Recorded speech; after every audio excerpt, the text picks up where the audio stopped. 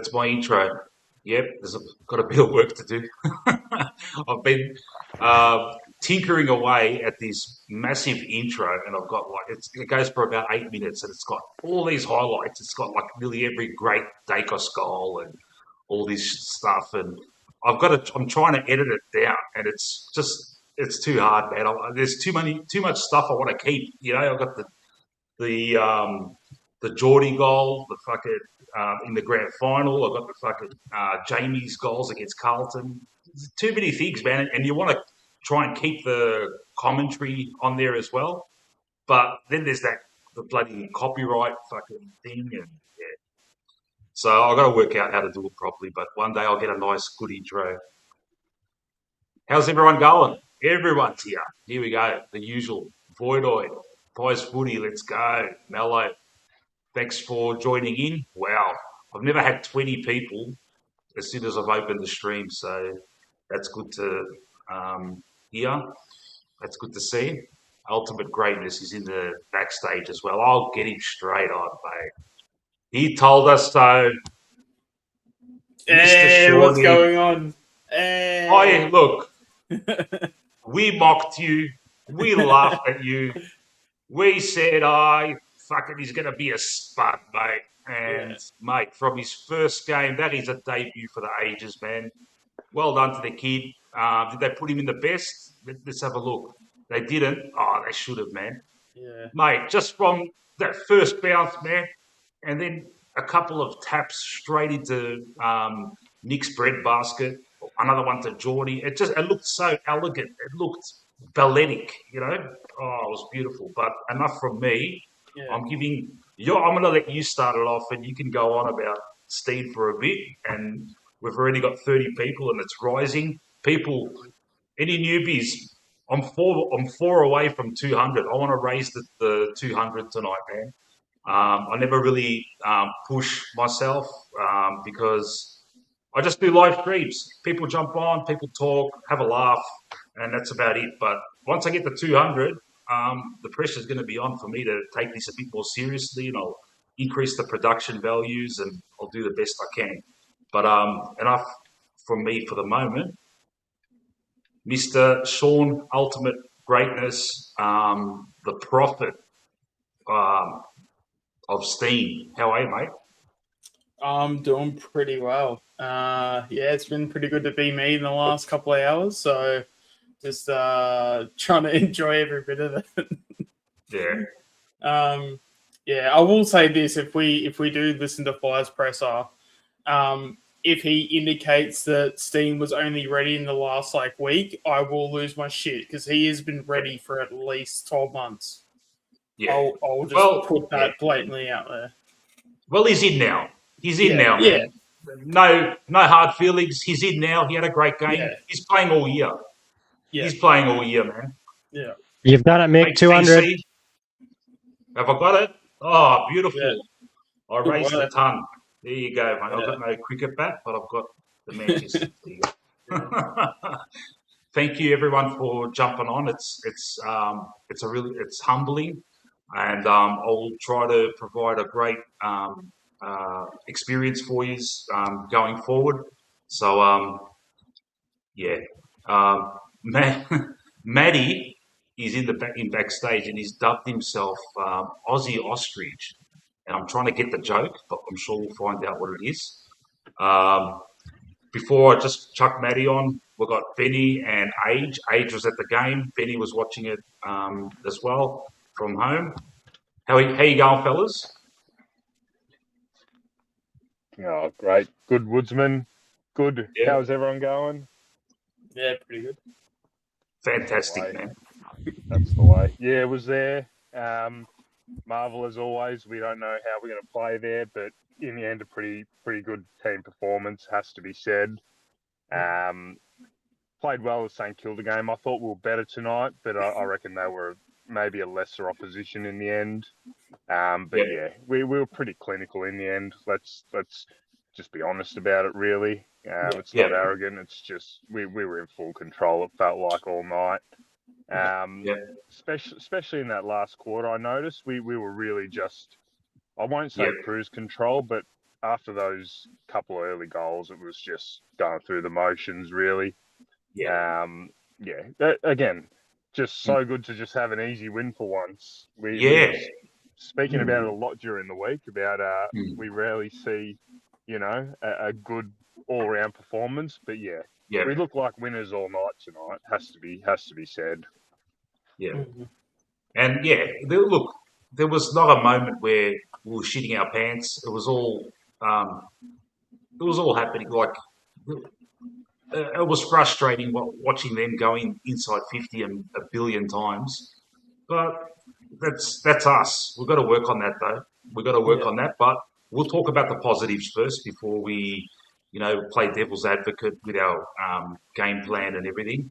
But we'll talk about the positives. Oscar Steene, we have to talk a lot about him because that's going to be the best debut in memory. Nick's debut back in 2022.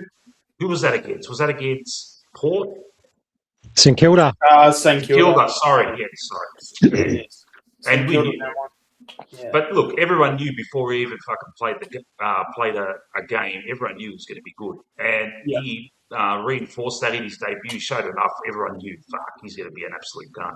But since then, we've had debuts, and we've thought, he might be okay. Will Hayes here and there, but this kid, mate, makes DC look better too. It's fantastic, man. How are you, Benny? Fantastic, mate. What a good night. Now, I've got to say, other than the game, we established something really important tonight, and you know it already. The vault is sacred. It is. I got a text from you saying, I tipped us to score 90 points, but I was 3 points off, and I texted you back, mate. Bad luck, mate. That's going to get highlighted red. That's you got it wrong, Benny. So the vault is sacrosanct, mate. That's it. The vault is the vault. That's what we say. Yeah. And if anyone is a bit not aware of what we're talking about with the vault, I've got a little concept here. It's called Put It in the Vault. If anyone wants to make a big call, a tip, a prediction, anything on the game coming up or whatever, or anything that you might think will happen later on in the season, put it in the chat, let us know, and just end it with put it in the vault. I'll write it down, and we'll see if you're full of shit or if you're a Nostradamus type of person and get things right. And ultimate greatness, mate, he's the ultimate. He's the pinnacle, mate. We're going to reach his status, mate.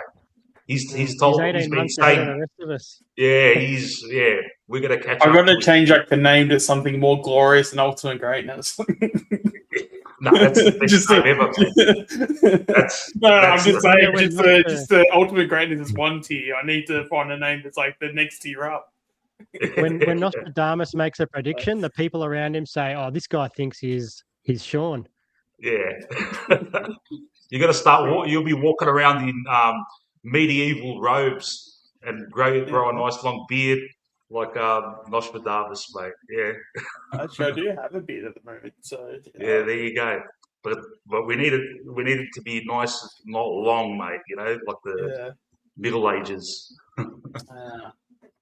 All right. That's the joke. Okay, we get it now, Matt. All right, I'll get him on. How are you, Matt?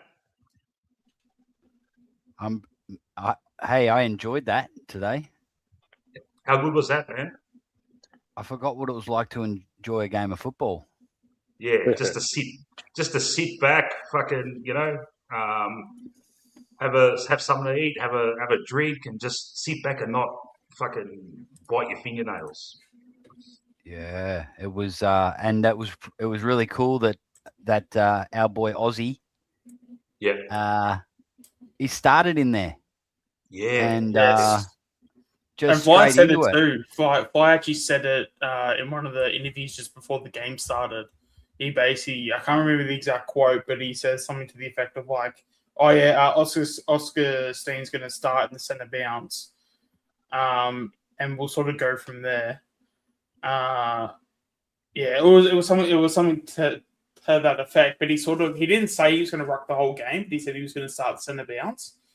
And once I sort of heard that, I'm like, are they actually going to do the whole Steene, Ruck, and Cameron playing playing in the back half? Because that personally, I reckon that should be like the roles for both of them going forward. Because really, essentially, I just look at Oscar Steene as like a playing, because obviously we've had Mason Cox move on. I think Steene just seems like he's the one to sort of take Coxie's role, because when Coxie was playing Ruck, that's when Cameron would go back in defense, take the intercepting marks.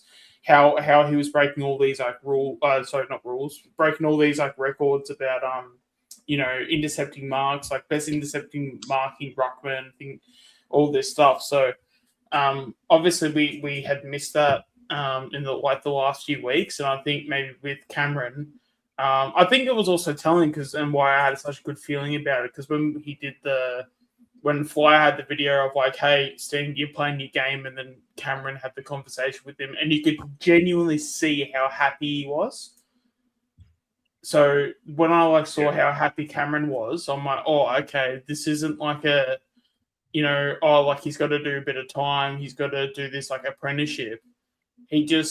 Cameron treated him like he was like a good mate, And when I saw that, I'm like, oh, that's actually a really good sign. Like, it wasn't like because, if he's going to play his first game, you would think, okay, there's going to be some, not trust issues, but there's going to be a process of Cameron trusting Steene. And the fact that he was just so happy for him and just like, dude, you're going to kill it. You're going to do all these amazing things. I've got you back and everything. That was one of the moments where I'm like, oh, okay, that's okay. So if we've got any doubts about Cameron questioning Steene playing, we can definitely put those to bed, because he's clearly like extremely happy for him. So it's and I think it worked out for the best for the club, because I think Cameron had a I don't think he had an amazing game, but definitely very solid, and he was able to do what he does best. And then we obviously know how well Steene went too. So we got a great result out of it. Yeah, what a difference it makes when you just back in a young bloke and say, you can do this, and I'm throwing you straight into the middle. Absolutely. And, that's actually what Fly said pre-game, basically. So he's been saying what we've been trying to say for ages, but I'm hoping for this year. I'm hoping for this year that what we want and what should happen and what Fly does is going to slowly come together. Yeah. Yeah. And that he grows and listens to others, because I'm sure we're not the only ones who have, these suggestions and pull our hair out. I reckon the staff within the coaching ranks they must have these ideas as well. And I just think if Fly can be less stubborn and, just not be so stressed about taking risks and just go, let's just go with these guys. So what if it doesn't work out? Got to try these things. Got to give the young guys confidence, so that when they come into the side, they're like, I'm going to be supported here. I've got the backing from the leadership of the team, and more importantly, the coaching staff. And that was obviously, like you said, that was very evident that the team were really supportive of Steene, no more so than Darcy Cameron. And it was, it was great.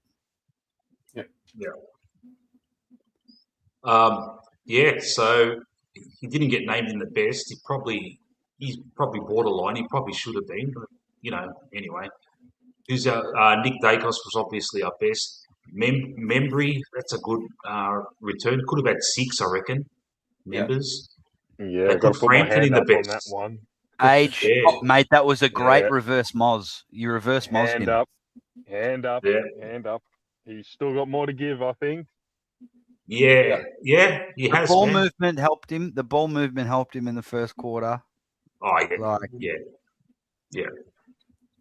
Billy Frampton got named in the best. There you go.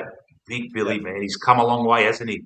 He had a great game, I reckon. Fucking destroyed Hogan. Another scalp. Another scalp for Billy. Also as well, when it comes to Frampton, this is just a peak example of just Frampton is such a confidence player. And this is where you got to play, or you got to put players in positions of their strengths. And the fact that we had someone like a Darcy Moore, I know he had his injury concerns and things like that, but we also had Howe as well. The fact that we had, the fact that we didn't have Frampton to basically lead the back line and be that main figure, you could sort of tell he was also stressing less. So he was a lot more calmer around any moments when the ball would go in the back line. And I think that sort of mindset that he had when the ball was coming in was a massive difference. And the fact that we saw a more sort of calm and chilled sort of Billy, that's, when you saw him take the marks, even his kicks, he's never really had many kicks that were that needed a ton of skill to sort of pull off. But there was just even just the way he was moving, there was just a calmness. There was just I'm good, if that makes any sense. I thought that was very evident once, we had Moore and Howe in there. I don't know, we can probably maybe get into, that topic, especially with Moore and stuff. And I don't know, I'm sort of the opinion that Moore is definitely, I think he's definitely carrying something now. Yeah. And how we manage it is something we're going to have to obviously find out. But there's no way he's got nothing. No way. But I'm sure the club will probably try to spin it as if he does have nothing. But anyway, we'll dissect that. Josh was everywhere as well. I'll get the stats up after this. I'll get the stats. And we'll go through every player, mate. We'll talk about every little nook and cranny in this game. We'll go through the minutiae of everything, mate. Don't you worry about that, mate. Hey, Go on. How underrated is Josh because of Nick? All the focus is always on Nick, but Josh he's almost as good. I mean, I would say Josh, he's a distant second, but if Daicos, if Nick wasn't in our team, Josh would be our best player by far, I reckon. Yeah, I will say this though. So Josh had about, I think, 3 disposals less, but his disposal efficiency tonight was 91%. Wow. Where I think Nick had about 66, 67, something like that. So, and mind you, Nick normally has his disposal efficiency normally around 80, 85, to be fair. But the fact that I think Josh had about 33 disposals, I think, but he went at 91%. So that is Josh gets his possessions a bit more outside than Nick as well, though. Nick's normally in the thick of it a bit more. But you're right. Credit to them. They're just guns. Yeah. Yeah. Yeah, and also in fairness, when also Nick does play, he does get the 80 to 85% efficiency. But I just thought I'd make sure to mention that for Josh, especially because early in the game, I can't remember when. I think there was a concern. We thought he did his shoulder or something as well. So for him to have that game, very impressive. All right, who else we got there? Crispa made the best. Mate, Crispa's had a nice, unassuming start to the season, hasn't he? Not his Copeland winning form from back in the day, but mate, he's doing his job, Yeah, he was definitely in the firing line for me at the start of the in preseason of if this guy doesn't play well, he'd be one of the ones I'd have in my sights. And he's been incredible. Probably not incredible, but no, he's definitely done his job. His GPS, his GPS would have been really good tonight. He was running up and down the wing a fair bit. I noticed up and back the tram lines or whatever they call it. He just looks really fit. Look, again, like Sean said, he definitely is going to be a guy that'll be under the spotlight at certain periods this year. But a sensational game tonight. He was relatively clean in a lot of link-up play. Yeah, just looking really good, really solid citizen. 42 live viewers as well, by the way. There you go. We're famous. Hey, let's not speaking of people in the guns, so to speak, let's not forget Sidey as well. Yeah, he got a lot of it today. Yeah. Mate, he should have been in the best, man. Fuck. And he was on the wing too. I thought Yeah. he was gone on the wing, you know. Mm. But Yeah. I tell you what, Yeah. I prefer Sidey on the wing than poor old Ed Allen. That's for sure at the moment. Yeah, so Sidey was third best for us. He had 31 disposals tonight. That's Yeah. unreal. Yeah. He went at I 67%. I thought those days were still, gone of yeah. Sidey getting big numbers like that. Yeah. Last night I put Sidey in the vault to get 20 plus and 2 goals. And when Shooter fucking that stuff up going forward, involving McCreary and Shooter, fucking Sidey's by himself that in was the goal the square. worst. Oh. Mate, what's going on? Give him a goal, man, so I could brag about my prediction. But I got the 20 plus right, but the 2 goals weren't there. But he had a fucking great game. And he has, look, a lot of people have been saying Sidey, I don't know, I saw it somewhere. There was someone put a stat up. He hasn't there's been a few games now where he hasn't broken the 20 plus mark, but he smashed it last night. So good on him, mate. Sidey. Yeah, he was in the teens the first 2 games, I'm pretty sure. Yeah. He was like mid-teens.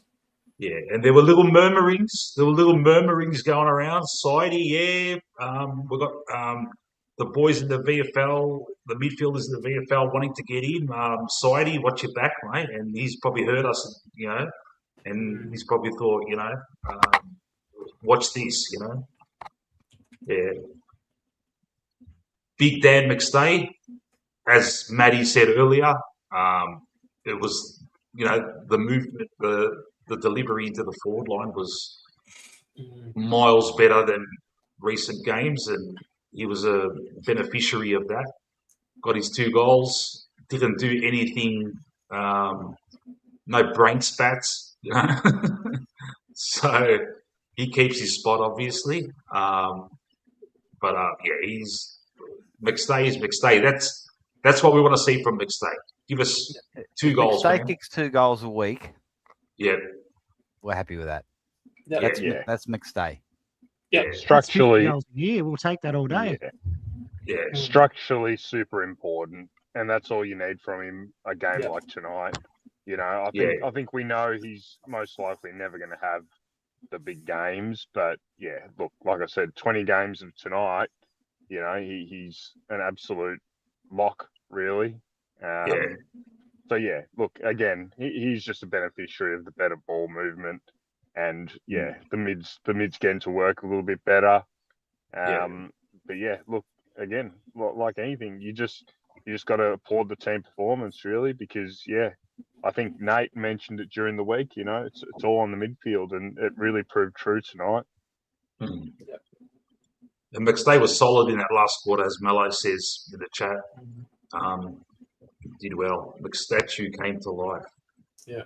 I will say this with McStay though, when he had his good year in 23, obviously he didn't play all the games, but the games that he had leading up to the finals in 23, one of the things that I always kept a track of was that when he kept kicking these 2 goals every game, he actually was playing against the really good sides. Because we had a patch in 23 where I reckon it was about maybe an 8-week patch where we played at 6 out of the 8 games. We're all in the bottom, 8 teams or whatever. And because he was injured for that part, he wasn't able to get an easy team just to get a bit of confidence going. So hopefully, touch wood, we're able to see McStay play the whole season. Because I would not be surprised in the slightest if we do see games where he kicks 5 or 6. If it's against the weaker sides that maybe don't have such a strong backline, and if he sort of can seize the moment, I think there is a possibility where we could potentially see McStay have a big bag, but. And when I say bag, I'm saying 5 or 6, but I just find it interesting that probably his best year in 23 with us, he was kicking his 2 goals a game, but it was always against the sides that were in contention for making finals.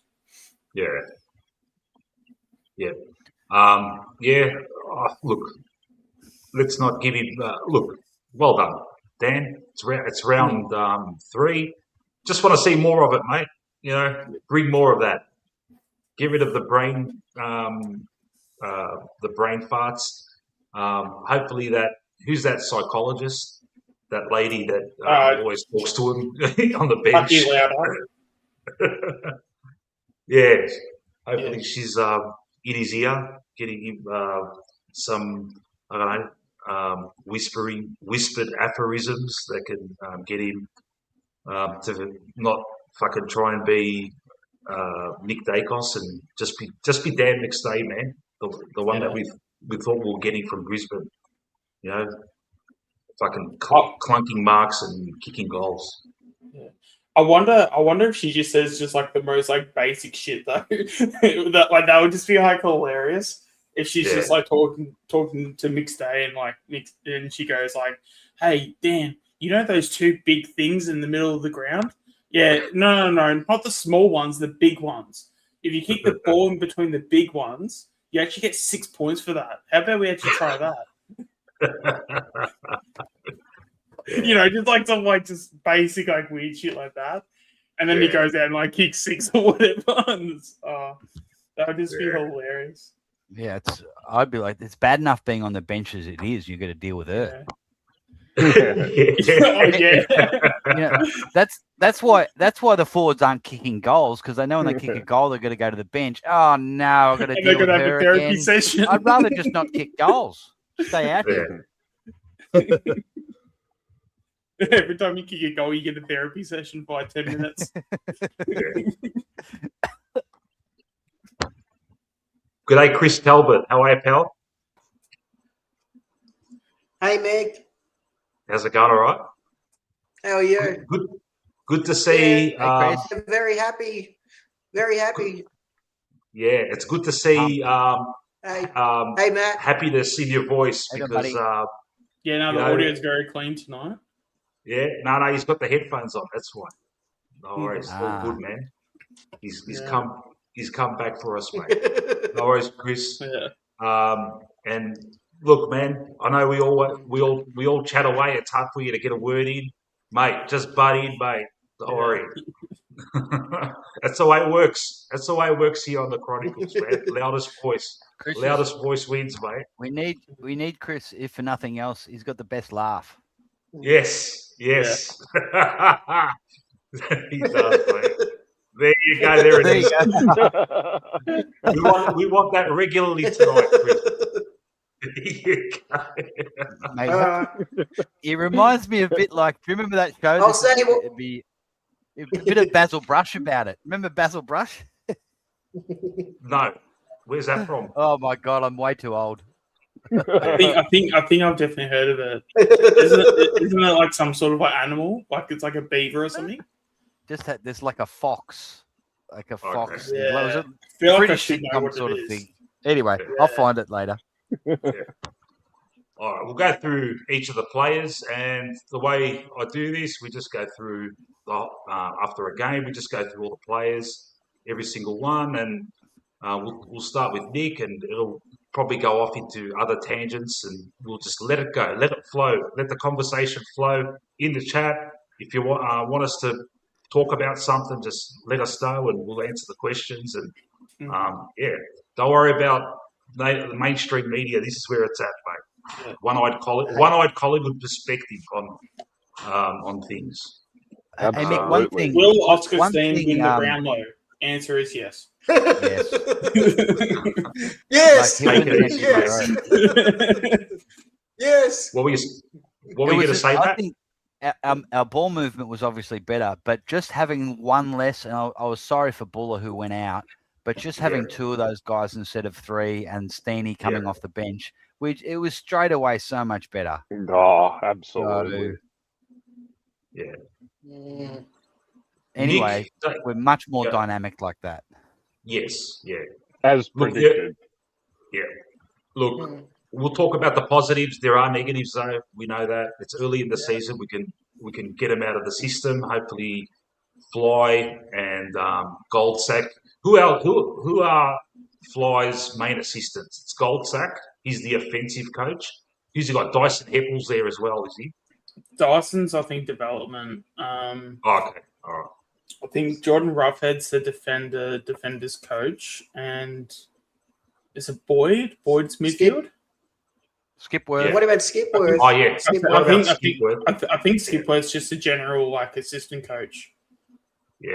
Yeah. Yeah, apparently fucking Graham Wright's got his eyes on him. See what happens. Yeah, of course. Anyway. Let's not Yeah. talk Yeah, about that fucking mob. Brett. Let's Yeah, hope fucking Checkers fucking destroys him. Nick Daicos. Yeah. Nick Daicos, fucking 36 posies, man.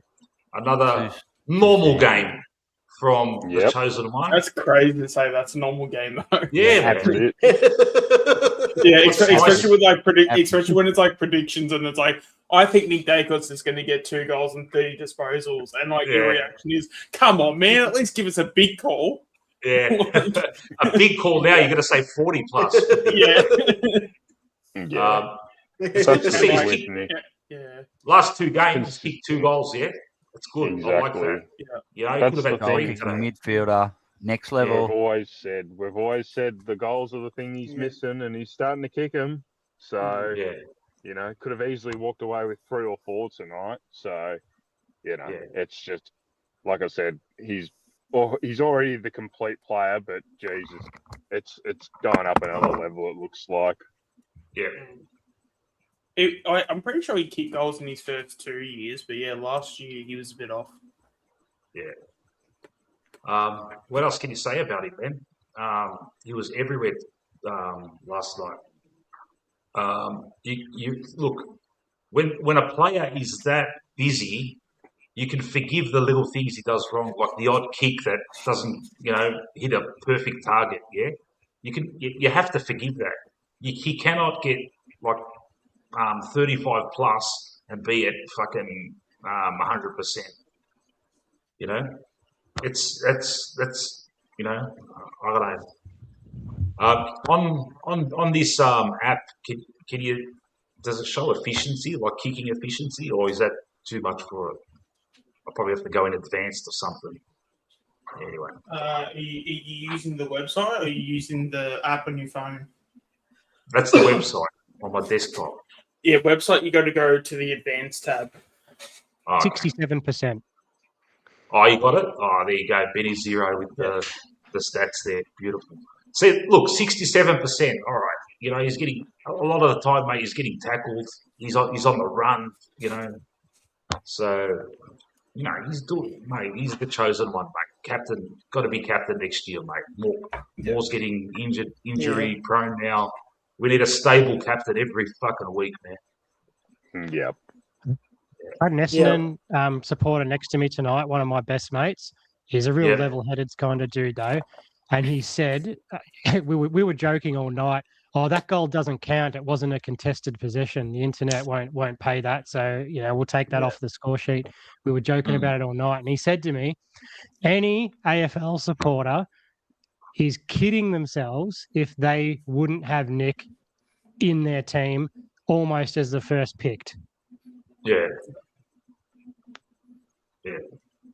Of course, man. Yeah.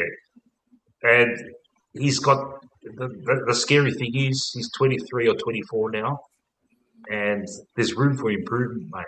And if the personnel around him improve, get better, mate, how good can he be, man? It's just ridiculous, mate. It's just a travesty. Like, I know the Brownlow's an absolute farce, but he should have had 2 by now. It's a joke, man. Yeah. Yeah.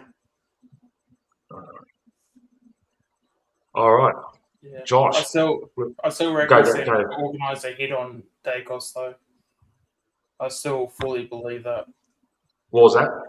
I still believe that Sam Mitchell organised that hit on Daicos. Oh, okay. Yeah. Yeah. Because even just leading into the week, I remember he was on AFL 360, I think it was, and just saying, "Oh no, we've got to find ways to stop Nick," and then just the way he was saying it's "Oh yeah, I think we've got a few things in plan to stop him," and I'm just out of all the timing to be saying things like that, and then there was it's just I've never felt it's never felt right to me, that whole moment. Yeah. Especially when like Nick was going so good, and the player that's like doing it too is a bit of a fringe player that if shit hits the fan you can just sack him anyway. Yes, any angle you look at it, it just was so dodgy from the start. Yeah. This dude here from the more of a conspiracy theory, if anything. Yeah. But yeah. Thanks for joining us, the Geelong Zone. I've said it before. Opposition supporters more than welcome to come here and have your say. But if you get nasty, we'll ban you. But you sound like a decent guy. He's saying would have Nick every day over Smith, Holmes, and Danger. And thanks for that, Geelong Zone, and good luck to your team, mate. He's always up there, so all power to you, mate. Hopefully, we meet you at the pointy end. All right, who we got next, mate? Who should we talk about? Maynard. Yep. Maynard, man. Anthony mentioned it in his thing. Some fucking great 1%ers there, huh? Yep. How many times has he done that? Those fucking desperate spoils, putting his body on the line. And I get that a lot from other opposition supporters too. Like, the real honest opposition supporters and people that, not idiots, yeah? I've had Carlton supporters come up to me and say, fuck, I'd love to have Maynard in our back line, Yeah. And I gotta understand how he's underrated already. He's a fucking mate. He is just an absolute week in, week out, mate. If he has a quiet one, he'll still do his 1%ers and help us out. Yeah. Do you actually want to know his efficiency tonight? His disposal efficiency? What was it? 18 disposals, 94%. Yeah. Yeah. Wow. So we spoke about how Nick's, probably the first picked in the team. I'll tell you now, Maynard's probably second or third behind, a Darcy Cameron, to be honest. You beat me to it. You beat me to it. And he'd be second or third picked in every club in the comp as well, mind you. Yep. He's the modern day Darren Mullane. Yeah. He's the spiritual leader. He is, man. Yeah, he's the closest thing to Pants. Since Pants. Yeah. I remember you, Lucas. I remember you, Lucas, from the jumper punch. Yes, I remember that day. No worries, pal. The other thing about Maynard that's similar to Pants Mullane is he's known as a gutsy, courageous spirit of the team, but he's not dirty. He goes hard at it, but he's fair. Yes. And that really annoys me that people call him dirty. Oh, yeah. Don't even started. That was pushed by the media, the pile-on after that Brayshaw and the Melbourne bullshit. supporters. Yeah. Yeah. And as I was saying before, opposition supporters talking about Maynard, real opposition supporters, like I work in a massive workplace, there's people everywhere, and I run into all sorts of supporters. Essendon supporters coming up to me and North Melbourne supporters, and they were all saying, mate, if Maynard gets suspended, it's an absolute fucking joke, mate. And thankfully, common sense, mate, came through. But apparently, if he did that fucking today, he would have got suspended, which is another AFL. Yeah, because they literally changed the rules because of it. Yeah, afterwards. Fucking ridiculous, man. What are you supposed to fucking do in that situation, man? The guy ran into his drop zone, and if anyone should be in legal trouble, it should be the Melbourne doctors, because Brayshaw was concussed by Taylor Adams' knee in the first quarter. He wasn't with it. Yep. Yeah. So they should shut up about that. Yep. Oh, but they don't. They definitely don't. Yeah. Fuck them. All four of the Melbourne supporters can go and get fucked. Yeah. Yeah. Just the thing, man. Melbourne supporters, mate. Are there any good ones, man? Just my personal experience. Every one that I've met has been an absolute Yeah, I know Benny's got relations that barrack for that team. I Benny, do are you? know some people I've got that are Melbourne relations. supporters, I've and got they are, relations. Yeah. yeah. No, I do I've got know a few relations. people that are Melbourne people, and no, they're actually pretty good. But it's actually funny because all the Melbourne people that I know that are good, they're actually more cricket people than footy people. Oh, who would have So I thought? don't know. Yeah. Maybe there might be something there. But I'll tell you what, I hope they fucking smash Carlton, man. I hope Checkers has an absolute fucking day out. Oh, absolutely. Yeah. I wouldn't care if Checkers kicked 10 and everyone's saying, oh, he's fucked up, he's got rid of Checkers. It's like, I don't care, man. As long as he kicked 10 against Carlton. Oh, bloody oath. I'm telling Yeah. you, he's going to get a round of applause at the King's birthday game. From I the hope he Collingwood does. faithful. Yeah. We'd have to. Yeah, me too. He's going to me walk. too, He's going to me walk too. down. He's going to walk down to the Ponsford end, and we're going to give him a standing ovation. And so we should. As much as I don't Absolutely. want to see him Yeah. win, and I don't want him to kick goals that day, but you watch it. Yeah. No, absolutely. A guy that threw his body on the line for us for so many years, and in some real average teams where we had no forward line, he always never shirked a contest, that bloke. Yeah. So, Absolute warrior. I'd be real disappointed if there's, some of our supporters that bloody boo him, because played for unders the whole time he was with us, deserves his payday, Anyone here thinking about booing him, just bloody think about it. No, that's not. Yeah, literally was on the minimum contract No. for about, I think, the first 3 years of his career, and two out of those 3 years he was leading our goal kicking. Just keep that in mind when you boo him. Who plays on him when we play it? That's a fucking good one. Probably Howie. Billy Frampton. Yeah. I want someone like Billy. Maynard. I want someone like Maynard on him. Just something a bit different. They're actually roughly about the same height. There's only 3 centimeters difference. I think Maynard's 189. I think. Yeah. And because Checkers is just so big and tough, I want like someone like Maynard to take him. Yeah, it'll be a nice, good, honest contest too. Yeah. Because they respect each other. They've had so much history together, and whatever happens at the end of the game, they'll shake hands, they'll hug. It's like, mate, that was a great day. Yeah. We all love Checkers, man. Unfortunately, dude, it's the reality of AFL, man. In the situation we are, we just can't. We can't give you 3 years, buddy. We just can't do it, man. We've got to think about the future, mate. But it's also good though, because I feel like the fact that both parties were able to be happy at the end of it, I think that's a beautiful thing. Like, because Checkers is able. Because at the end of the day, if in that scenario, I guess in a sense, like Checkers would have signed on if it was us or no one. But like, I don't know. Yeah, I just really like the fact that Checkers had an offer from somebody else.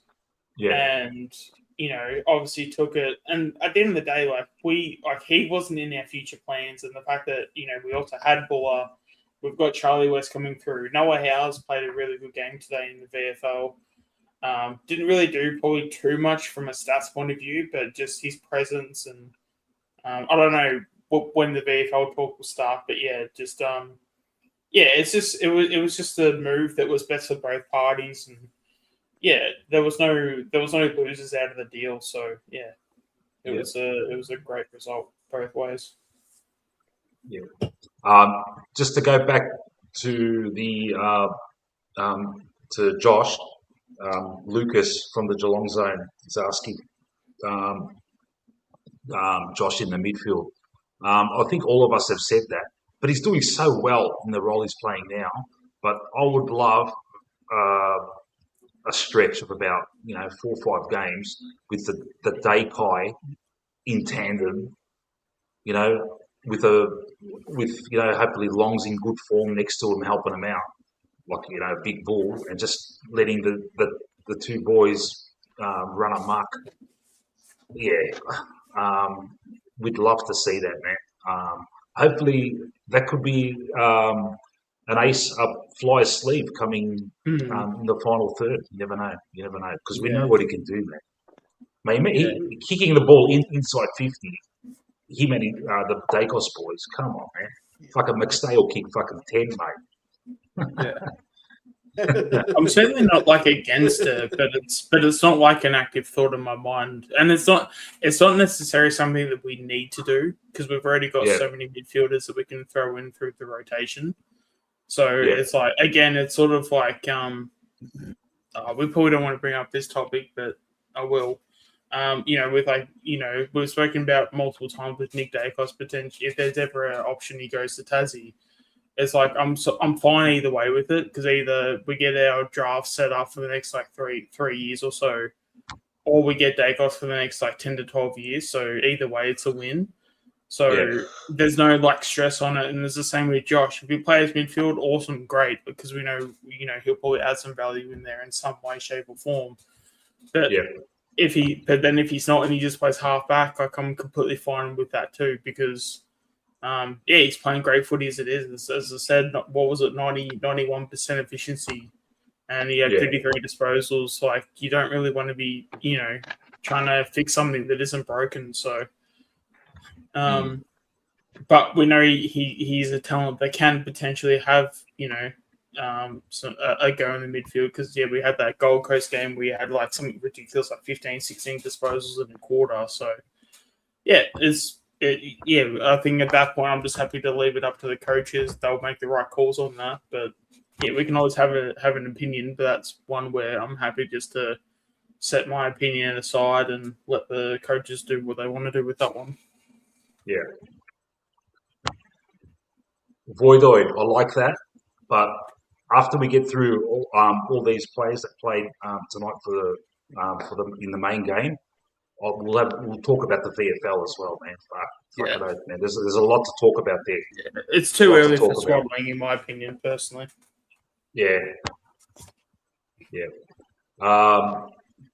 Benny, you have joined the illustrious company.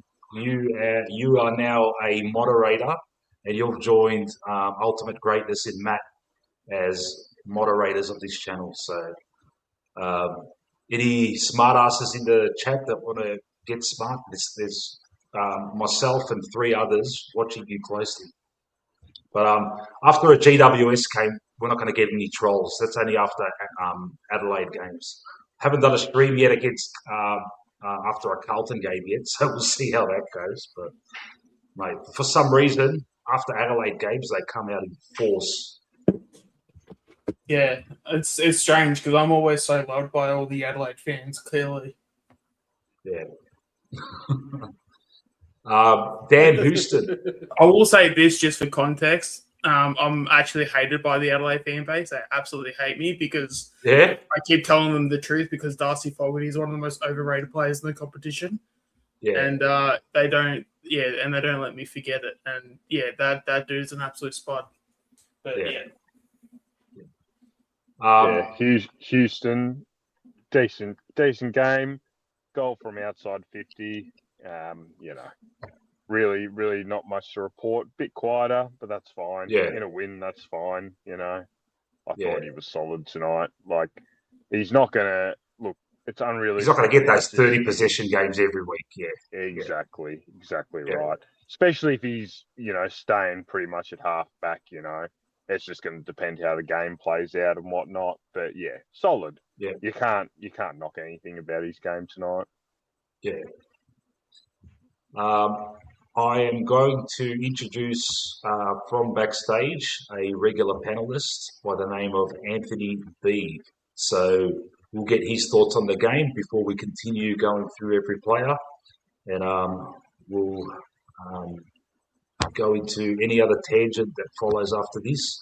Anthony B, how are you, pal?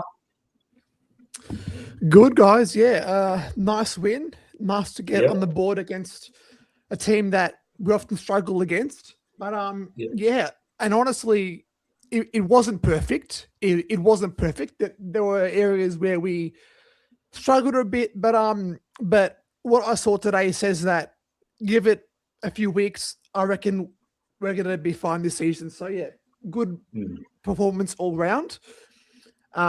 Great from Sidebottom. I don't know how many disposals he got. Oh, it's on the screen. 31. Yeah. Goodness. Yeah. Far out. He was good. Nick, Josh were doing their usual. I thought it was a game that was quite intriguing in how contrasting the first and second quarters were. It was I don't know if I suppose we're all at home being at Marvel, but on TV the first quarter was very chaotic, like very front to back, and then I don't know if it was more the Giants or it was us or both, but the way we changed the game in the second quarter to me really shows how good we are in the coach's box. We dramatically changed that game from a Giants game, handball, run and gun, and we shifted that to a more down the line kick mark game. And to me, that's where I think we have to find the balance. I think we still haven't got the balance right. We have to find the balance between that run and gun and the kick mark game. And look, they'll probably come in the next few weeks. So so good signs, but still some more to work on, I think. Oh, and also Steene as well. Steene was phenomenal. Oh, I'm sure Ultimate Greatness went on about it earlier, but it just phenomenal. I was amazed. I couldn't believe it. Yeah. I could continue on if you guys want me to. I don't think I said enough. You have the right to change the subject to Oscar Steene. He played well. He played awesome. So, Anthony, we've just been going through, before you joined in, we're going through all the players, just talking about their performances. We're on Dan Houston now. Dan, obviously, wasn't as good as the last two games. Thought he shanked a couple of kicks. But that's him, mate. He goes for the $1 million pass. Every now and then it comes off. It's good to see a nice Dan Houston goal. Yeah, he was all right. It's quite funny because I didn't know that, but he actually is quite slow. I don't know if you guys noticed it. Houston's quite slow in the legs. So although he gets a lot of meters gained with the ball, compared to John Noble, he lacks a bit of pace. So it's I sort of have to get used to that style because he isn't that run and gun player. He's more that kicking player. So I thought he was good though. That goal was good as well.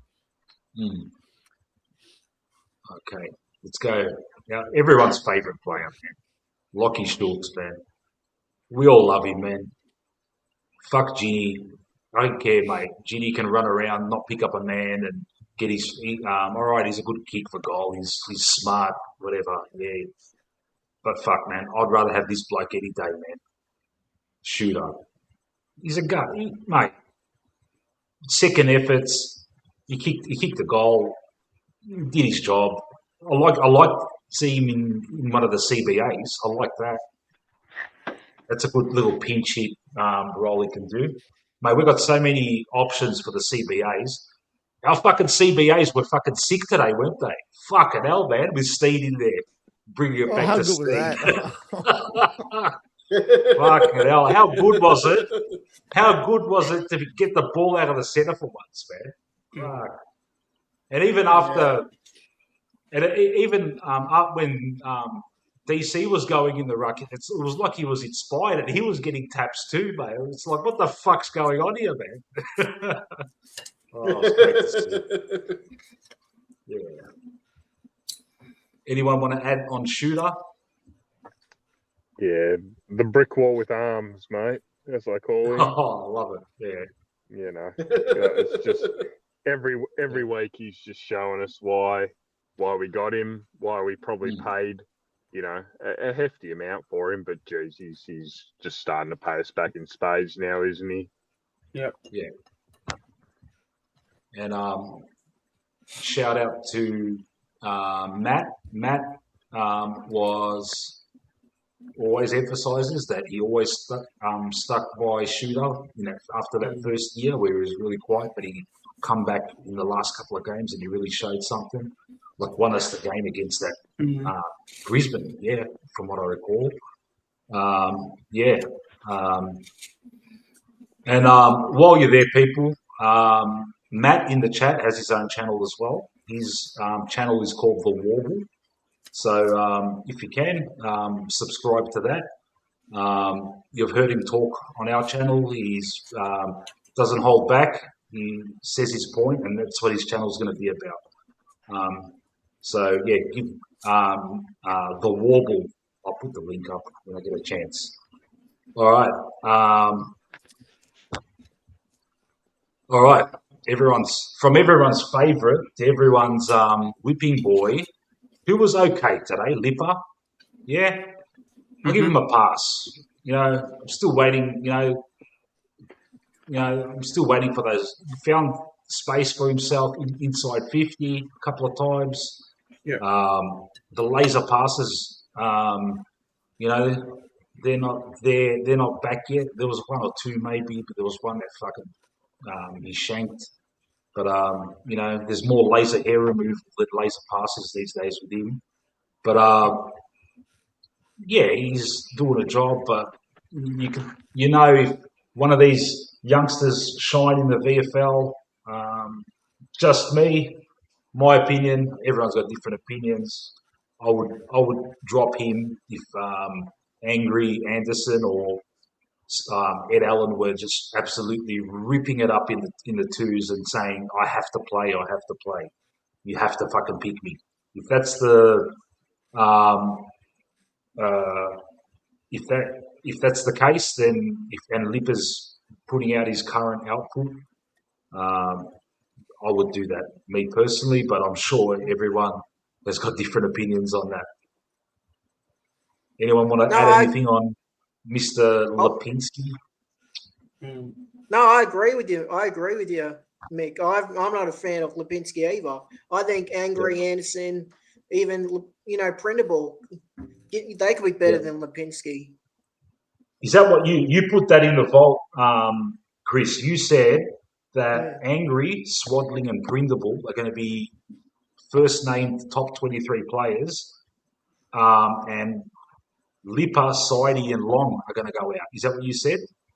Yeah, I'm going to change my prediction on Sidey now after tonight. Yeah. Hey, once it's in Chris, once it's in the vault, it stays in the vault, mate. It's written I down. regret it now. But hey, anything can happen from now till the end, mate. You don't know what can happen, mate.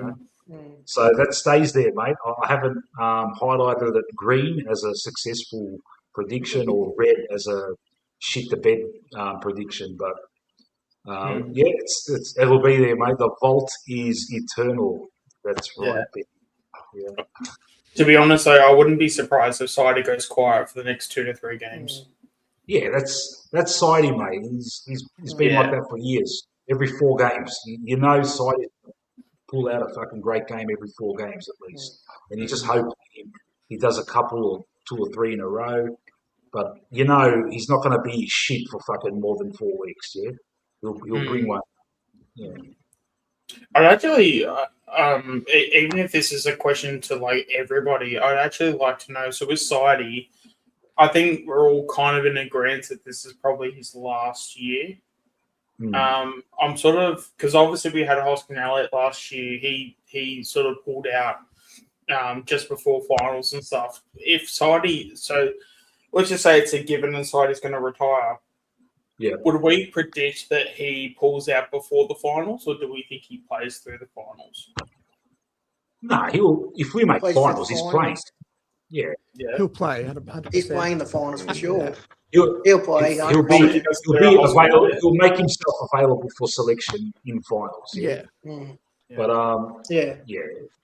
he'll call it.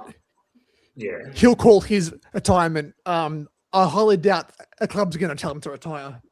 Yeah. Sidey's a champion of the club. No way. He'll go out on his terms. Yeah, he'll call it when he's done. Yeah. There's a lot of water. Yeah.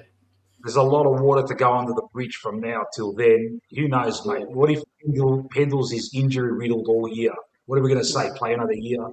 You can't even stay on the park, mate. But he could, after this little Achilles thing, whatever it is, he could, find ankle. Apparently, that's what he's got. Yeah. It was what did he say? It was like it was basically just a minor ankle, like ankle soreness or something like that. Who's this? Pendles. He had a strained Achilles, I think. Pendles. Tendon. Strained Achilles. That's what it was. Yeah. So, is it? I've heard in the chat someone say it's confirmed. Someone from the club confirmed that Pendles and Moore are out against Brisbane. Yep. Yeah, That's has right. been Yep. confirmed. No, you can't blame. By who? You can't By blame. Fly. You can't blame. Fly.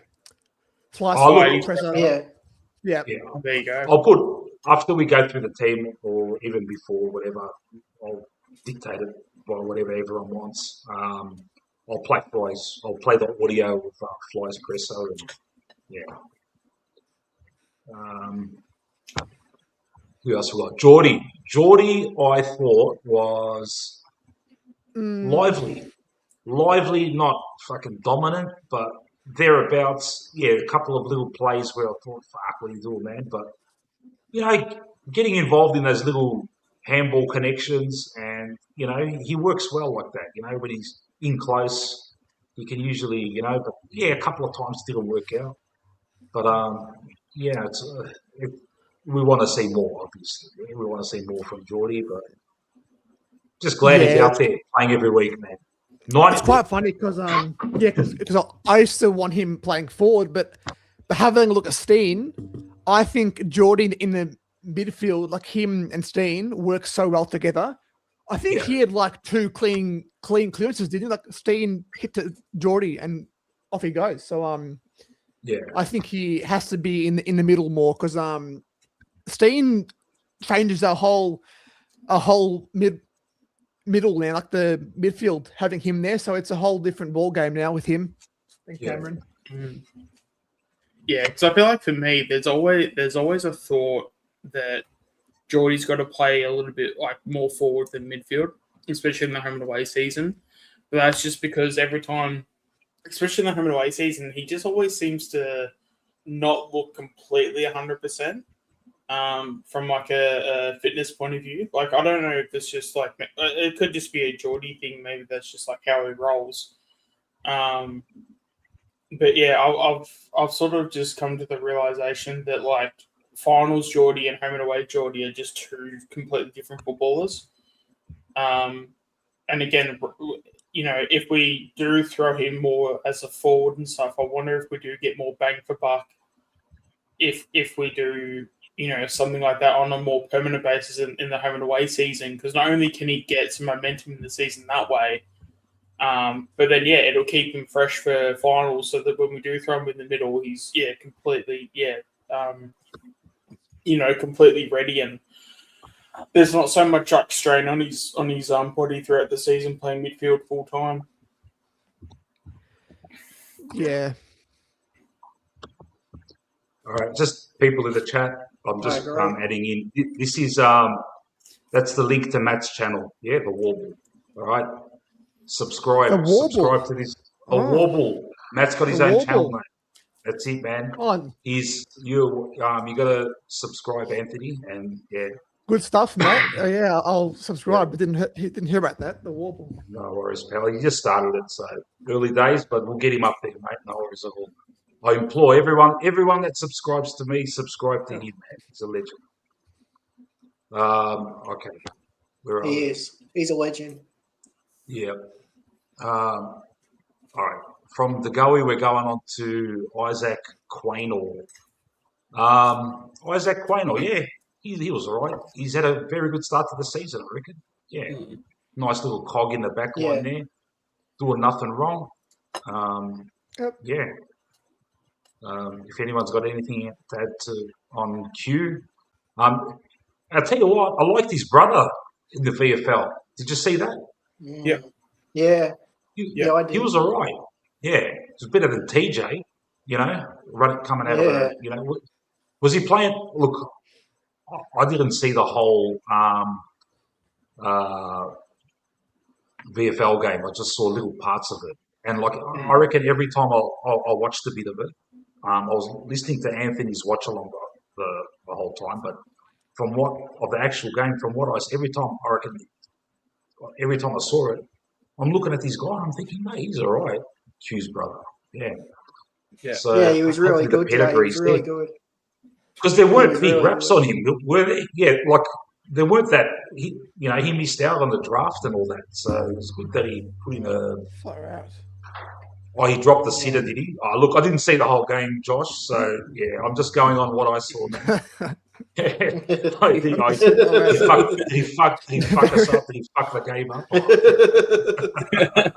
That was like the only good things he did. That like were the 30 seconds that you saw. Yeah. I saw. Look, I don't even know what Swaddling looks like. That's the thing. Like I heard he had a good last quarter. I know what He was Pringle really looks good. like at least. Yeah. Fucking West looked good at the start. I thought, fuck, I tipped him for 6 Yeah. goals, and I'm thinking, here we go, man. But with West, all right, what did he kick? 3? Yeah. In the video? 2. No, I think 2. West. And I can look it up. I will look at it later. Yeah, but yeah, he looked all right. So with West, man, Membry, McStay go down, you put him in, mate. Easy. Get 2 goals. Yeah. Yeah. How's McCarthy? Oh, look, I'm not going to talk any more about it because we'll go deeper into it after we get all this done. But fuck McCarthy, man. Oh, look, he didn't dominate, but fuck, from what I saw, mate, we're going to get Biddy 0 to get him onto the steaks and the protein shakes, get him nice and big, man. All right, should I put a stop to this for the moment and play Fly's presser? What do you reckon? I'm down. All right, let me find it. Yeah. Can you just continue as a host, Sean, while I try and find this? Because it might take me a while with this fucking AFL. Hopefully it's come up.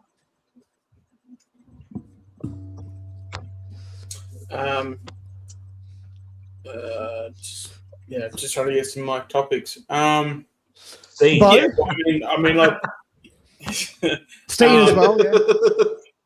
Yeah. All right. Let's just talk about Steene for the rest of the night, guys. No, so like I guess actually let's talk about Bo. So what was our overall thoughts on Bo? Oh, he had a few great moments there. He was good. Yeah. Just I think his ball use is a bit iffy at times. Just his ball use, but he has that explosive pace that I want to see more of him. I don't know how many CBAs he had, but I can even look at it right now. How many CBAs did he have? I want to see more of him. Yeah. One of the concerns I had for him tonight was that he sort of lost his assertiveness tonight. I felt there was a couple times. There's that moment. I think it was the 3rd or 4th quarter where there was like he basically started the kick inside forward 50 to, I think it was to Ali. No, it was a Membry to, and then Membry was to Elliott. And we Schultz. Schultz to, I think, Elliott in the goal square, and we just completely fumbled. Yeah. When really Bo should have had that shot 40 out. Yeah. So I don't think I had an issue with like Bro's game really. Like if we go down to the details of it, but one of the things I did notice, especially for someone that has praised him for his assertiveness and taking the game on and taking ownership of his own career and his own moments, I thought he was a bit down in that sort of tonight. But outside of that, I think even when he does dispose of the ball, he seems to do some really like, I don't know if awkward is the right word, but he seems to do some like 300 IQ plays where he'll sort of kick it in front of himself and he'll sort of try to pick the ball up himself instead of like hitting a target because there'll be no one in front of him. So he did a few of those, but I think that's just more because like he had really no options he could kick to, so he just tried to make do with what he had. Yeah, he'll play a big role against Brisbane because I honestly reckon Long might miss that game. I reckon Long will get a week. I know it wasn't much, but I think the AFL is going to crack down. The AFL will give him a week, I reckon. And that's not the worst because Allen can play that spot, I guess, right? So that isn't the worst outcome, but well, I think he had 7 tackles in the VFL today. I'm pretty sure. So yeah, he got some tackles in. But then again, I mean, is that going to be the same compared to VFL bodies to AFL bodies? That's probably my only concern with Allen. Surely Longy's just a fine, yeah. Nah, I reckon he's got a week. I agree. But if I was the chair, I would say a fine. But the way the AFL has been going, all he gets a fine diving is what I mean. I heard it was a fine. Yeah. Oh, are they saying I heard it's fine? Yeah. No, that's what I'm saying. I get hit like that 3-4 times a bloody session when I'm in the gym, and I don't fall over like that. Like, that's just a disgrace. He just fell over. Unless you're knocked out, you don't fall over like that. It's a joke. He's talking about the long incident. Yeah. I heard it was a fine. Was there much in it? I didn't know he got reported. I missed all that. Was there much in it? Not really. No, not really. It should be just a fine. Not really. Good behaviour. Hopefully. He's never been cited before. Yeah, I think it's just more the fact. I think it's more the principle of it because the AFL have been wanting to stamp out just like the fact that he's got his, hand as well. Call it, like near his face. The AFL just want to stamp it out. So, and I don't know. I don't want to be the guy to just say, "Oh, he's got a Collingwood jumper, so he's going to cop a week." I think the contact is just too low, like not by low, I don't mean like he hit him in the head or touched him in the head, I'll say, but the contact severity was so low, it's almost negligible. So it's like you can't even measure it. So I don't know. I don't know what the Matrix says about that, but yeah, ridiculous. So Oliver should be fucking cited for He didn't really get Oliver. Yeah. Well, He didn't really get Oliver. If you watch the incident. Yeah. Well, I'm pretty sure Oliver went on and was best on ground for the Giants. Yeah, so obviously didn't affect. It didn't affect he was. But it was the usual Oliver game. Yeah, does nothing, mate. Does nothing with his kicks. No, I'm just saying, like it's an 0-1. But it was more. But I'm just saying it was more. Once he got hit, he wasn't like a different player. Like he didn't get concussed off it, or he didn't. It wasn't like once he got hit, he barely impacted the game afterwards. So obviously he didn't probably feel the effects. Yeah. All right, I've got flies. Yeah. Right. Okay, just letting everyone know the way I do this. I don't want to risk playing the whole presser all the way through. I don't want to copy any copyright bullshit that I've copped in the past. I'm not going to actually show I'm just going to show the audio, and I'll be stopping and starting it frequently. So, and then we'll just chime in. Thankfully, it's not a loss. When it's a loss, but it's after a win. So we're gonna see the happy fly. We'll probably see a few of his sayings and stuff. So yeah. That's my shit. Hold on.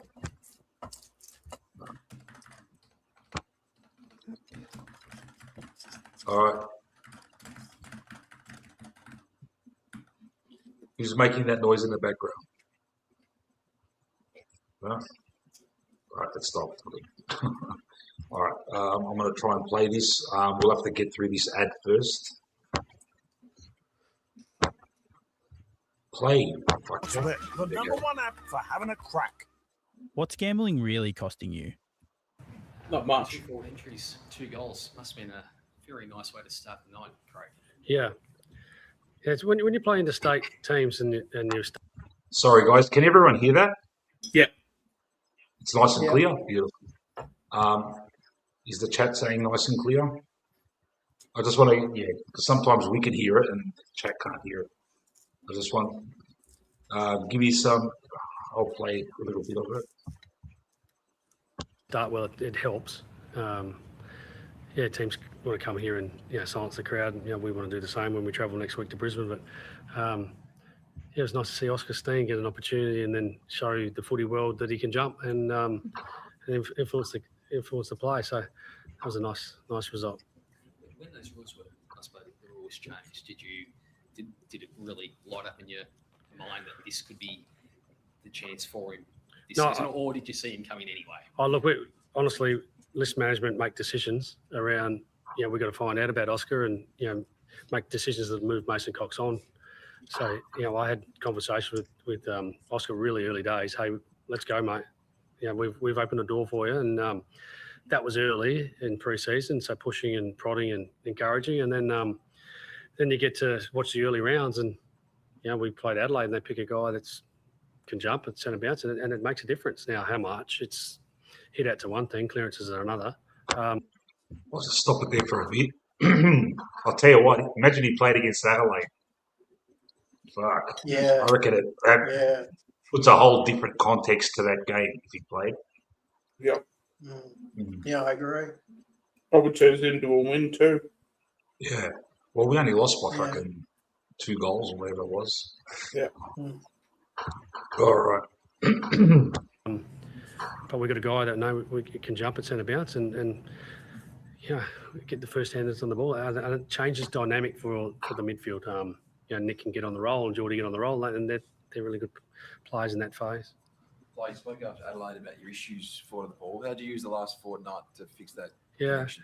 a lot of behind the goals vision shows little things that you just can fix really quickly. Like, the game's fast now. You get the ball at a stoppage. 3 seconds. Here we go. You're the right. Let's go. So 3 seconds is not much time to set up forward of the ball or behind. So we had to get better at that. And then, I just didn't like the way that we set up for one, and then it, and we had to deal with the spare at times, and then other parts of that game, we just didn't connect. So we did a lot of patterning and working together, and we're not there. Like you saw tonight, there's improvement. There was. We left goals out there, so did they. But there was improvement, and just some method stuff we'll keep getting better at. Like that's part of the game. If you tell you what, all it took, excuse me, all it took was the inclusion of one rookie youngster, Ruckman, to kind of totally revolutionise our fucking centre bounce performance. How good was that? I said it earlier. I just got to reinforce that, man. Yeah. Been losing centre bounce for fucking ages, man. And he was out jumping, because he's not like an ultra tall, He's 201. He's not fucking 206, 207. Some of that, And that was my concern going into the game. Like, I'm hearing all this stuff, Greatness is talking about him, other people are. And I'm thinking, man, he's at this little lingering thing in my mind. I'm thinking, he's only 201. He's going to get fucking monstered. But he's got a leap on him, Because he's young, he'll have that leap for a while. It's not like you're not going to lose that. Yeah. Also, as well, I will say, with one of the concerns I do have for Steene going forward is that I'm curious to know, because with Briggs doesn't jump. Like, Briggs is your Brady Grundy, your like Shane Mumford sort of type ruckman, where he's more physical, sort of like your ruckman that stays on the ground basically. So, so the fact that you had Steene that has the leap, and we know he's obviously got a very good leap. And I think because he's probably done so well, I think he's probably put every other ruckman on notice, because I would like to imagine that every ruckman will watch all the other ruckmen in the comp, because they all do their research and stuff. So, so I don't think he'll have the element of surprise, because especially if ruckmen do their research, they'll know he can jump. But in terms of making sure he has a successful game, this was the game to do it against, because Briggs just doesn't jump. He's not that type of ruckman. So it's sort of like going into a game where, if you've got a game of scissors, paper, rock, and you've got a guy that's rock, and you've got a player that does paper. Well, then, okay, let's throw in the guy that does paper and sending in, say a Darcy Cameron who's, what I said before, like a rock or whatever.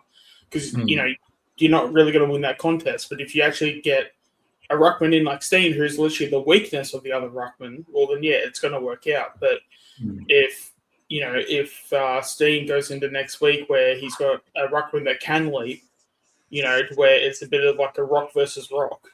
Yes, I got you. I'm sort of curious to know how that goes, because that's going to be more of a challenge, and how he sort of adapts to that. We'll sort of see how he goes with that.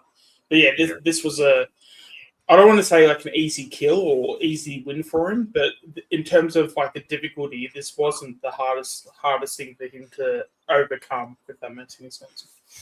Yeah. Which is good by Fly, because then he's got the win under. Steve's got the win under his belt, and he's going to feel a bit of confidence, and now he can sort of ride off that momentum. Yeah. All right. Continue. Well, that's what I was going with. That's what I was going with. Do you think he'll start next week against Brisbane when we play Brisbane next week? What do you mean start? Do you mean like start like the centre bounce? Yeah, against Draper. Why not, man? Yeah, I reckon. Yeah. I mean, it worked, so why not try it again? And if it fails, at least it fails, Yeah. But, throw him in there. Throw him in the amongst the wolves, mate. Yeah. All right, back to Fly. You connect, it makes a big difference. Craig, what was the message you got from the medical team when Moore came off it just before quarter time and he played out the game? Seemed like a hamstring injury, but what was it? Yeah, well, it's hamstring awareness, and for those following his rehab back to play, he had this about 10, 12 days ago, the same thing, and we just no risk. But we're in the game, and you go, can he push through? Can he take some minutes? Because it's important that, in terms of rotations and things, if he can take some minutes without risk. Now, I say that I'm just back in the high performance team. That's not my area, and so we did that. But he's not right. He's not 100%. And so, has he done a hamstring? I'm not sure. I don't think so. That's what I've been told. But we'll obviously do all the investigation and find out. Okay. Benny, you're the allocated man in regards to injuries and all that. What do you think of this? What's your view on this? Do we? Initially, I actually saw him do it when he like I brought it up on the last stream. I saw him kick sort of across his body, and it was a real awkward looking kick. And as soon as I saw him put his leg down, he did the straight leg. When you've done something and you're trying not to bend the knee and that sort of limp hobble. And I was like, "Whoa, that's something not right there." And the commentary didn't pick up on it for a couple of minutes until he was basically off the field. And then they showed the replay, and I went, "Wow, it looks like a hammy just on how he's holding himself." Yeah. But then in the rooms, he was doing some kicking tests, and it's like, well, that's not really a hammy test. You'd normally do some, some run throughs and see how it pulls up when you're taking off and stopping. And he wasn't doing that. He was kicking and wincing, and he rubbed the top of his thigh. And I went, well, is that a hip flexor or something with his quad? Yeah, corky that I didn't groiny. notice? Yeah. So are they saying it's a groin now? Yeah. There's no way. I've done a lot of hamstrings. It's definitely not a hammy, I don't think. I've done a lot of hammies, and one thing, once you do them, whether it's a strain or a small tear, you've got to just stop, or then you really do it badly. You think you're all right, you run, and then bang, it just goes. So I don't think it's it was kind of strange, and ever since I've heard nerves, I've heard hip flexor, and I've heard, obviously Fly's now talking about hammy, but it's very, very, very strange for even if it was like Josh said, a neural hamstring sort of feeling, either sciatic nerve or whatever it might be. It's odd to send them out because you can't tell. You get what I mean? Yeah. So if when you tear it, I guess there's a certain feeling. When it's nerves, nerves pick up pain. So, I've had both sciatica and a hammy when I was quite young. So it's hard for me to kind of remember back that far. But I just remember the hammy burning when I had a sort of a minor tear. But ultimately, we're playing a guessing game, kind of like our medicos are. And when we get the information after the scans, then we'll know. If it's a tear, the scan picks it up. If it's nerves, not so much. Then you have to sort of work your way through it, massage your way through it, do a bit of mobility. So it's scary because he had the awareness a couple of weeks ago, and you think, well, is it rearing itself again? And the other thing I brought up is when you have some sort of leg injury and he's coming off a calf, your body starts to compensate in other ways, how you carry yourself, how you move around. It can be the opposite leg. It can be the same leg because you don't move naturally for that period of time that you have the injury, An example of that is people who do their Achilles. It's almost a 50% rate that you do the other Achilles at some point in your life because you're carrying your legs so severely. And I've seen this, both my dad and my stepdad both play squash, and they've both done their Achilles playing squash. And then my dad did his Achilles in general sort of movement one day, and my stepdad did his other Achilles playing squash later in life. Sometimes it just affects your body even down the track. So not saying that's happening to Maury, but off a calf he's just gotten over, no doubt he was carrying himself through training in the gym, trying to compensate for it. And it just gets you a little bit out of whack. You don't often notice until something pops, and it could be any of that.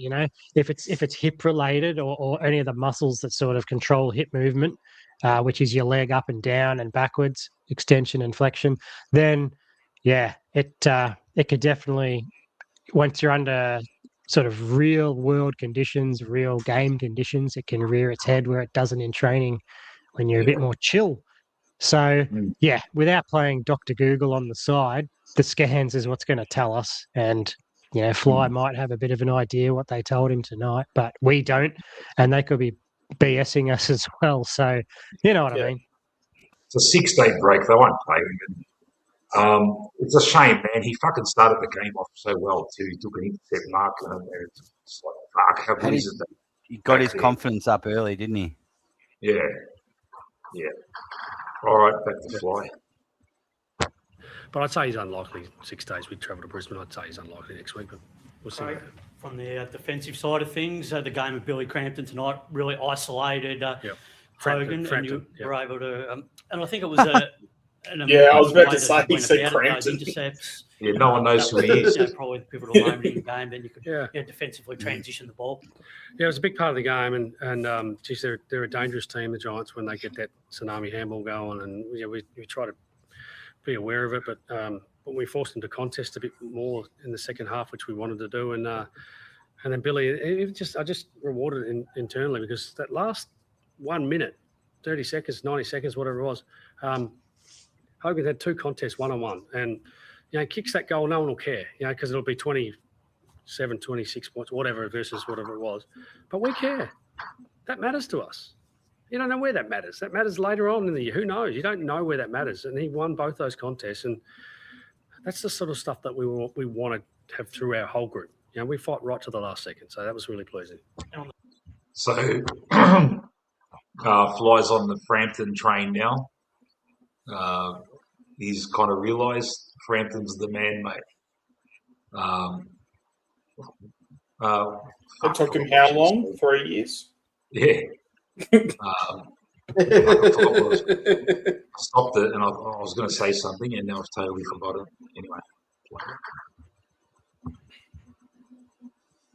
On the flip side of that, from a forward line perspective, the pressure not to be able to let the ball out, because there were a number of times you just disarmed the Giants and not allowing them to move the ball. Yeah, they turned it over. Yeah, it's a great observation, because that's what we wanted to try to do, is strangle their ability to move the ball, because they're so good at it. They're elite at that. And, I thought our forwards and, Lockie Schultz and Tim Membry had a great game tonight. He's pressure, but he kicked 4 goals, and he's been working hard behind the scenes. And, just the whole collective of Dan McStay took a step forward. We're all wanting that, and it was really pleased and we're really proud of him taking steps forward. And shout out to our 41,000 members that rocked up tonight. I'm sure there was a couple of Giants fans amongst them, but hope the $3 pies were nice. Yeah, thanks for turning up. I remembered what I was going to say. So Look, we've got to take this into account, man. They're GWS, they're fucking totally injury riddled. You can only play who you play. But even though they're injury riddled, we still let them get shitloads of fucking inside 50s. But you notice a lot of their shots were fucking low percentage shots, yeah? We weren't conceding marks like fucking 20 metres out or 30 metres out. All their shots they were having were from angles, and then they had that decision: do I go for a shot from the fucking boundary, or do I try and find someone in the middle? And we tended to always have that middle part fucking covered with, Frampton and Moore and Howie just working overtime. And we all said it last week. A lot of us said, like, once the tools come back, everything clicks into place. And it did happen in a way, but you still don't want to be conceding that many inside 50s. Like, someone like Hawthorn will just fucking destroy it. Okay. Back to Fly. Darcy Moore's unlikely on a 6-day break. What does it mean for Scott Pendlebury? Well, actually, Pendles and I chatted this week, and we chatted pre-season. He was unlikely to go this game, and so we'll probably stick to that plan. 6-day travel into Brisbane and then back to Melbourne to gather around. That was always our plan, not to go to this game, so it probably falls in line with that. So with Pendles not being likely for this game, and then the way you guys sort of worked out with Moore tonight, it's a bit risky from the team. We like to be risk takers. You got to be. Yeah, let's go. I'll have a throw at the stumps, but it's a within reason. Yeah, when you're 20 points down. Look, I'd be surprised if our medical team and high performance team would put him out there with big risk. That just look. It is what it is. He got through the game. Prelim Fly. We'll find out the aftermath of that, and we'll have to work through that. But no, we got to be risk takers. That's I'm a risk taker. And I want our players to be too, so we can, we won't always get it right. That's part of risk taking. You're not always going to get it right. But if you don't have a throw at the stumps, you never run anyone out. So we're prepared to be that team. Yeah. Cricket analogy. Oh my God! Achilles, we got told it's tight Achilles, so that's where it's at the moment. And couldn't that be a prolonged period of time? He takes. It's just a I don't know. Mick. I don't know. It's. I'll pause it. We'll have to find all this out and. Go, Matt. He won't take a risk with a youngster like Cochrane when we need a key forward, but then he'll risk playing Mychek in a prelim who's had a ligament torn off the bone. Yeah. So instead of a fit next day, yeah. Like he'll risk unfit players, but won't risk a young, fit guy who needs a crack. So he just lacks Mr. awareness. Safe Bets. Mr. Safe Bets wants to like to take a risk. Yeah. Who thought? He watches these shows, I'm sure of it. Look at me. I'm a risk taker. Oh, shut up, Fly. You idiot, Fly. McFly, hello, anyone home? Hello, McFly. So not just Nick, the Daicos family, like a lot of attention this week about going to Tassie and all that. But for them to just come out tonight, I think they were both leading disposals for the Collingwood. Yeah. They just do it with ease, it seems. Well, this is the reality of our world, and with no disrespect, within our four walls, it's a lot different to the outside world. It really is. Now, we respect that. You guys create stories and you get a write on it, and it's your world. But our world is a little bit different. We're process driven. We're high performance. We're trying to get better every day, and we can't control the narrative around us. We respect that's part of the job. There's heroes and villains and wins and losses, but that's just what we live in. But when you come into our walls, we're just getting better. And Nick's the best trainer in our club, and Josh is not far behind him. And they get to work, and they're brilliant again. They work so hard at their game, and they get what they get. They deserve what they get. Josh, I think, had his left shoulder. He looked in a bit of pain in the early days. He obviously played out the game. I'm next to him as he come off. He right. He goes, I've got a bit of a stinger. So those things, that's part of the AFL footy, isn't it? So apparently he's right. Yeah. The return of Jeremy Howe tonight, Craig. What was your assessment on his game for a first up? I thought he's important late.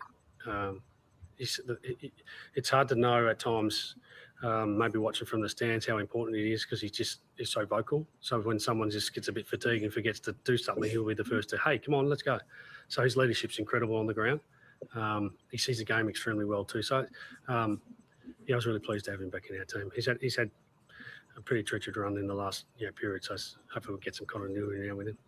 Just with Darcy, is there anything you felt you need to get to the bottom of, or anything you do a little bit different? I know, like last year we had Jordan DeGoey who just couldn't get a run of it. Is there something you need to do with Darcy to help him out? I might wait for midweek for that one because again you're asking a coach that trying to get our defensive system and connection better. So that's where I lie and let the experts do their job. But as soon as I know more, and I'll ask the same questions you're asking, and we'll try to get to some resolution. Again, I'm repeating myself, but you'll know when we know. We'll be transparent. Yeah. Craig, you said you'd wait till post-game today to make a decision about whether you like the scheduling to start the season. Yeah. What are your thoughts? I loved it. Yeah.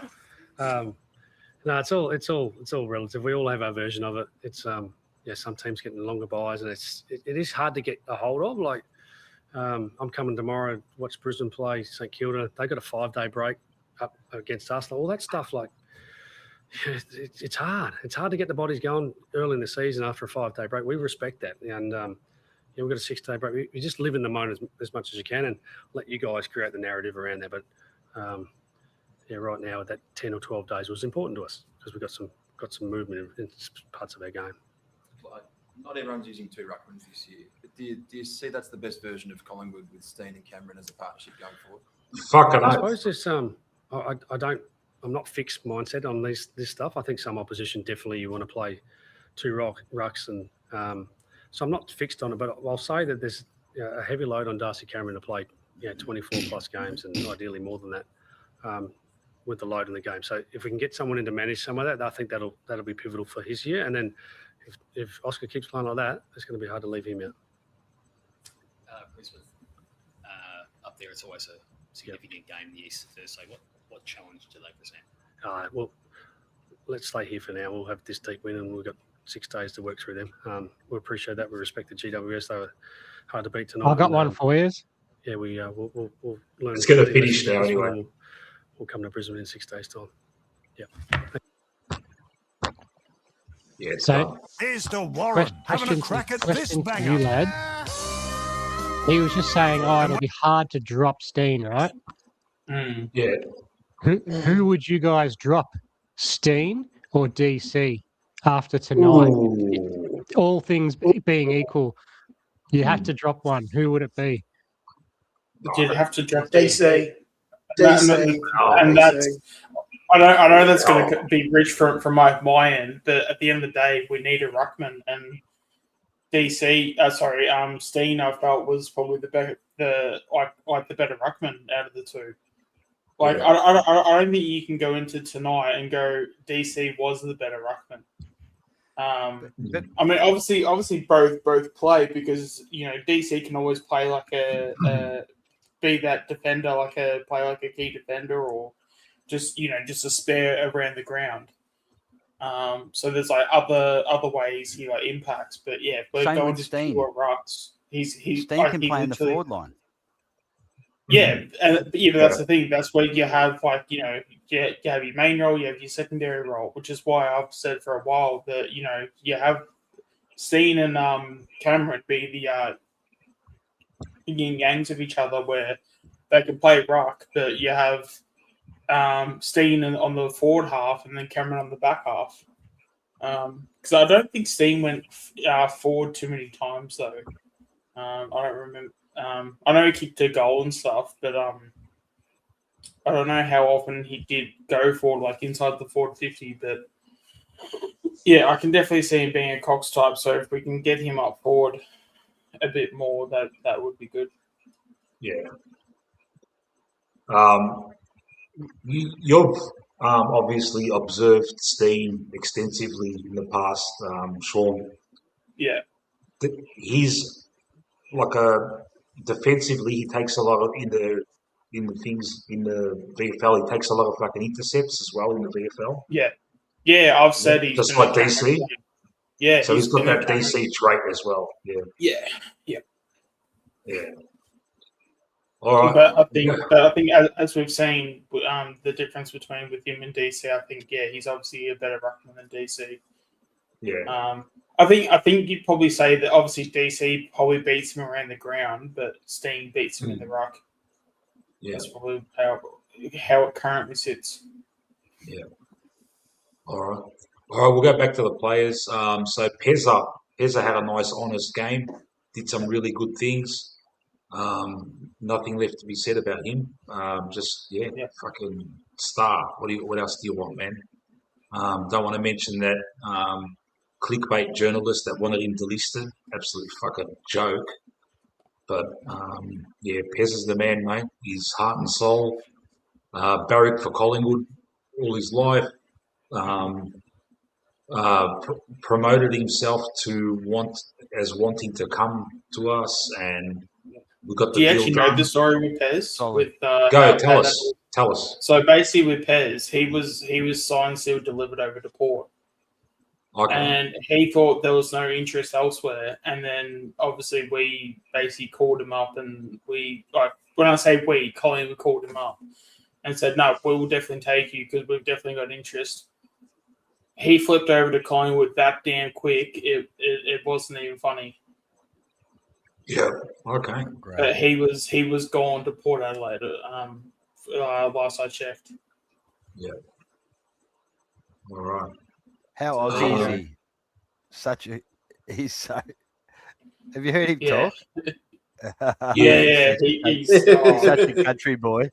Yeah. He sounds like he's just come out from shearing 100 sheep. Yeah. Do you know what town he's from? He's from. Is he from the northeast? It'll come to me. Like, he's from the northeast. He's from the Riverina area. Okay. Someone will tell us. It sounds like a western suburb. Yeah. But it's not. All right. Wagga? Nah, south. It's right on the border. Apparently, he's from Victoria, New South Wales. Albury? No? It's just on the. It'll be on the river, just on the river. Okay. Collingwood, apparently, is where he's from. And Glenfield Park. Must be a one-horse town in between Albury and fucking Wagga or something. Anyway, he's fucking a legend, mate. We love him. All right, so Big Billy Boy, we've talked enough about him already. He's a fucking star. Bo McCreary had an almost game, I reckon. A couple of times he had the goal in sights. He went to pass, just fucking go for the goal, man. Yep. Don't know if I'm so used to that long hair. All right. He's got the short hair now. He's short back and sides. He's got to settle him down. No more partying. So he's going to be a nice boy, just like Geordie. So, yeah. He's doing all right. Is it Lavington? Sorry, I'm still on Pez. Is it Lavington? Did he play for Lavington? I'm not sure if he's hometown, but I think he played for Lavington. Yeah. Which is often confused with Laverton. Or is that Shooter? They're from the same part of the world. I'm Googling it now. I have no idea.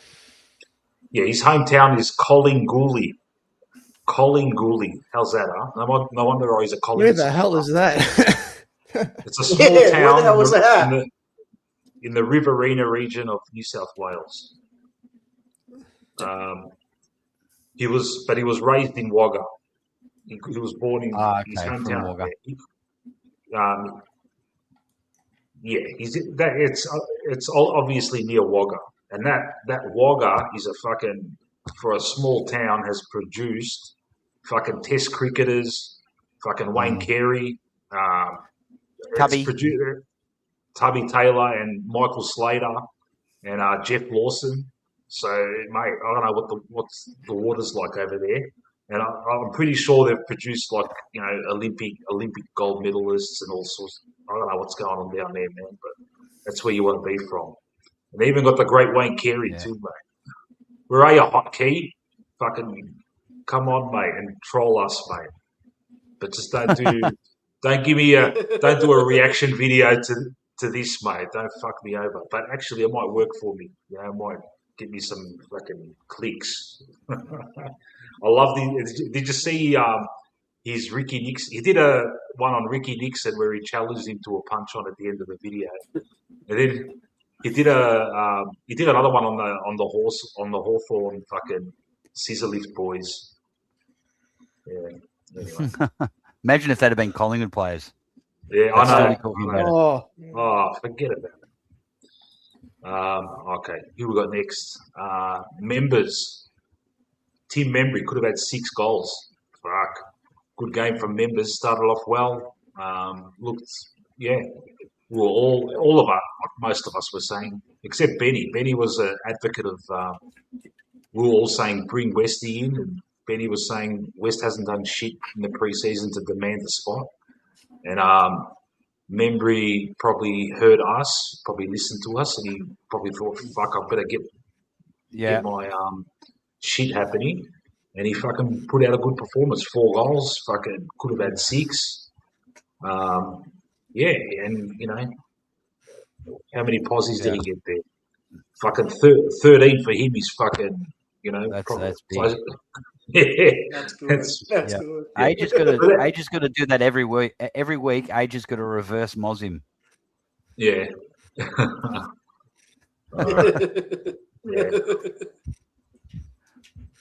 All right. I wanted him out too. So yeah, fuck, So me did too. I. So did I. So did I. But having said that, mate, we want to see more of that, mate.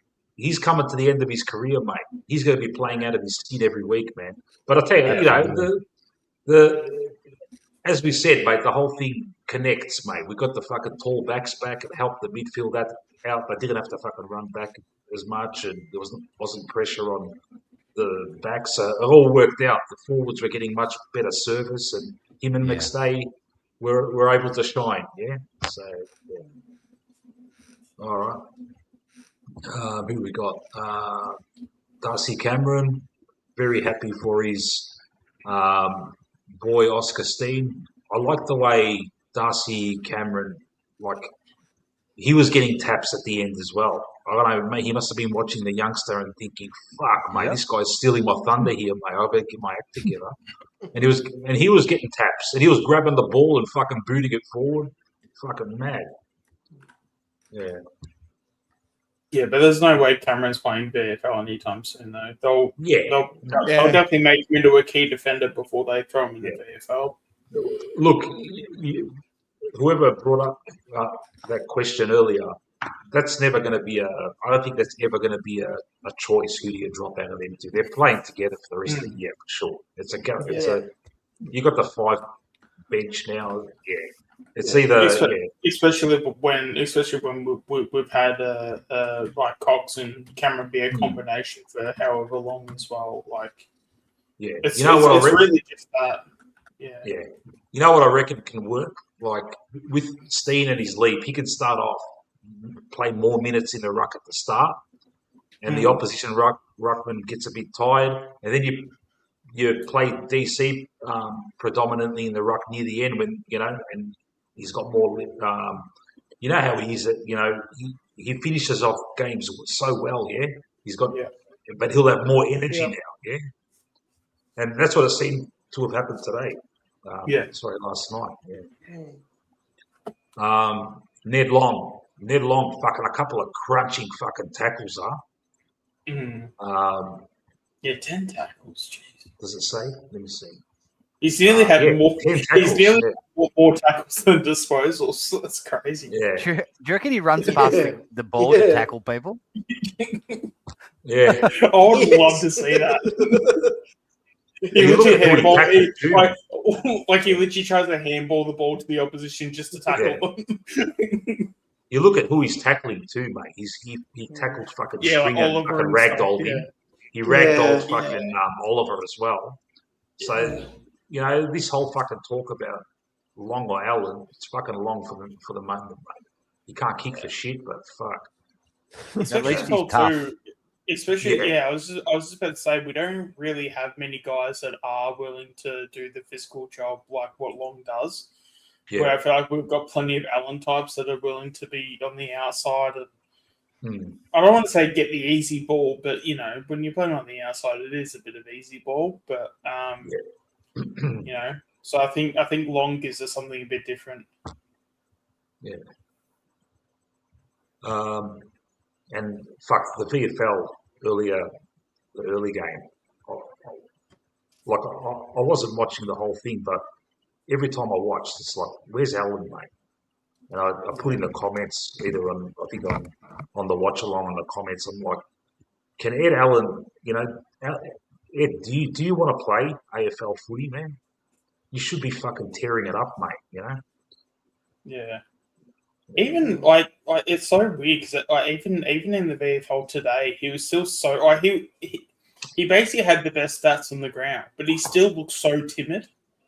Like he still he was probably best on ground through stats. Was he? Yeah. He got a lot of the ball. Yeah. I mean, he got a lot of the ball, but like attitude wise and intent wise, he was still the same Allen. Like he was still like. Obviously, when he would go and get the ball, he would get it, but like he didn't really, he didn't really want to, I don't know. I keep throwing out the word timid a lot, and that just sums him up. He's just too timid. Yeah. And I think Jacob Ryan I think if you had to look at everything in general through stats, I think Ryan had the better game because he had a few disposals less, but his efficiency was I think it was 85% or something, where I think Allen went at about 68, 70, somewhere around there. So Jacob Ryan was one of our best coming off half back. Yeah. He was actually very solid. It even took some intercepting marks, which actually was his strength in his draft. But I haven't seen him take an intercept mark, or at least consistently take an intercept mark for a while, actually. He did it for the first, 2 years, I think?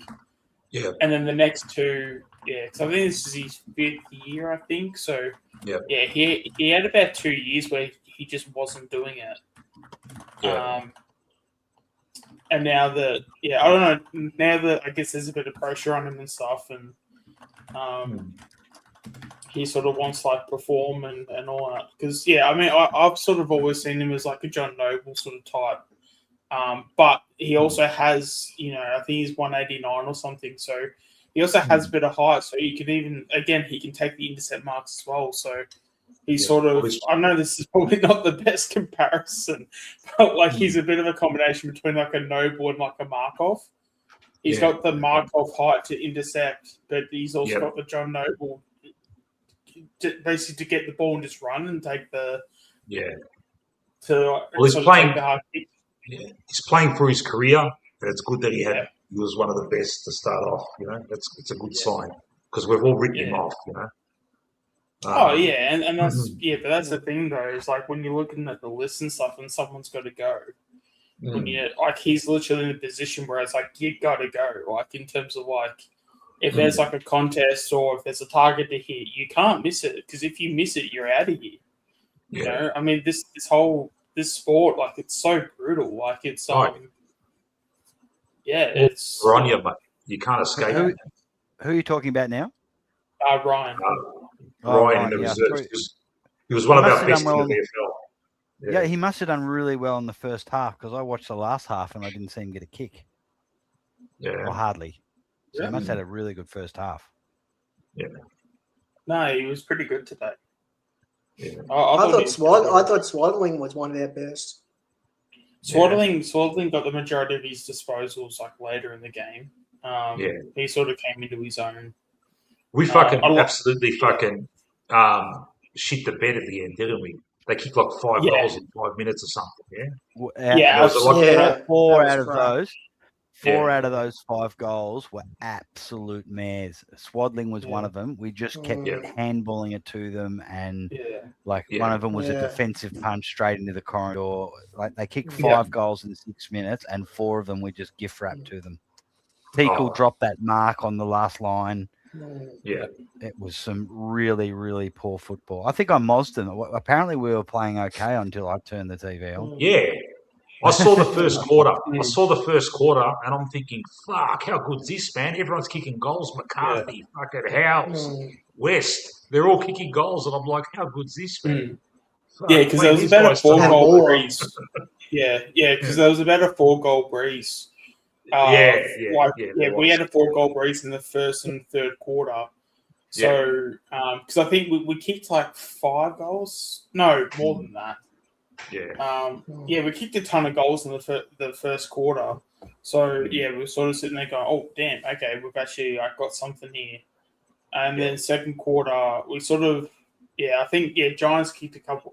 Giants won that quarter by a couple of goals, but then we got the third quarter and won that by about 3-4 goals, and then just all of a sudden, just fourth quarter started, and we just had a. Unfortunately, we had like a traditional Collingwood brain fade where we just all of a sudden just decided to take our brains out of our heads and just instead of hitting targets, we thought drooling on our face was a better option. Who's that? DeBolfo? Yeah, DeBolfo. He looks good. Yep. Yeah, I mean, solid unit. He is very tough and that. Is he a chance for a mid-season pickup, Sean? I wouldn't think so. I would need to see more, to be honest. Yeah, okay. I think Teakle was good. Teakle did look solid. Like again, he made that really bad error in the fourth quarter. But again, Teakle's mainly been a key forward and ruck, basically, like a combination of those two. And I think having him play fullback today, I think that was a massive sign of us. That's an option for us to go into the mid-season draft with.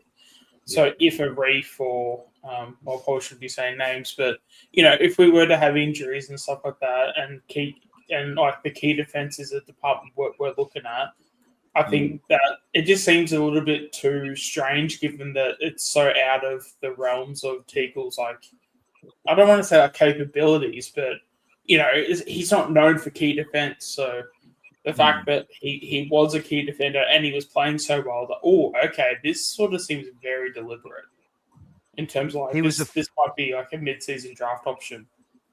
Was he a key? He was a key forward. We were interested in him as a key forward a few years ago, weren't we?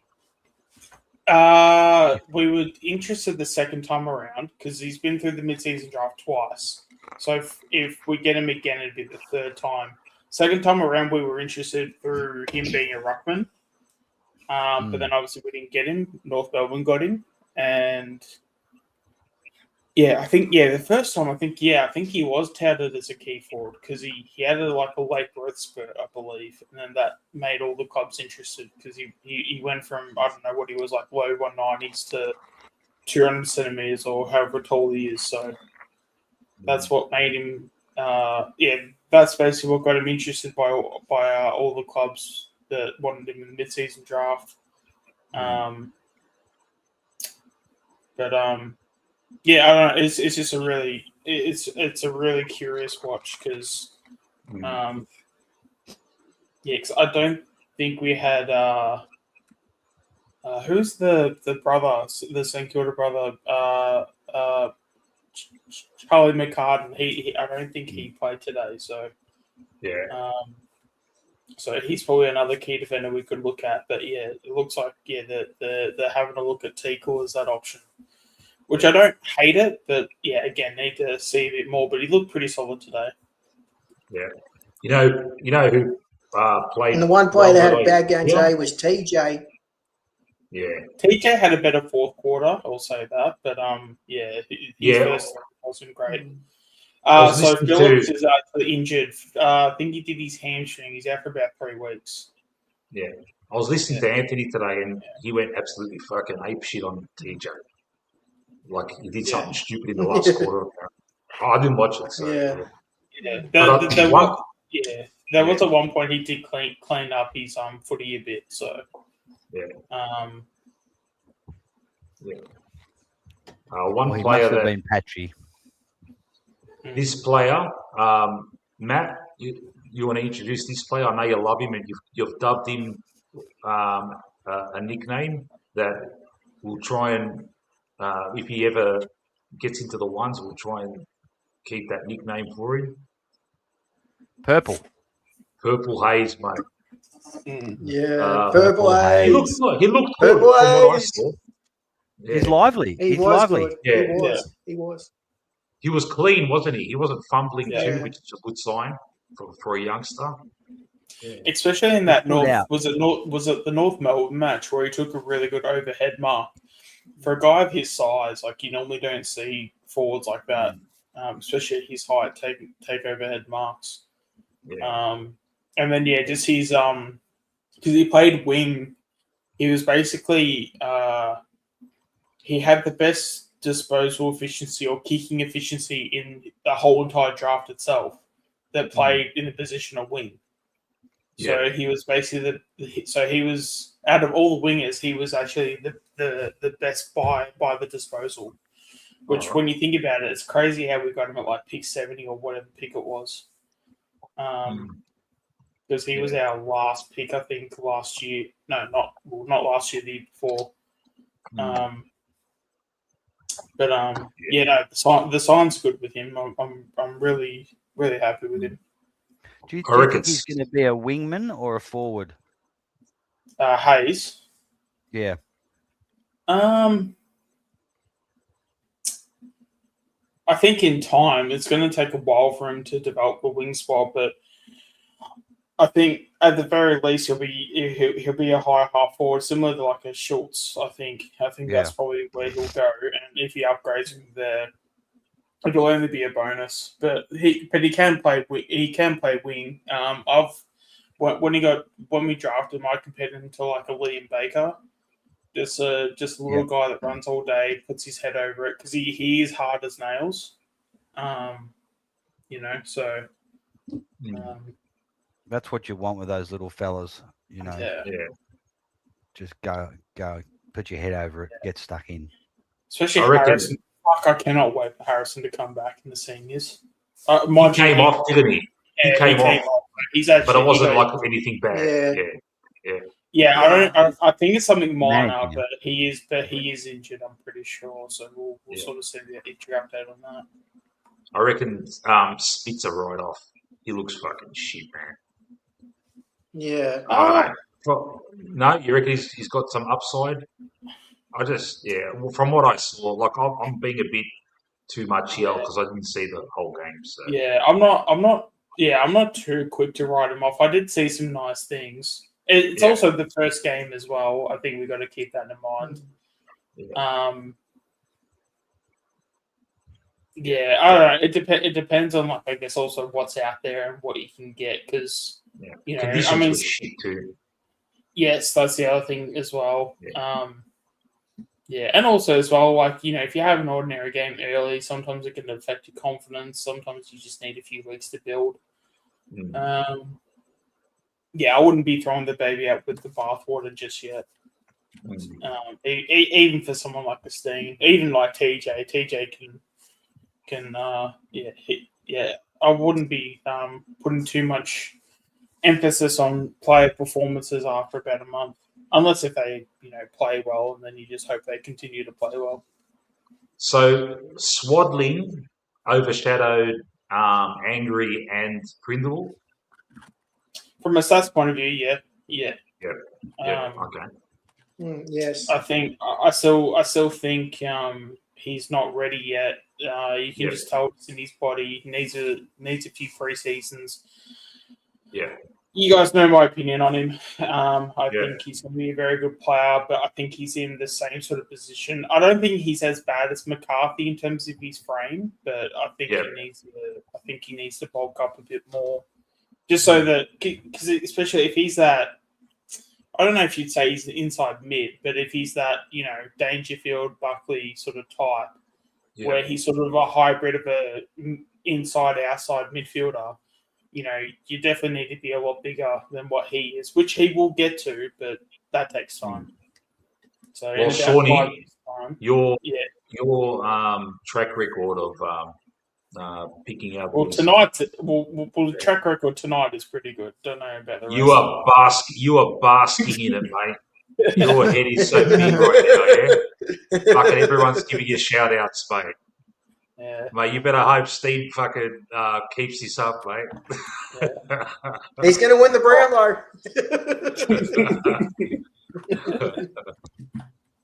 All right, we just went on a VFL tangent, but we'll just go through some of the other players for tonight. Just quickly go through them. Jezza Howe did a job, looked all right. Doesn't look like the old Jezza Howe. Yeah, he was all right. Yep. Yeah, he looked good.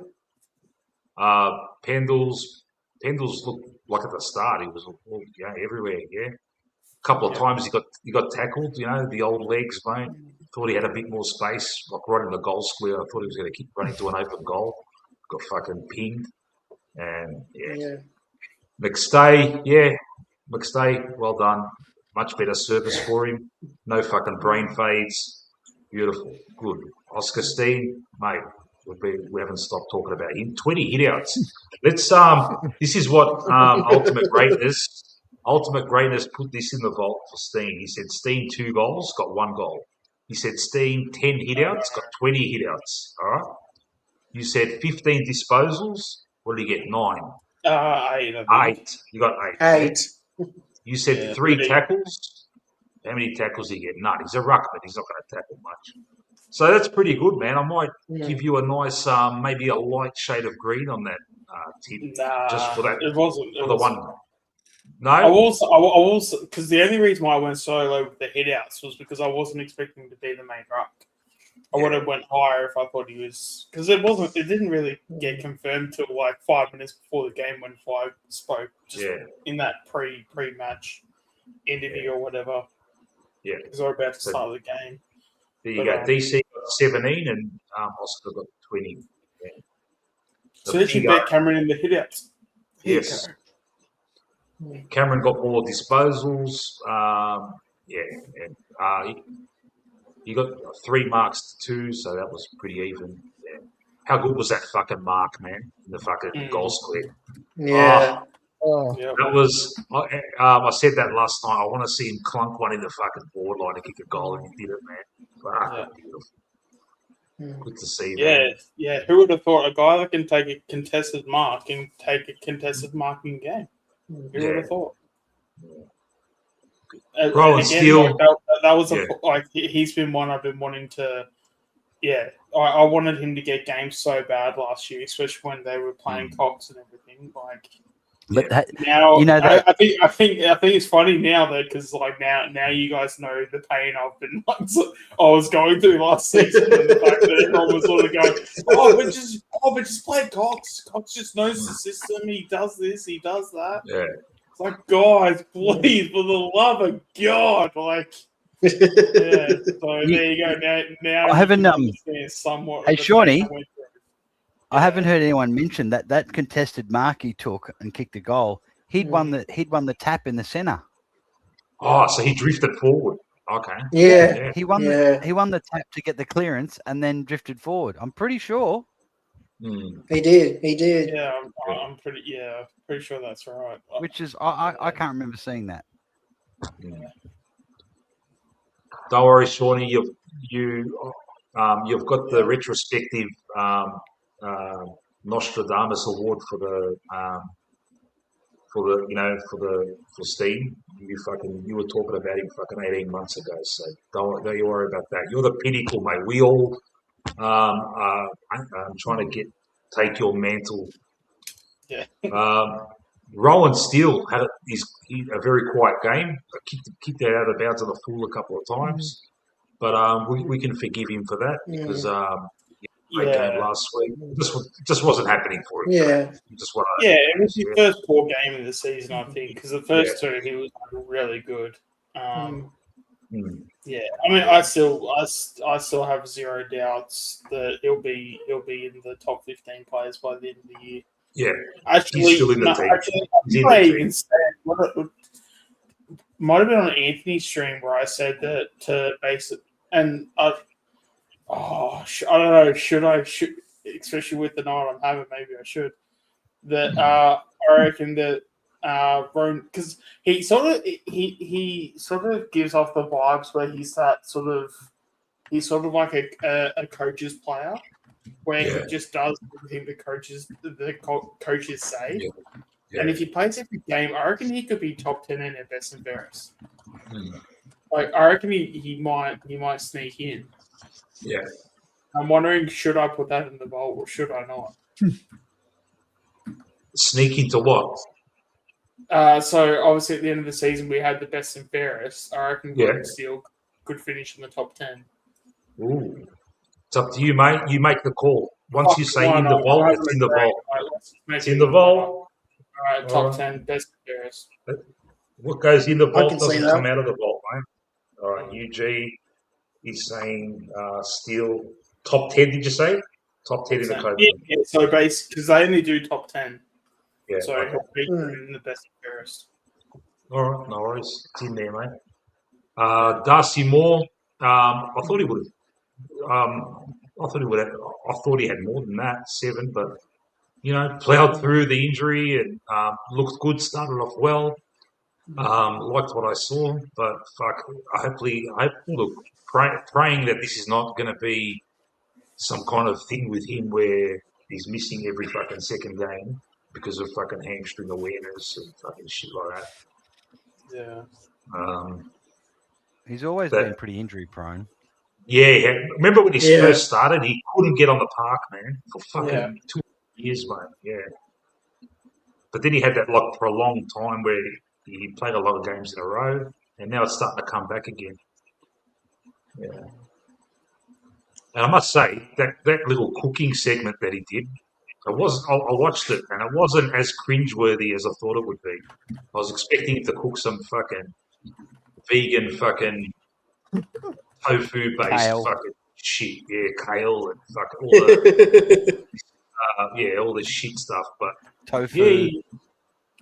There was, what was it, noodles with fucking, was it noodles or pasta or something with chili, a lot of chili. I was actually surprised he actually let go of the information about his finger, because I actually knew about that last year. Did we lose that game against Geelong? Can't remember. Yeah, that was the crisp game. Yeah, where he had the shot after the siren. Yeah, that was it. Yeah. We should have won that. From memory, I reckon that was one of those ones we should have fucking won. Yeah. Yeah, because that's why. So basically, when Moore had that stint where he would punch the ball with both hands. That's why. So. Okay. So Jamie, Jamie's been quiet the first 3 games, but he's hit the scoreboard at least. Yeah. He's got his one. He's got his 2 goals. Was it the first 2 games? Yeah, man. Look, I'm saying he's going to have. I'm putting it in the vault that Jamie will have a purple patch mid-year. All right. We'll have about 3 or 4 games in a row where the Jamie we saw last season will come out. Yeah, I reckon it'll happen in the winter months, in the real fucking deep heart of winter. I thought purple patch normally means like he would go quiet. Is it? Am I totally wrong here? Is it a purple patch? Purple patch is when you're in form. Yeah. Oh, okay. There you go. All right, my bad then. Yeah. So he'll have 3 or 4 games in the middle of winter. He'll be kicking 3s and 4s like regularly and being like a real nuisance for opposition defenses. We still haven't figured out how to use him right. Having McStay there, because I thought he was pretty. Like, he had a few tackles. He moved quite well today. I don't know. There's just. So to me, it is an injury. So there has to be an element of we aren't using him right, and I don't know what it is, but yeah, because to me he wasn't like sick or injured; he was moving good. So either it stays too big, or I don't know. Like it's very weird. A couple of times he gathered the ball, and I thought he's going to go for a snap here and fucking kick a miraculous goal, but he's kind of like tried to find a better option and it fucked up. Yeah. All right. Voidoid's putting something in the vault. What's he saying? Swaddling debuts mid-season buy. Okay. I can kind of see it happening, even if it's like an Anzac Day thing or something, just to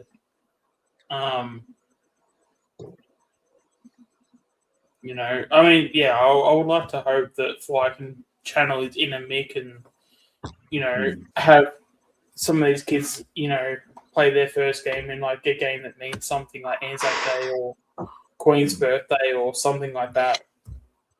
Yeah. That'd be pretty sick. Yeah. All right. We've gone through all the players. Now it's just open slather. This is when the Geelong dude, Lucas, is still in. Fuck. No worries, pal. You're a legend, man. Sticking around. No worries. Please don't get too pissed off if we start slagging your team off because Matt's got a lovely story about that semi-final back in, when was it, man? 20 when was that 22, game? Where qualifying final. 22. Yeah, sorry. 22 qualifying final where Lucas, he's got about 1 million free kicks out of nowhere. Your coach's brother was the fucking umpire boss at the time. Yeah. And it was a joke. And if you think we're fucking around, man, fucking rewatch that game, man. There's a YouTube clip where there's 7 minutes of unpaid free kicks. Yeah. And like not just holding the ball, but just absolute joke. We played really. Geordie was on fire that day. Yeah. But we played really well. Yeah. But Who the umpires, remembers- I've never who- seen who umpires have remembers- such an influence on a game. Yeah, who remembers that Ash Johnson snap from like the boundary? Who remembers that kick? Yeah. That big banana. What was I that? remember that. I remember that. Was that in Yeah, the I was- in the qualifying final? I was It actually, was, yeah. I was actually sitting behind the Yeah, it goals was. on that side when HA Far kicked it. out, man. Yeah. Yeah. It's actually funny because he was actually doing those at training for fun leading up to that. Yeah. So like after training and stuff, they'd all do like their own thing, like just to wind down or whatever. And mind you, he wasn't the only one doing it. Like DeGoey, I think, was doing it. Like there's a few others, Elliot, Checkers, all those guys. But yeah, AJ would just be slotting them at training and stuff from basically the pocket, exactly where he was kicking them. So Yeah, he hit a snap, and then Jeremy Cameron kicked like a goal from the car park, and like it was that was the craziest game. Like that was the quality of football was ridiculous. That was insane. Like I couldn't believe it. That was ridiculous. Yeah. What a wasted talent, Ash Johnson. Yeah. Wow. It's He could have been anything. I tipped him to be an absolute fucking superstar. I thought he would be one of those like fucking like enigmas, you know, like a I Gilbert thought he McAdam or something, you know. I thought he was going to be like our buddy. Yeah, I reckon. Buddy, well, yeah. Like Our, not the AJ buddy, but like our buddy. Like no one's hard to be as good as buddy, but you know, like he's just the athletic build, the talent, the speed, the leap, the skill. He just had everything. Okay, Just a bad Lucas, attitude. this is you're got to be the only Geelong supporter that has never liked Chris Scott. You're kidding me, man. I've got so much respect for you now. It's that's respect, Lucas, for you to say that. That's respect because all right, man. And I'll tell you what. Actually, it's put John to this. I think I know who this is now. Yeah, he goes for the jumper punch. This guy. This is the dude. Yeah, this is the No, I know. I'm pretty sure I know exactly. I've spoken to him before. Yeah, and mate, I'll tell you now, Lucas. If Geelong next time Geelong win a flag, you're probably the only Geelong supporter I'll be congratulating.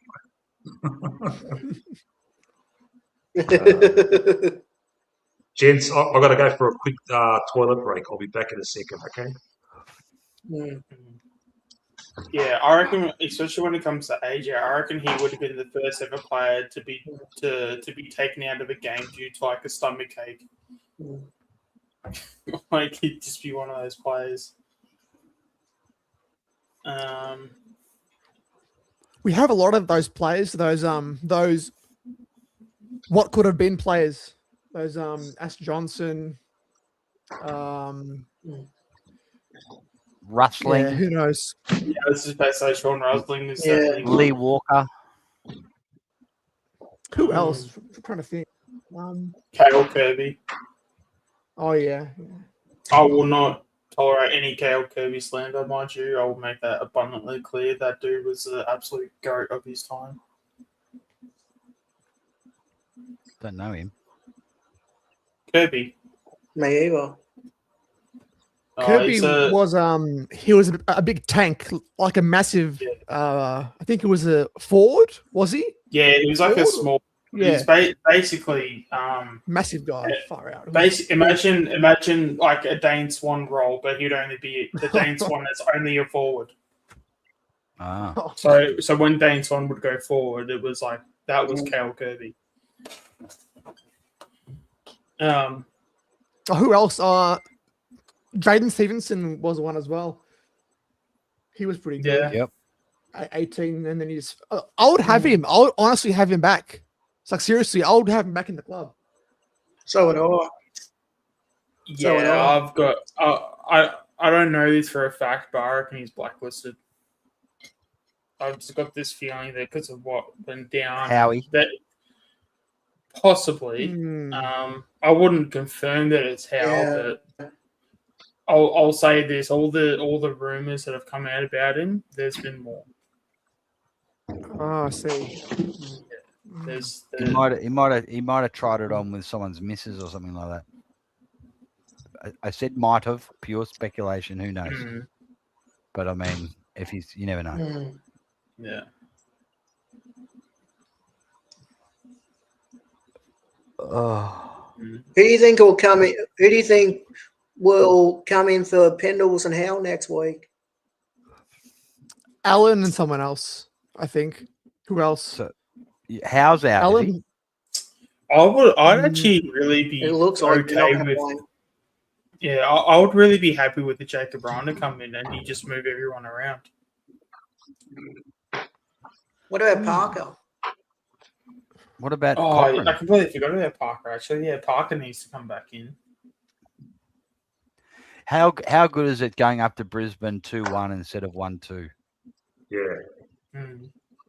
Yeah. Mate, we're a chance. No, We're a chance, man. We They're are. coming It's off good to have some a 5-day confidence break. going up there. They're going in with a 5-day break, and they're playing like dog shit. They've got a lot of players out too. Yeah. It's actually Excel was mentioned in Anthony's stream. I actually wouldn't be surprised if Brisbane actually tank this week. Like I can just easily see, just because they want to, that they want to beat us. They want to be up for the game against us. So I wouldn't be surprised if they completely throw this week so that they can be rested for us. Like on Thursday. Who they're playing? Brisbane, Saints. St Kilda tomorrow. Right. St Kilda They tomorrow. might have done a deal with Ross. They might have Fags and Ross may have just been putting on the scenes It of wouldn't the surprise me. WWF theatre, behind the scenes there, mate. Mate, I don't know how it works. Especially, I mean, with Bagan, I wouldn't believe it, but with Ross, I'd believe anything. Yeah. With Ross, He's dodgy. He's so fucking overrated. Yeah. Oh, what about? But like St Kilda supporters eat conference? it up, though. They eat it up every time. Like, surely at some point you just got to go, hey, we've got a history of only winning one flag in 150 years. Like, I mean, how optimistic do you have to be a St Kilda supporter, knowing that your history is one flag in 150 years, and then you go into a season and go, oh yeah, we have a chance of winning the flag this year. Really? Yeah. Out of all the seasons, this is going to be the year you win the flag. You know what I mean? Like there's barely any finals experience leading. Yeah, there's barely finals experience going like from this team. There's like, you know, you don't have any like players that are, you know, in the conversation to win the Brownlow. You might have Max King in conversation to win the Coleman, but he can't even get on the park most weeks. So it's like, where's the logic in? Oh yeah, no, this year's just the year we're just going to win the flag. You know, I get that they've gone out and spent money, but they've gone out and spent money on B+ players. You know, and but because you chucked $1 million at Flanders and what was it, like 1.7 at Tom de Koning and all that stuff. Like Flanders is getting $1 million. No. Well, what was he getting? I think it was like 800 or 900. Maybe 900. Yeah, it was definitely. It wasn't cheap. Like they definitely paid out. Yeah, but he was ripping it up at Gold Coast, and but at the same time they've gone for 2 million there. But it's also like and 2 from Carlton.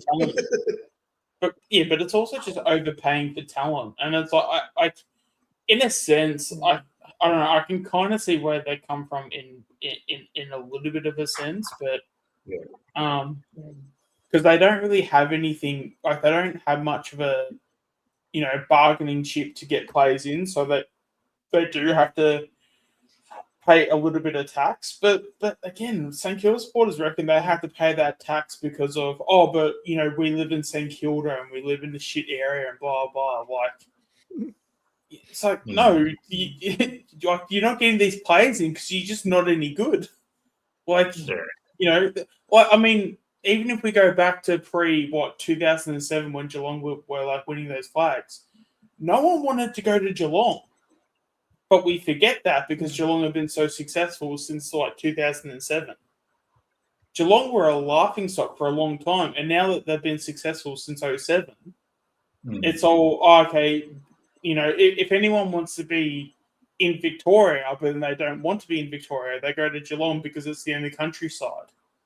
So they've got like a massive advantage there, and then they've also got their own like stadium. So they train at a pretty good facilities because they're out in the country, and you got reporters that have to report on all the teams in Victoria. You only get a fraction of the media as well. The majority of the media are Geelong supporters as well. Like it's just. And that's really all because of like how well Geelong have like gone about it. Yeah, exactly. And again, that's not like shade to like Geelong or anything. Like, well done and like congrats to them. But I just don't subscribe to the fact that like St Kilda just can't do that. Because Geelong were a laughingstock. Yeah. The big difference is though, Sean, as being a country boy. It's not so much in the east, but certainly all around the country, especially in the western districts and right up to Bendigo and east of Bendigo. There's so many Geelong supporters. Yeah, it's just like if you don't have a team that you're born in, people just go for Geelong because they're like the country. Yes, yeah. I noticed that when I went to Ship. So annoying. Like where I'm from, we're 3 hours the other side of Melbourne. Like, but there's just so many. Like most of my mates were Geelong supporters growing up. Wow. And we weren't even in the Geelong area. Like our catchment area when they had the zones was Footscray. So you think there'd be a lot of Footscray supporters, but no, because it's a western suburb of Melbourne. I don't think people can give a shit about Footscray. Yeah. So Geelong heavily supported. So that means a lot of people come from the country and they play footy, and also journos come from the countries as well. And there's so many Geelong supporters. And it's everyone's second team. Like whatever, like I can understand when people have a crap team that's their second team. Like when we were growing up, it was the Saints or the Bulldogs or whatever, or Fitzroy. Why does everyone love Geelong? Like, Voidoid, if you don't mind me asking, what region of country Victoria from?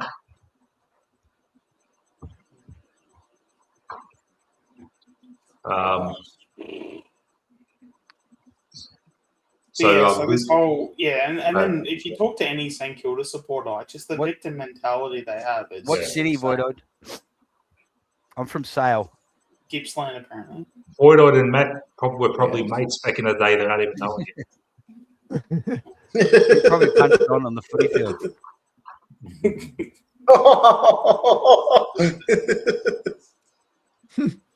Tell you what, speaking of footy though, just like local football, Phillip South Kippy. Oh, beautiful place. Yeah. Nice. San Remo, cows. Yeah, I love it there. Love it. What were you saying, Sean? I was just about to say I can't wait for the local footy to start up. So I think we actually had the fixtures come out just leading into this week. So yeah, I think it's mid-April first game. Yeah. So hopefully I'm streaming out of the midfield playing like Dane Swan. So better watch out. You've got to get your pronouns right at your footy club. It's not the pronouns, but yeah. But at least if I keep it going, I know. Maybe it won't get recorded. So. Maybe Sean will get picked up in the mid-season draft. Coach, he's not manning up. He's not manning up. Hey, they are not manning up. Okay. Yeah, you can't say manning up.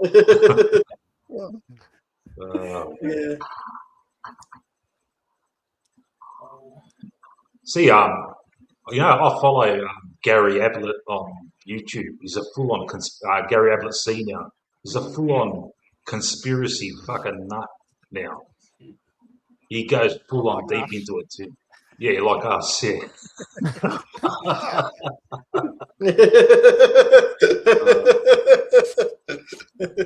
2:30 a.m. Here it comes, everyone. Oh yeah. Now, Here we go. The CIA go anywhere now. They've turned off their recording machines. Now 5 hours begins. It's like that scene in Casino where they get the two wives here we go. to just chat on and gossip for about 10 Yeah. minutes, and they figure that the agents are bored and they've turned off their recording. Yeah. And then the De Niro and the Joe Pesci character jump on the phone. Yeah. Lucas, no, I haven't seen it. I've saved it. I'll probably watch it when I get a chance. But he goes full on. He's full, like, he's, Illuminati, the works, mate. Yeah. Peter V is a Carlton supporter. There you go. All supporters come and join the Chronicles. Thanks, guys. The good ones, not the trolls. Yeah. That'd be funny. You know what would be awesome? One day I have like a live stream during a game in like Brisbane or Sydney, and we'll all be on looking at the game together. That'd be funny as. Like a watch along or something. A watch along, yeah. When they do the Pride Month game, and the Swans wear the rainbow sash around.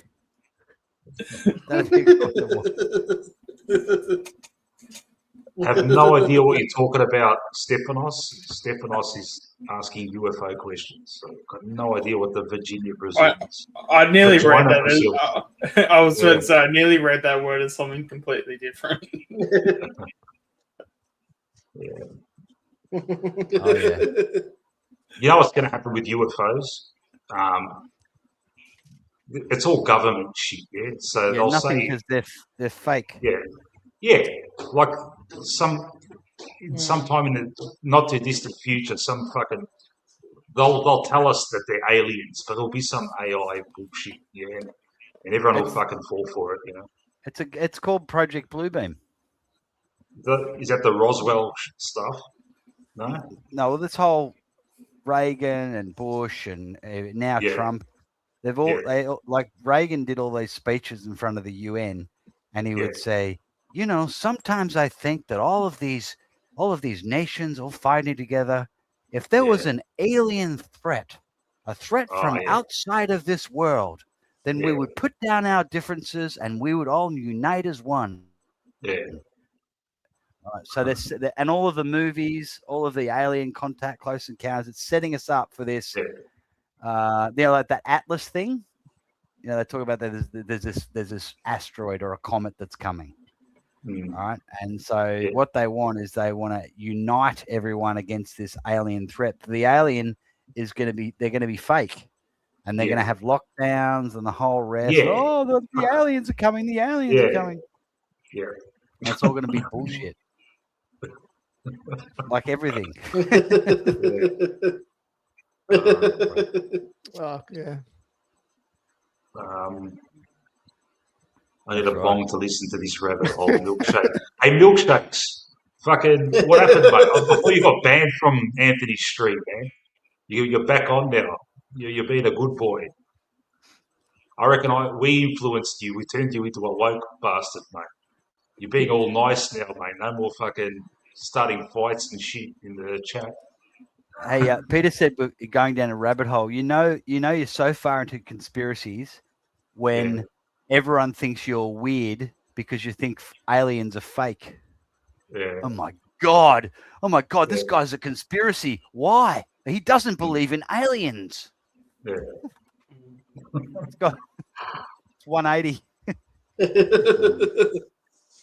Because we want aliens to. We grow up with Star Trek and Star Wars and Battlestar Galactica. Like space is cool.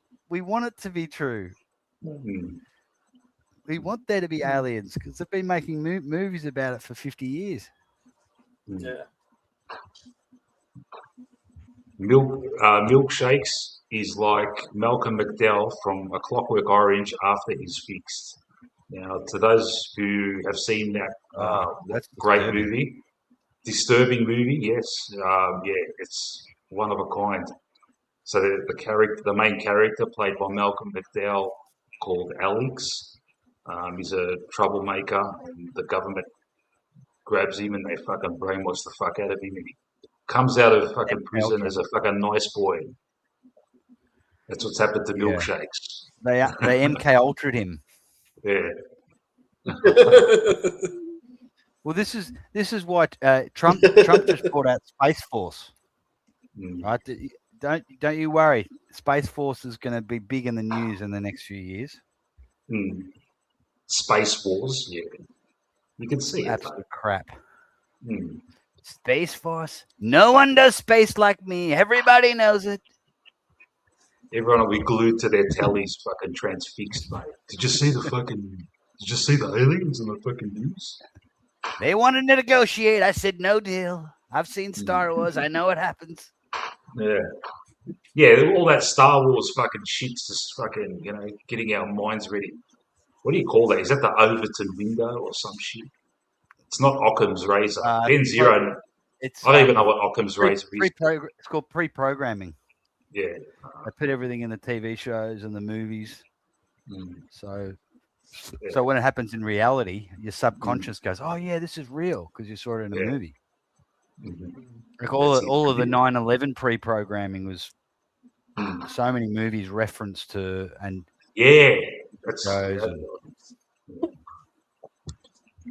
Lucas from the Geelong zone's fucking pissed himself laughing, mate. Do you talk about this shit on your Geelong shows, mate?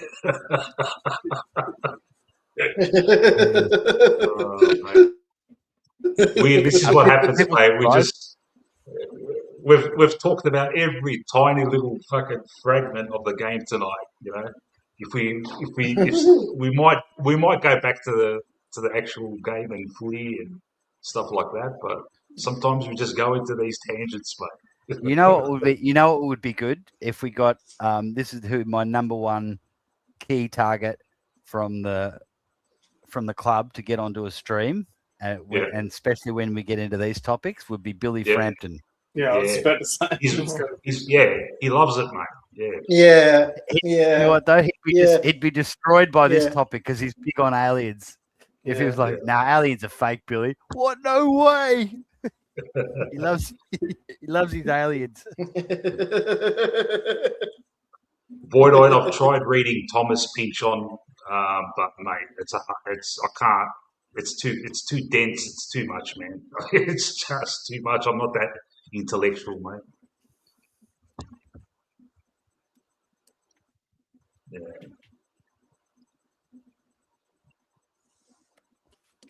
What else? Who's playing tomorrow? Any fucking good games. Oh, 3 horrible games. St Kilda versus Brisbane. Oh, it's awful. Fremantle, Freo and Richmond. Oh. And Essendon versus North Melbourne. Can't wait. And Sporting Eyes is saying, we're not bringing the crowds in anymore. Who's going to watch these shit games? Fuck, Essendon, North Melbourne. I'm telling you, they'll be fucking. Where's that at Marvel? But they'll be lucky to get 15,000. Yeah. North Melbourne. Carlton, big blockbuster. Carlton versus Melbourne, mate. Fuck. At the G. Bringing in the big bucks. What happened to the Carlton primetime games, mate? The AFL give up on that shit. I think they did. Yeah. Because they're shit. I think the reason why Essendon and Carlton were getting so many primetime games is because there's so many influential people in the media and the elite and the connected people that are Essendon and Carlton fans. That's the only reason. Yeah. Because it's not money. Yeah. Yeah. Like they're connected clubs. Yeah. Like Sam McClure, he's an old Zabs boy. Yeah. Like that's why he's getting a gig. He's part of it. He's a school tie boy. Yeah. A lot of those old private school, a lot of those people are earmarked from young, mate. All right, we're gonna make this guy the fucking premier. We're gonna make this bloke the fucking, this bloke's gonna fucking run the whatever. Yeah, their life's already mapped out for them, mate. They start in the Masons when they're schoolboys. Yeah. Oh yeah, they probably get fucking fiddled with it, everything, mate. Fucking filthy people. I can't stand. Yeah. I watch those shows like the Footy Classifieds, and McClure will go on one of his bullshit rants, and you just see the footy players like the Lloydie and Bartel. They just roll their eyes. They go, "Oh God, we're getting paid." It's like that Eddie Murphy bit where James Brown's singing to the band. Like after every word, he says, "Huh," and like they can't understand what James is saying. They're like, what the fuck, James saying? I don't know. We're getting paid. Keep singing. That's a James Brown lyric. He wrote that shit. Fucking, I don't mind Lloydie. I don't mind Lloydie. He's all right. Yeah, out of all the pundits going around. Yeah, he's good. Dickhead. I used to hate him as a player, but in the media, I've always liked him. Yeah. Because he just says it. There's no agenda. And you can just see the way he goes Essendon. He's obviously a passionate Essendon man, but he's just straight out honest with it. Yeah. As opposed to someone like Robbo. Especially like recently and stuff. Like I haven't seen too many of the videos, but it looks like he's been going heavy on Essendon and like how they're traveling. Which I mean, at the end of the day, it's so bad when Essendon is so shit. Where it's like even I want to see them get better. Yeah. That's when you're so shit that it's like I should be hating you right now, but it's like there's just no. Yeah, it's like the hatred is just like instead of hating Essendon, it isn't. It's pity. Yeah, exactly. Pity. Yeah. What happened to who else I like? Yeah. I actually like what is that show? I like Herd. I reckon Herd's a good footy commentator. Yeah, Herd is good. I don't know what show he's on. I forgot. It was like some footy. Yeah, Herd's good. I don't know. Yeah, Footy Classified. Footy Classified. Yeah. Or Footy okay, Furnace. yeah. But they've teamed him up with Dermot Furnace, Sheridan. Yeah. Him and Dermy are on, and it's a really good. Yeah. Do you like Dermy? Yeah, Dermy. You like? He gets a bad rap as a commentator. And He's as a bit whack. Like I don't agree with everything he says. Yeah, he's good. He's a bit Dermy's good. hyperbolic, but he's entertaining and he's passionate and he's honest in his own way. Whatever happened to Robbo? Did Robbo put the Q in the racket and saying, Yeah, he did. Yeah, no, because he had some health issues. I think he retired last year, and he had some health issues for about 2 or 3 years. Because there was the times where he couldn't even commit to AFL 360. He was a fucking drunk. He was a drunk. Yeah. I've seen him but out. like he actually had some health issues. He actually had some genuine. I can't remember what it was, but he literally was. Yeah, he had like surgeries, I think, and I can't remember exactly what it was. But he was really unwell for a bit. And he had what did he have? I want to say he had retired heart surgery. Yeah. Yes. Yeah. That rings a bell. Peter, I love you. Peter Buckley, I love your work, man, but Caroline Wilson is the establishment, mate. Her husband is in the Labor Party. He was Daniel Andrews' fucking media manager, and she plays the Labor Party line all the time. And mate, she's part of. She's not a fucking muckraker, mate. They tell her what to fucking say, mate. They tell her how far she can go with all that fucking, bullshit, controversial shit that she brings up. Well, she's a company man. She's a company man, and she is AFL through and through, and she is as connected as you can get. Yeah. Her old man fucking was president of Richmond, mate. These presidents of clubs, they're all fucking connected, mate. Even Maguire, man. Yeah, it is. Yeah. Yeah. You look at Maguire when he does that show with Bartel, he's always pushing things. Yeah, we're going to have a night grand final. Oh, why? Because you got something fucking, you got to kick back if we sell the rights to America where your son plays fucking gridiron now. He's got a vested interest and he's pushing it on his fucking platform. Yeah, that's why I reckon that's especially with like Eddie and stuff.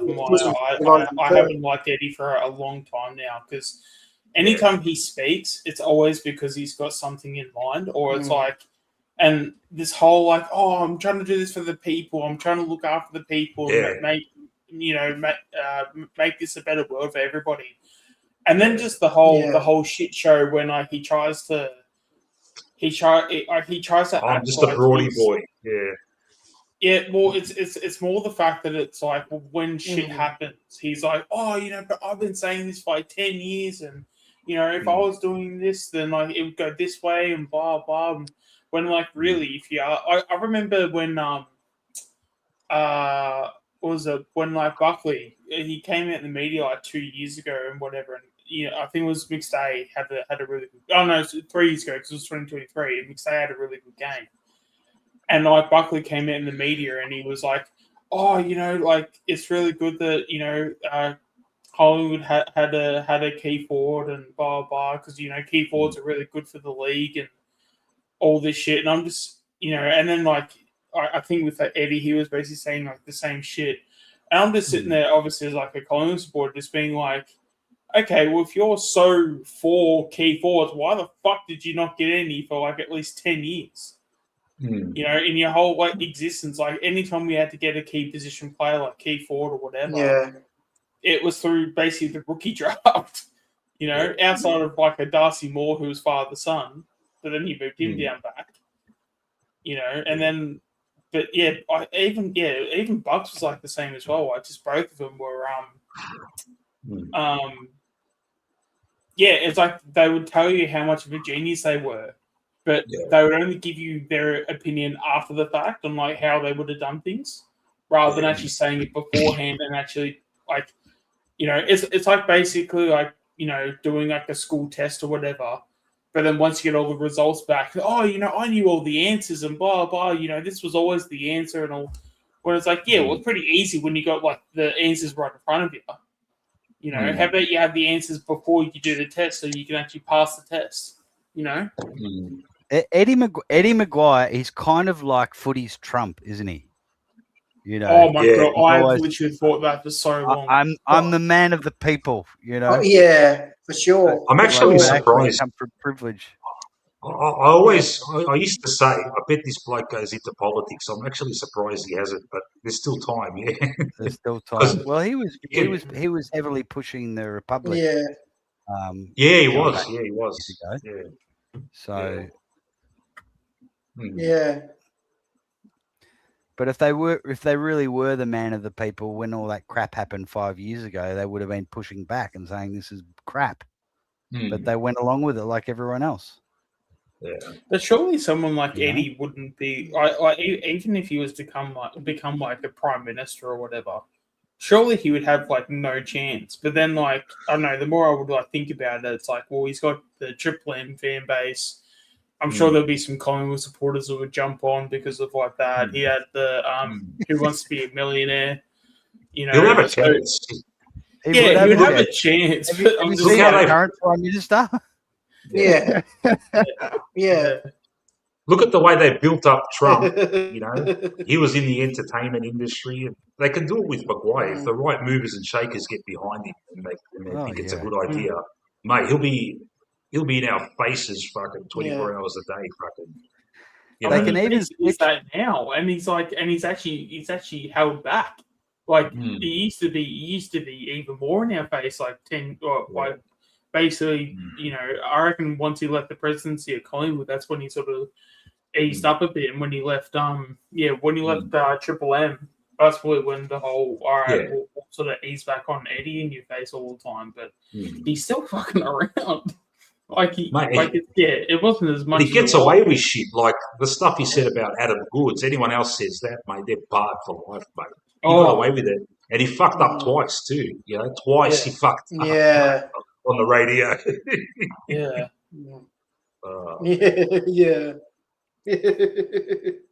Eddie everywhere. Remember how he was everywhere too, mate. How many different gigs did he have, mate? President. Fucking footy show, fucking Who Wants to Be a Millionaire? He was just like you could literally he ran Channel 9. Yeah. Basically, like if you owned, just even just a TV and stuff. I don't think that there was a one day for 15, 20 years, however long it was. I really don't think that there was one day where you can literally watch all of the TV for that day and not see Eddie. Yeah. It's wild. Yeah. I tell you what though, the footy show was good when Eddie was the host back in the day. Eddie and Sam, Trevor Marmalade. Yeah, the good old days. Yeah. And it was edgy. Sure. It was live and it was fucking edgy. Remember, Sam Newman used to come up with fucking crazy shit. Yeah. With that Caroline Wilson fucking cardboard cutout thing, and yeah, and then straight talk and all that. Yeah, I remember that Betty. That street talk, he copied that. It was great, but they copied that idea off the Late Show. With Rob Sitch and all that. Tony, Mick Malloy and Tony Martin used to do that. A couple of seasons. And I used to drink down at the Great Northern in Carlton, and that was Mick Malloy's local. And I told him about it. I said, "Do you see what they're doing on the footy show at the moment?" He said, "What?" I said, "What you and Tony Martin are doing." He said, "Fuck off, they are not." I go, "What's the footy show on Thursday night?" Yeah. He's like, "Yeah, it's fucked."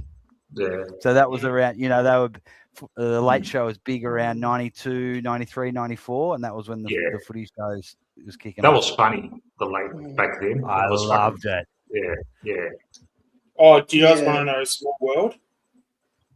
Go. So Lou Richards had had a show. What was it called? The Three Monkeys or something? Was that something World like of that? Sport.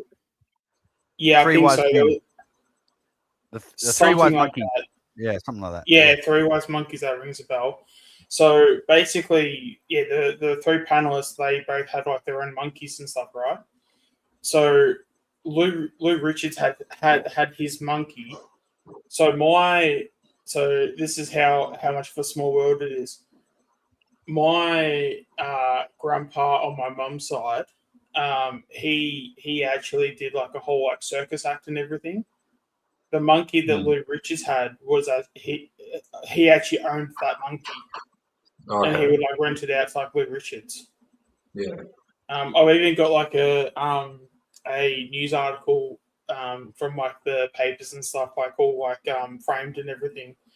About it's got like a monkey and like a Collingwood jumper and everything. But yeah, so it was my grandpa on my mum's side. Yeah, it was his sort of like I can't I haven't like gone into too deep about like what he did or anything like that, but yeah, so the monkey that Lou Richards had, it actually owned it was owned by it was owned by my grandpa from my mum's side. Oh, so they knew Lou Richards well. I don't think so, but it was like I think it was like a contract thing. It was that, like they needed like monkeys for the show and stuff, and he was just the person that was Hey guys, sorry to interrupt. Yeah. I've just hit the like. It's the first like. I'm a terrible mod. Come on, guys, hit the likes. Hit the likes. Oh. It's just the diehards here now, mate. Yeah, hit the like. Fucking yeah. Sorry, as a mod. I hit the like on your show, Matt. Legend. Thanks, Chris. It does help though, apparently. And I do it on mixed screen too. I got no idea The more how it likes works. you Like, get, and then it makes the algorithm get out to more people. Okay. Yeah. But maybe the less people are doing this part of the stream, the better. Yeah. That's the thing. Like, I don't know. Like, I want to grow, but at the same time, fuck, you know. What if you do grow into like 500 or something? You put pressure on yourself to fucking come up with shit, you know? Like, I can only admire whoever fucking puts fucking videos up every fucking day. Fucking hell, man, it's hard. You know? Just to keep, you know, the enthusiasm going and stuff like that. You know, I'm sure there'd be days when, like, you know, Anthony or Andreas, they just can't be fucked, but they've got to keep it up, man, you know? Yeah. Yeah. I think people like that, they where it's sort of more of a career, from what I can tell. Yeah. And I think the way their attitude would be, like any work, it doesn't matter what your work is, even if you're a pro golfer or you're a rock star or whatever, it's still work. I got to go do that gig or whatever. Yeah. But at the same time, you're like, this is a pretty good gig. I'm glad I'm doing this than whatever. So it might feel like a bit of a chore, but I'm sure when they're doing it or they put something good together, it's like, this is a pretty good job. You know, I'm thankful of gratitude that I'm doing this and I can get out to people and there can be a living in it if you're doing it well. So,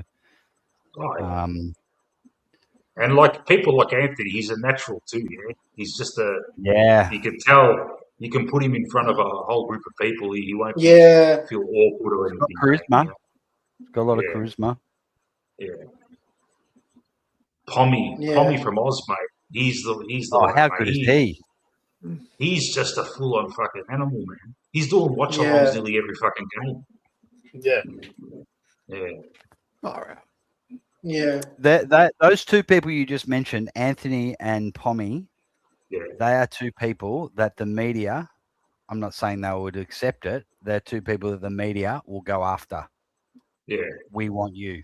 We're going to give you a show on Fox or or on Triple M or whatever. Yeah. I'll tell you what. Very likable. Yeah. If Anthony ever gets a gig on one of those mainstream channels, mate, you better remember us, mate. You better remember us. We'll be ripping the piss out of him. We'll be doing reaction videos. Hey Anthony, thanks for the plug and thanks for but now you turn to the dun dun dun dun dun dun dun dun dun dun dun dun dun dun. If Anthony's presenting some show on he should thank us on his first episode. Anthony, get Manny on, mate. Manny would just go thank us on your first episode. Get Manny on. Producers will be saying just like it's like every single one of us when there's like fucking like 40 to 50 of us. He's just got to go through the whole list. The producers will be. Benny said, "Do I go along with him to Channel 9?" Manny will you're get part the of show the cancelled. Benny, it's a package deal, bro. First episode, you get cancelled because Manny says the wrong thing. They're gonna relaunch the footy show. Benny, I don't know if you can divulge, but whatever happened to Anthony's mate, the other dude that used to do it with him? Yeah. Yeah. Do you remember the guy's name? Caleb. Yeah. Okay. Yeah, because he was going to start up his own channel too, like a separate channel. Oh, he had his own one, did he? Okay. Yeah. Well, he started it up. Like I'm pretty sure I'm actually still subscribed to it, but he never made videos in the end. And that was like right when he stopped making videos with Anthony. Oh, okay. Look, if there's another story to it, we're not asking. Yeah? I'm just curious. Yeah. Whatever. Yeah. Oh, yeah. I remember. Yeah, he used to play footy.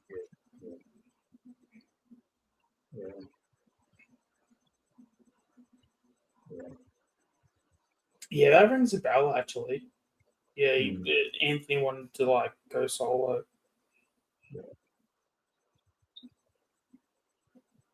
He was a good personality. Yeah, he actually seemed like he was have his own thing. Yeah. No worries, Benny. We won't go there. Don't worry, man. Sorry, man. I was just fucking talking out loud, man. Yeah. What else, guys? What else? I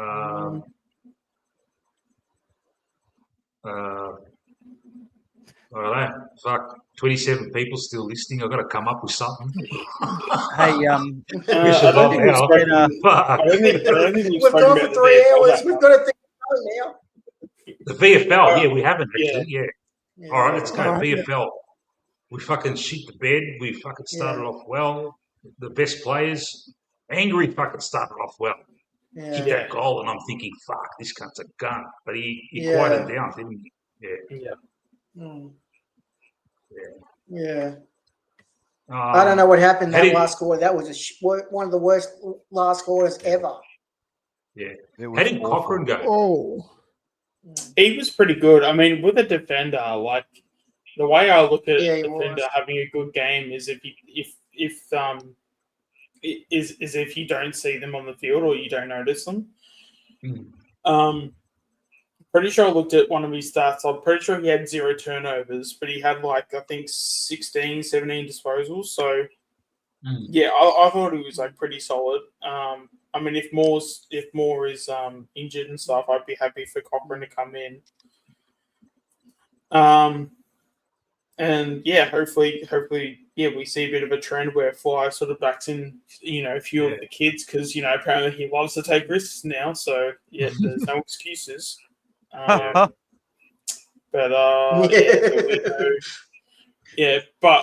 we know how well that's going to go with the guy that loves the safe bet. So you won't bring Cochrane in next week, man.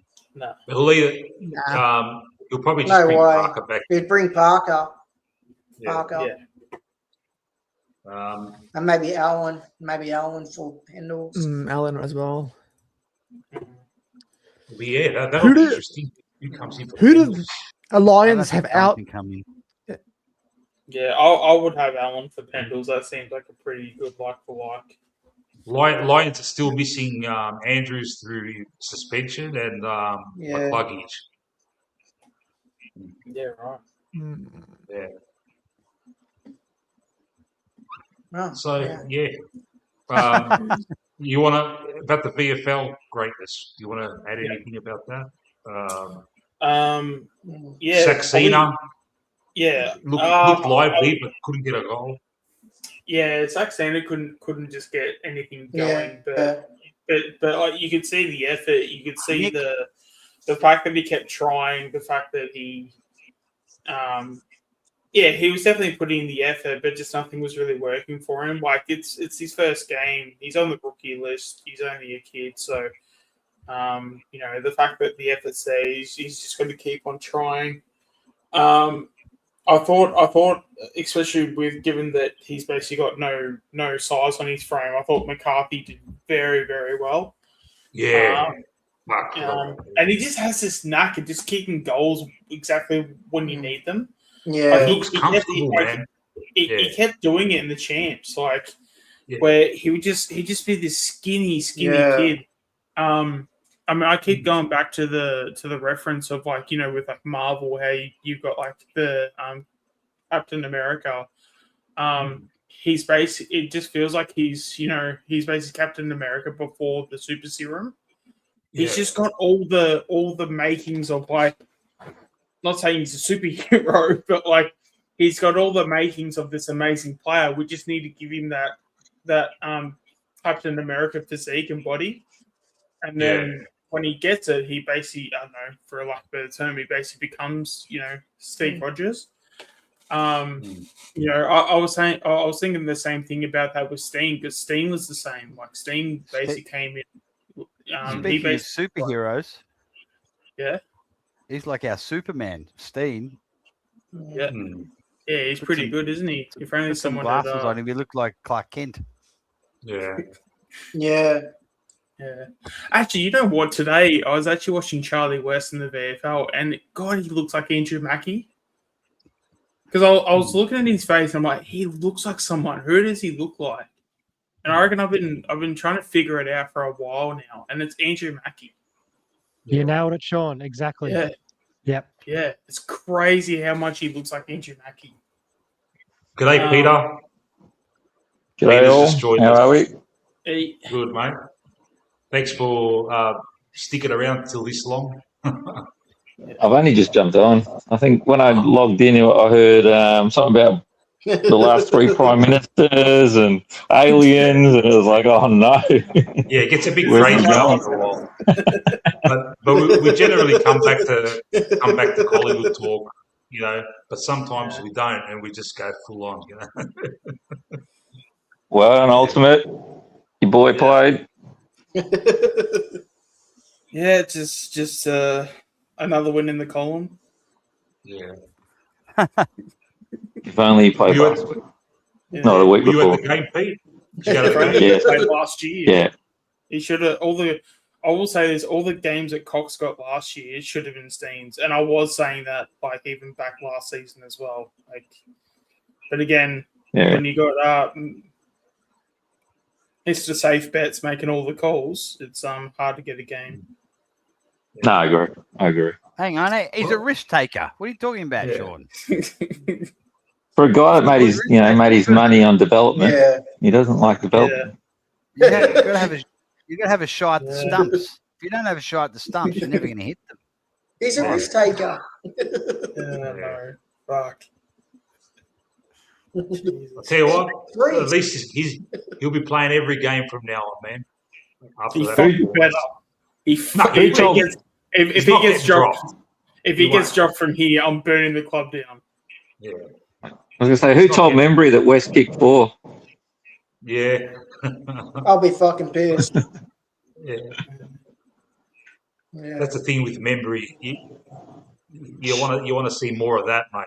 But he'll get now that we've got more stability in defence, he'll get more of that, and it's up to him just to snag him now. Are we expecting like Yeah. a Tim Membry now to start kicking more goals, or are we just Yeah. putting this down as like Yeah. a marble thing?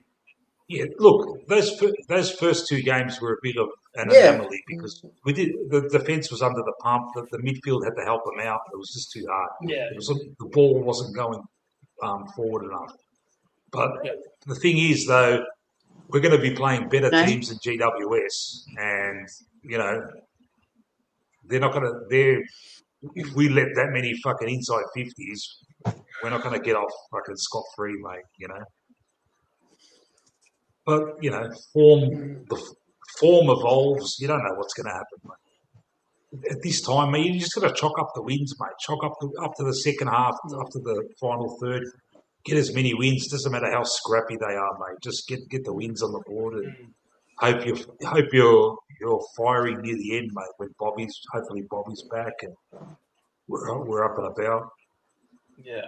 You never know. We could cop an injury crisis. It could fuck us up. It's happened in the past. Yeah, I will say this though: the fact that we were in such control tonight, that gives me a lot of confidence going forward. Because, like obviously, I would love to win games by 10 goals plus, and it would be incredible and all these things, but. And maybe it is just that acceptance as a Collingwood supporter that we just don't win games by anything more than 40 points. But at least we can look at a game like tonight and go, okay, at least there wasn't like a dramatic sort of like difference. Like once it got to, 5, 6 goals, 7 goals even, it really didn't like defer from that. We didn't park the bus tonight for a change when we got 20 points up. Yeah. So, and even and I guess even like for me, like I did criticize like Bo for not having the killer intent tonight because I really think he sort of went away from that when the first 2 games he definitely had it. But it's just good to see that overall that it seemed like we're. Yeah, without having too much evidence of it, because I think you do probably need those bigger wins, and I guess the cohesion of the group's going to come eventually because we're only in round 3 and we've only played 3 games. I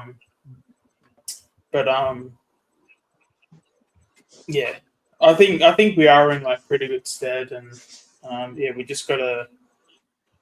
Yeah, I guess it sounds boring, but we just got to build from here. I agree. I think you got to remember though, we played a defence without Taylor and Buckley, which gave us probably that opportunity to get that distance that we needed. And every time I've watched GWS, usually the driver of their comebacks is Ellie.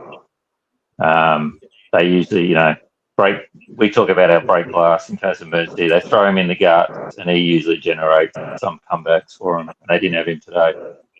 Yeah. And Tom Green as well, but he's out for the year, isn't he? Yeah. Yeah. I rate Tom Green, but I just think Kelly, he just sometimes he gets the ball. He usually kicks a couple, and he just nails people from 50 out of the gut sometimes. We played an average team, in my opinion. Yeah.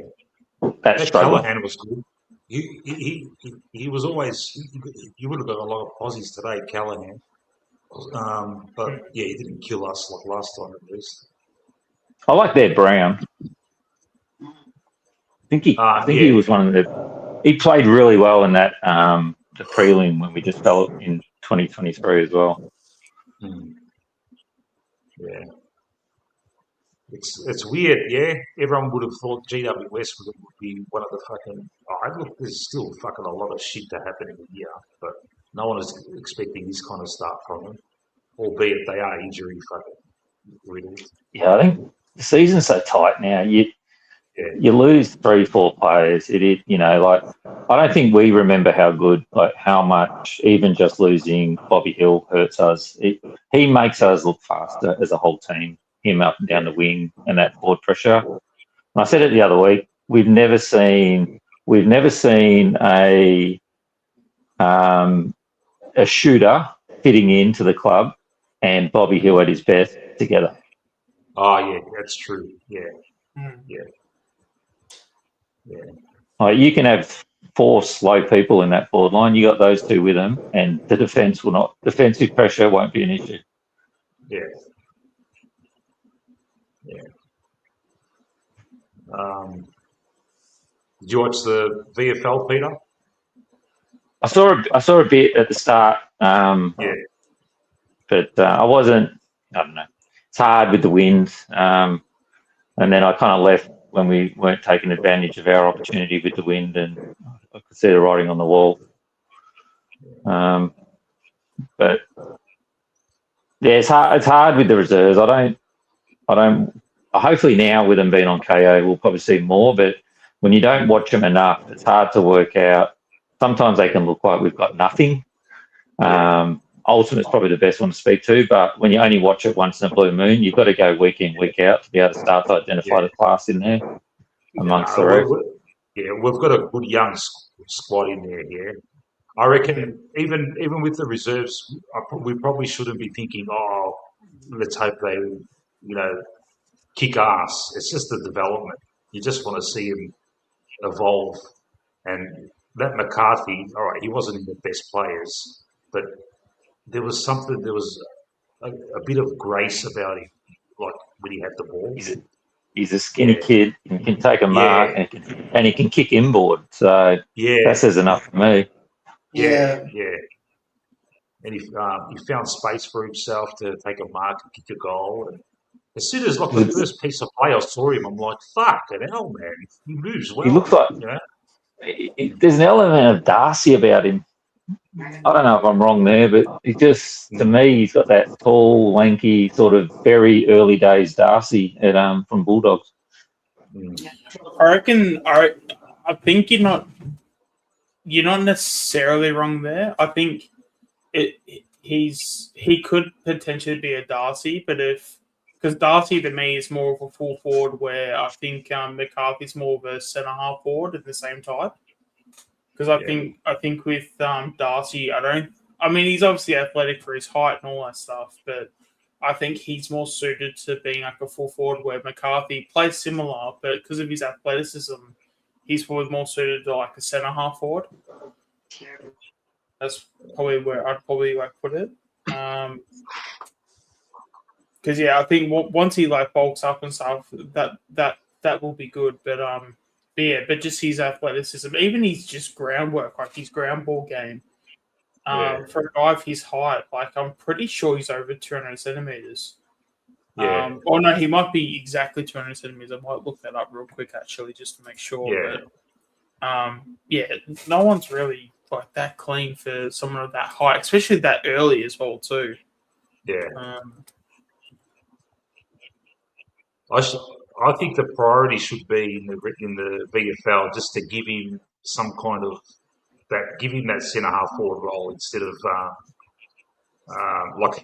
Howes and West. They're good. Keep West at full forward, but just persevere with McCarthy and develop him as that centre half forward type. Yeah. Running and getting that mark on the wing and stuff like that, and then going forward and finding space and taking a mark. Just leave him there, man, and let him develop and fucking get the steaks and protein shakes in him at the same time. But also as well, in saying that, if he bulks up enough, he could also be a full forward as well. He could, because he would need to put more muscle on, especially. I know obviously it's the same team, but if you're having say a Billy Frampton on him and stuff, you're going to need a lot more muscle. But and then if you can have a full forward that's athletic, it's not the worst thing in the world. But normally when it comes to roles, centre half forward is more. If you can be athletic, you're more likely to be more of a centre half forward than a full forward. If you look at, and this is crazy to think about, but even if you look at I know, I don't know if you're still on the chat or not, but even with Geelong when they had Hawkins, which is probably more Neil now, but when you have Hawkins and Cameron, that's the difference between a full forward and a centre half forward. But if you're looking at say someone like Cameron, who's a centre half forward, Zach McCarthy is like 200 centimeters. So, if you can get, and again, I don't want to be saying he's going to be a Jeremy Cameron, but like in terms of like talent and all that, but if you can basically get someone to sort of play the role of a Jeremy Cameron and be 200 centimeters and do the half decent because he's, athletic and fit and strong and all that stuff, like, God, you're in a pretty good like position. I reckon though the times have changed a little bit too. You don't if you've got two good centre half forwards, then you can just play them. You don't. You don't. It's not like the old days. You had a centre half forward and a full forward. Like Jeremy slotted back, and he can play out the square if he needs to as well. I get what you're saying. Like, and I think if we got someone like King, who probably doesn't move as well, but every article I read at the moment sounds like King's probably going to stay on for a couple of years. But someone like King could sit in the square, and then you could have someone roving. But because King's an interesting one because like he doesn't have the full forward build. Like he's not a Tom Hawkins. But I guess because he's so tall, I don't know if you call him like he's obviously athletic for his height, but it's I don't know. Would you? I don't know. I think it's a strength though. Like Lynch could be argued the same. I think if you can hold your ground. I reckon Lynch is definitely a full forward. That's like a. If you're going the textbook of what do you want in a full forward, it's basically Tom Lynch. Like if we had the opportunity to get Tom Lynch in his prime, like you wouldn't even like doubt it if that was the option that we wanted. And to be honest, I think if we had put the time and effort in, Lynch was going to be a Collingwood player, but that's Buckley.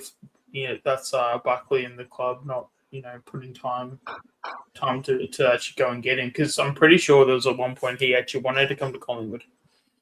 I think you're right, but I don't think it was time. I reckon it was money and draft picks. Yeah, and the fact we couldn't do it. It's been our problem for years. We players want to come to us, but we just simply can't do the deal. That's how we end up with Houston. Carlton couldn't do the deal. Yeah, but it's also I'm pretty sure that I can't remember if it was Lynch or Cameron, but we could have gone after one of them, but instead we ended up paying Beams instead. That turned out great. That may have been Cameron. I think we'll right into Lynch, and in the end we just had to accept the fact that we just couldn't make it happen. We couldn't do it. Yeah, was it Lynch the one where one of them was like they were literally spotted in a jumping back together? Fences? No, they went to his house, had to jump back fences to avoid the media and stuff. Was Lynch? Yeah, and then they literally told the media to their face, "No, the conversations didn't take place."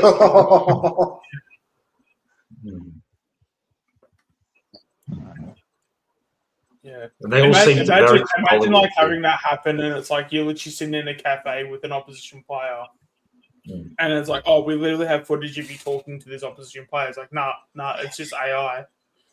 I'm just like trying to think of some like shit excuse. It's like, oh, it's just some like AI video or something like that. If we had got Lynch or Cameron, we would have won at least one more flag. Oh, geez. Don't even get me started. It's not even the grand final losses. It's some of those prelim losses. Yeah. Like everyone talks about losing to Sydney by a point. I cry about losing to Geelong in that first final by a goal. Oh, you missed us. A few hours ago, we were talking about there was seven minutes, not 7 free kicks, 7 minutes of missed free kicks. A guy did a YouTube video on that final. Yeah. And that was I don't know if Brad Scott was the brother of Chris, obviously, and he was the boss of the umpires that year. Absolute cheating. Yeah. But the thing was though, those were the games where I started to realise that Mychek couldn't play a full season. He was done by 22 finals. Yeah. He was broken. He was such a warrior. He did it right in 23, but if you look at I think did Cox, Mychek maybe kicked a goal, but I think Cox maybe nothing. I don't know. Did Elliott kick a goal in that game? Like, we were a goal behind, and our forward line didn't step up like really at all.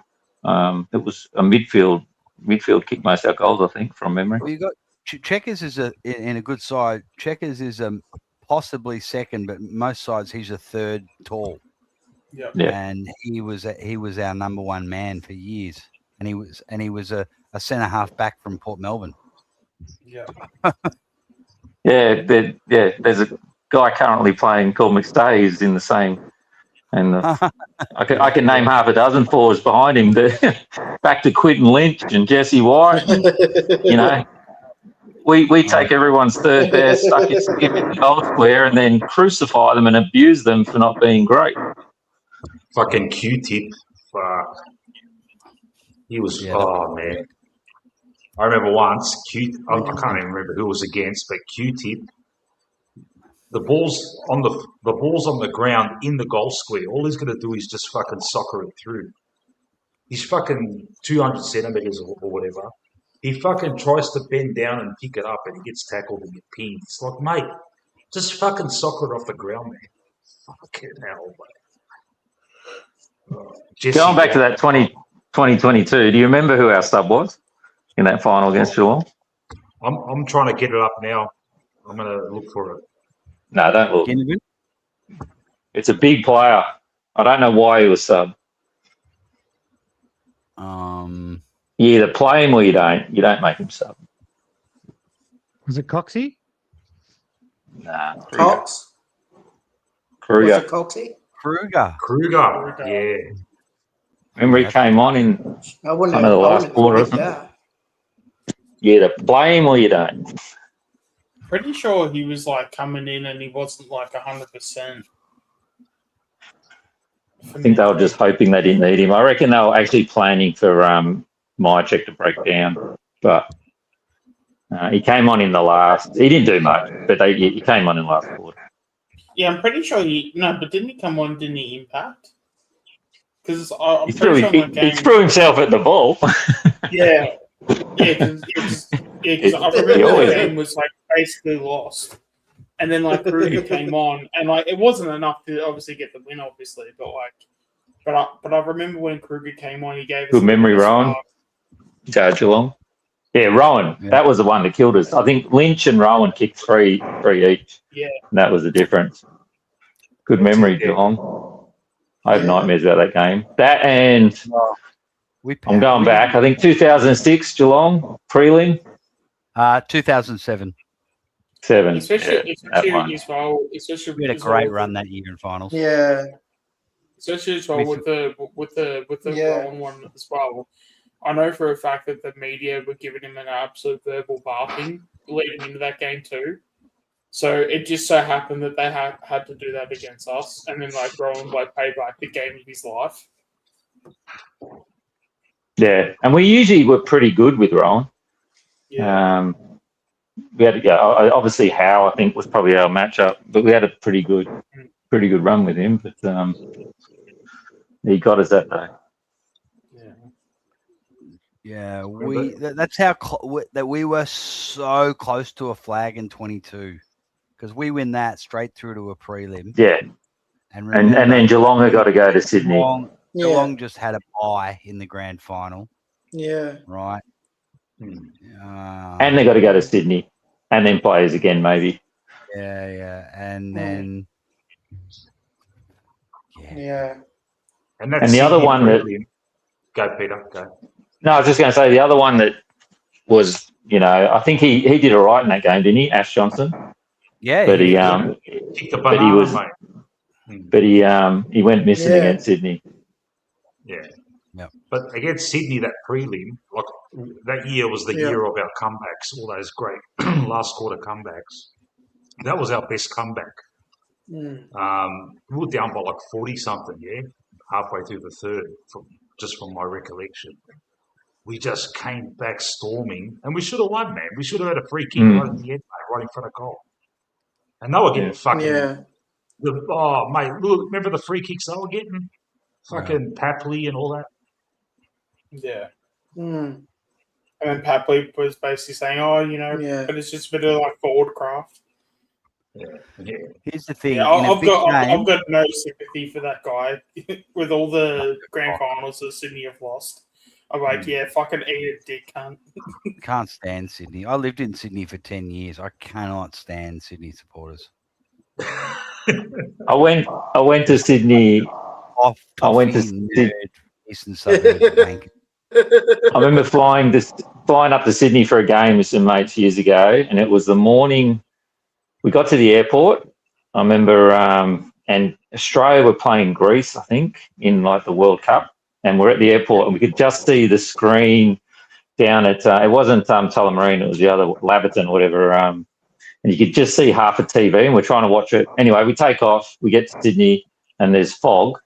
And we're sitting going, I wonder, I said, we've been diverted, we have to refuel. And I was going, I wonder where they send us. Back to Melbourne. It was like, so we went back to Melbourne, landed, refueled, back to Sydney, finally got there. And it was the game, I don't know if you remember, but Buckley grabbed Davis and just threw him across the boundary line and kept ruffling him up.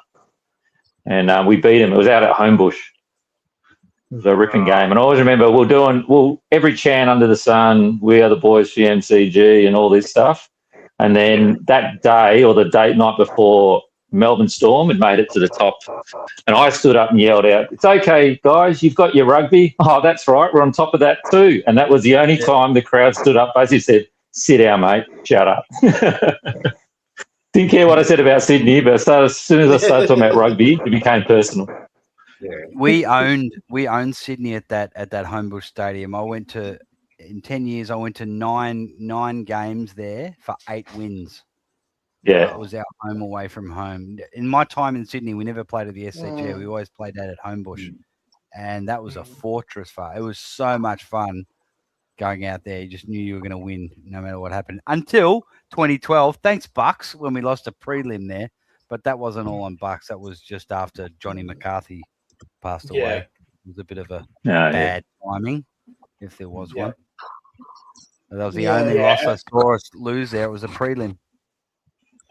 Yeah, and the players were so mentally and emotionally exhausted because they just got back from the funeral and everything. So you can kind of understand why they weren't themselves. At that age, you can't comprehend it. Yeah. See ya, Lucas. Thanks for joining us, mate. You're a good bloke. I'll be happy to come on your show one day, probably before we play you. We'll see how we go. We'll be at the game, Mick. We will Cats. be, yes. Yeah, I'll be sitting, mate. That seat's yours if you want it. All right, yeah. We'll be right in amongst the cattery there in the Warnie stand. Oh, bring it on. Bring it on, mate. One of my worst. I was just saying, sorry. Go. You go, Pete. That's cool. No, you go. Go. I sent Mick this map about how I'd worked out where I'd bought my seats for the Cats game. And I was a total female. I totally got my fucking directions wrong. And I was coming in from the north. And obviously when you're looking at a map, it's the other way around. You're looking from the south. And I'm like, oh, I've got my seats right in the Ponsford stand. This is going to be grouse. And then I've worked out, I got my ticket sent to me. No. Oh, you're in the Shane Warne stand. I'm like, oh. Yeah. But then it turned out, I said, I want to swap these. But that's the only place you can get public seats for, I don't know. They're actually the only public seating. All of the Ponsford stand, I guess that's for members for Geelong and Collingwood. Or, I don't know. But they were the only really place you could get the members' tickets. But anyway, we're going. We're going, mate. See you there, Ponsford Lucas. behind the goals is where I sit. Yeah. On that game, we're all going to meet up together. Benny, we'll catch up with Benny. Peter, I'll get your details. We'll catch up for a laugh. Age Mel. Greatness go if for you lunch go to or the something, game. Yeah, whatever. Yeah, just before the game. Yeah, pre-game steak, yeah? Yeah, where do you go, Benny? Where's this famous place you get your steaks? Breslin Bar, just on South Bank. Okay. All right. Oh, Beautiful. nice. Sounds good, man. Yeah. Yeah, we love a good steak. Yeah. But the only thing is, Pendles is a record-breaking game. So that'll probably be at Geelong because he'll have a rest between now and then, won't he? Yeah, okay. He's not playing next week. He's definitely not playing next week. And I reckon he'll miss one more game as well. Well, if he misses it'll be one more game, the record equaling then. He might not play gather round. Oh, right. If he doesn't play next week, is gather round after next week? There you go, Stefanos. Yes. Boris is right here. Not sure. Every tip of the pies. Yeah.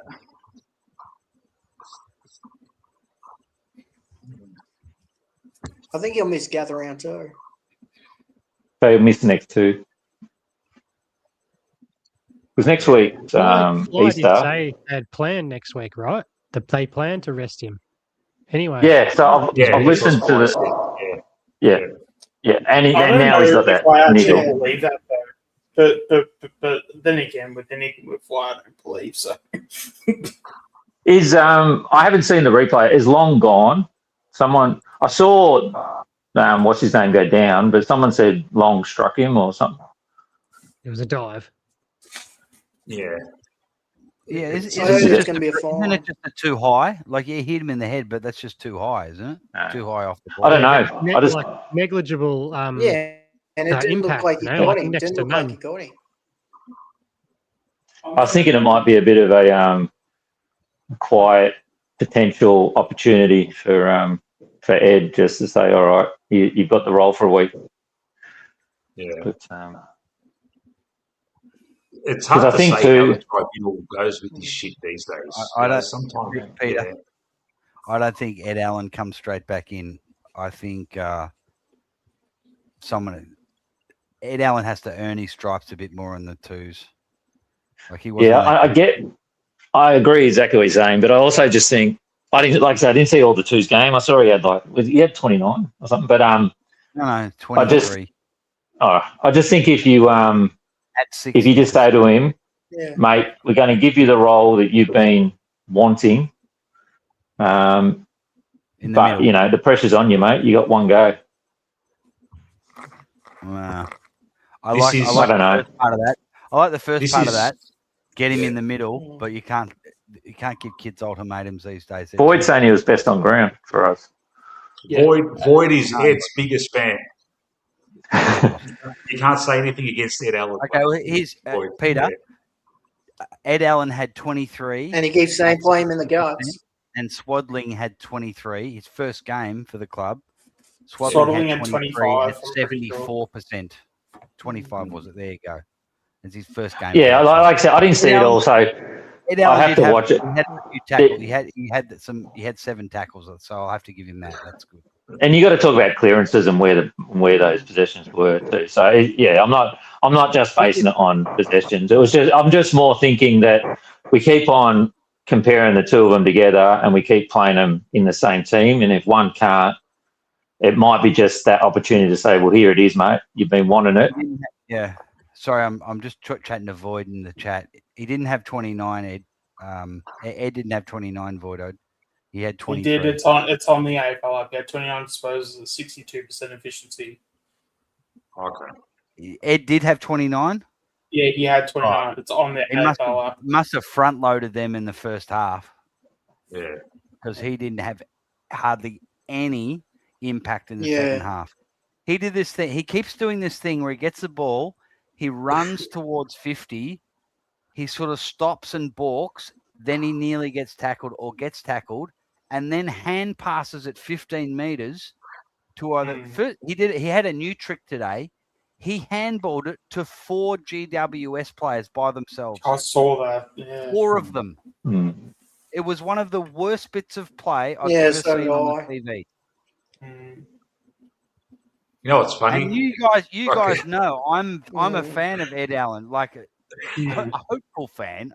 I think he's got a lot of upside, but I'm really losing faith. Like I also think with Ned, I think Ned has to be carried a bit. I don't know if Ned can play his style of football. He kind of reminds me a bit like Mychek. I reckon he ran out of tickets last year, and I just think we've got to give him breaks if we want him to hit the finals fit, and even give him a couple of weeks off leading into the finals. I just think I think his style. I don't know if he's got 24, 25 games in him, right? With just a couple of buys and stuff. It's so funny looking at that Aussie ostrich picture, Matt. Especially when you talk and the circle vibrates around. Most Do you of say blokes are too young to remember Aussie ostrich? Yeah. And you're talking serious stuff about Ed Allen. I'm just looking at Aussie No, I ostrich. remember it. Oh, hello, it's Aussie ostrich here. I'm going to change it to Dickie Knee. I was going to say, who was the one on the head, the back of the head? Yeah, Dickie Knee. Dickie Knee, yeah. That was great. I miss Hey Hate Saturday. Dickie. Oh, that was the best. Every Saturday night staple, that one. Fuck. Yeah. Drinks before you went out. Yeah. Red Simons, Wilbur Wild, Molly Meldrum used to come Red on all the Simons, time. I liked him. Yeah. Red Faces. Grumpy old bastard, wasn't he? Yeah. John Blackman with all the voices and that. Yeah. I love One of Red those things Faces. you can go into YouTube world and just look up old Hey It's Saturday Red Faces. Yeah. And it's quite funny. But some of the guests, you'd have Red Simons there, and he'd be just sitting next to Harrison Ford, and Marlon Brando or somebody. Like, holy shit! Look at the judges. They just had like the biggest celebrities come to Australia, and they're guest judges on Red Faces. Yeah. I used to love when Red used to give the gong to someone after fucking 1 second. And then Red Simons would let the people who just put in 1 minute. Started their act. Brilliant. They just started doing something. No, do the gong. Yeah. See you later, Benny. Thanks for joining us, mate. Benny. I'll catch you later. Not all. I'll catch you See you, during Ben. the week at some stage. No worries, Ben. See you, Benny. Catch you, bro. Look forward to a steak soon. Oh, mate, you won't be let down at this joint. I promise. I'll look after you. It's all good. Is it going to be pricey as fuck? Is it one of Don't those worry swank? about it, Mick. Is it one of those swank fucking upper class places? Or? All Mick wants to know is he going to have to go outside to smoke? Yeah. Oh, mate, you take 2 steps and you're outside, mate. It's not like, hey, Mick, I've got this really cool place. It's really out of the way. It's a steak place on South Bank. No one knows about it, you know. It's fucking super cheap. Nah, it's all right. I'll look after you, boys. All good. Thanks, buddy. Man. Catch you later, Ben. See you, Ben. Yeah. Also, as well, I will say this about like Swapling though, that the prediction that I did have on Swapling was a prediction for 5 years into the future, not just in the first half. You said no. No, you can't change it now. No. I do like our kids. It's in the I do vault. like our kids. No, I reckon we've been. By at the end of the year. I literally I do like it. said it was 4 to 5 years. I was just saying, I actually do like. I like the kids at the moment. I think we've been carrying some dead wood for a while. Like players that deep down we wanted them to make it, but we knew they wouldn't. You know, with delisting players and then rookie listing them and all this because nobody else wants them. Like that tells you enough. And I think now for the first time in a while, and you know, and Ed might. But I reckon by the end of this year we'll know if Ed's in that bucket as well. I know he's got another year only, but my thoughts are if he doesn't make it this year, then he's not going to make it. Cut him, pay him out. Yeah. The other one today was Sullivan. How did Sullivan go today? I think you got traded. Because I seen him. He had a good game, didn't he? He was all No? right. He was all right. I don't see Sullivan. I know people do, and I thought he was all right. I don't think He had there's a a good future there. preseason.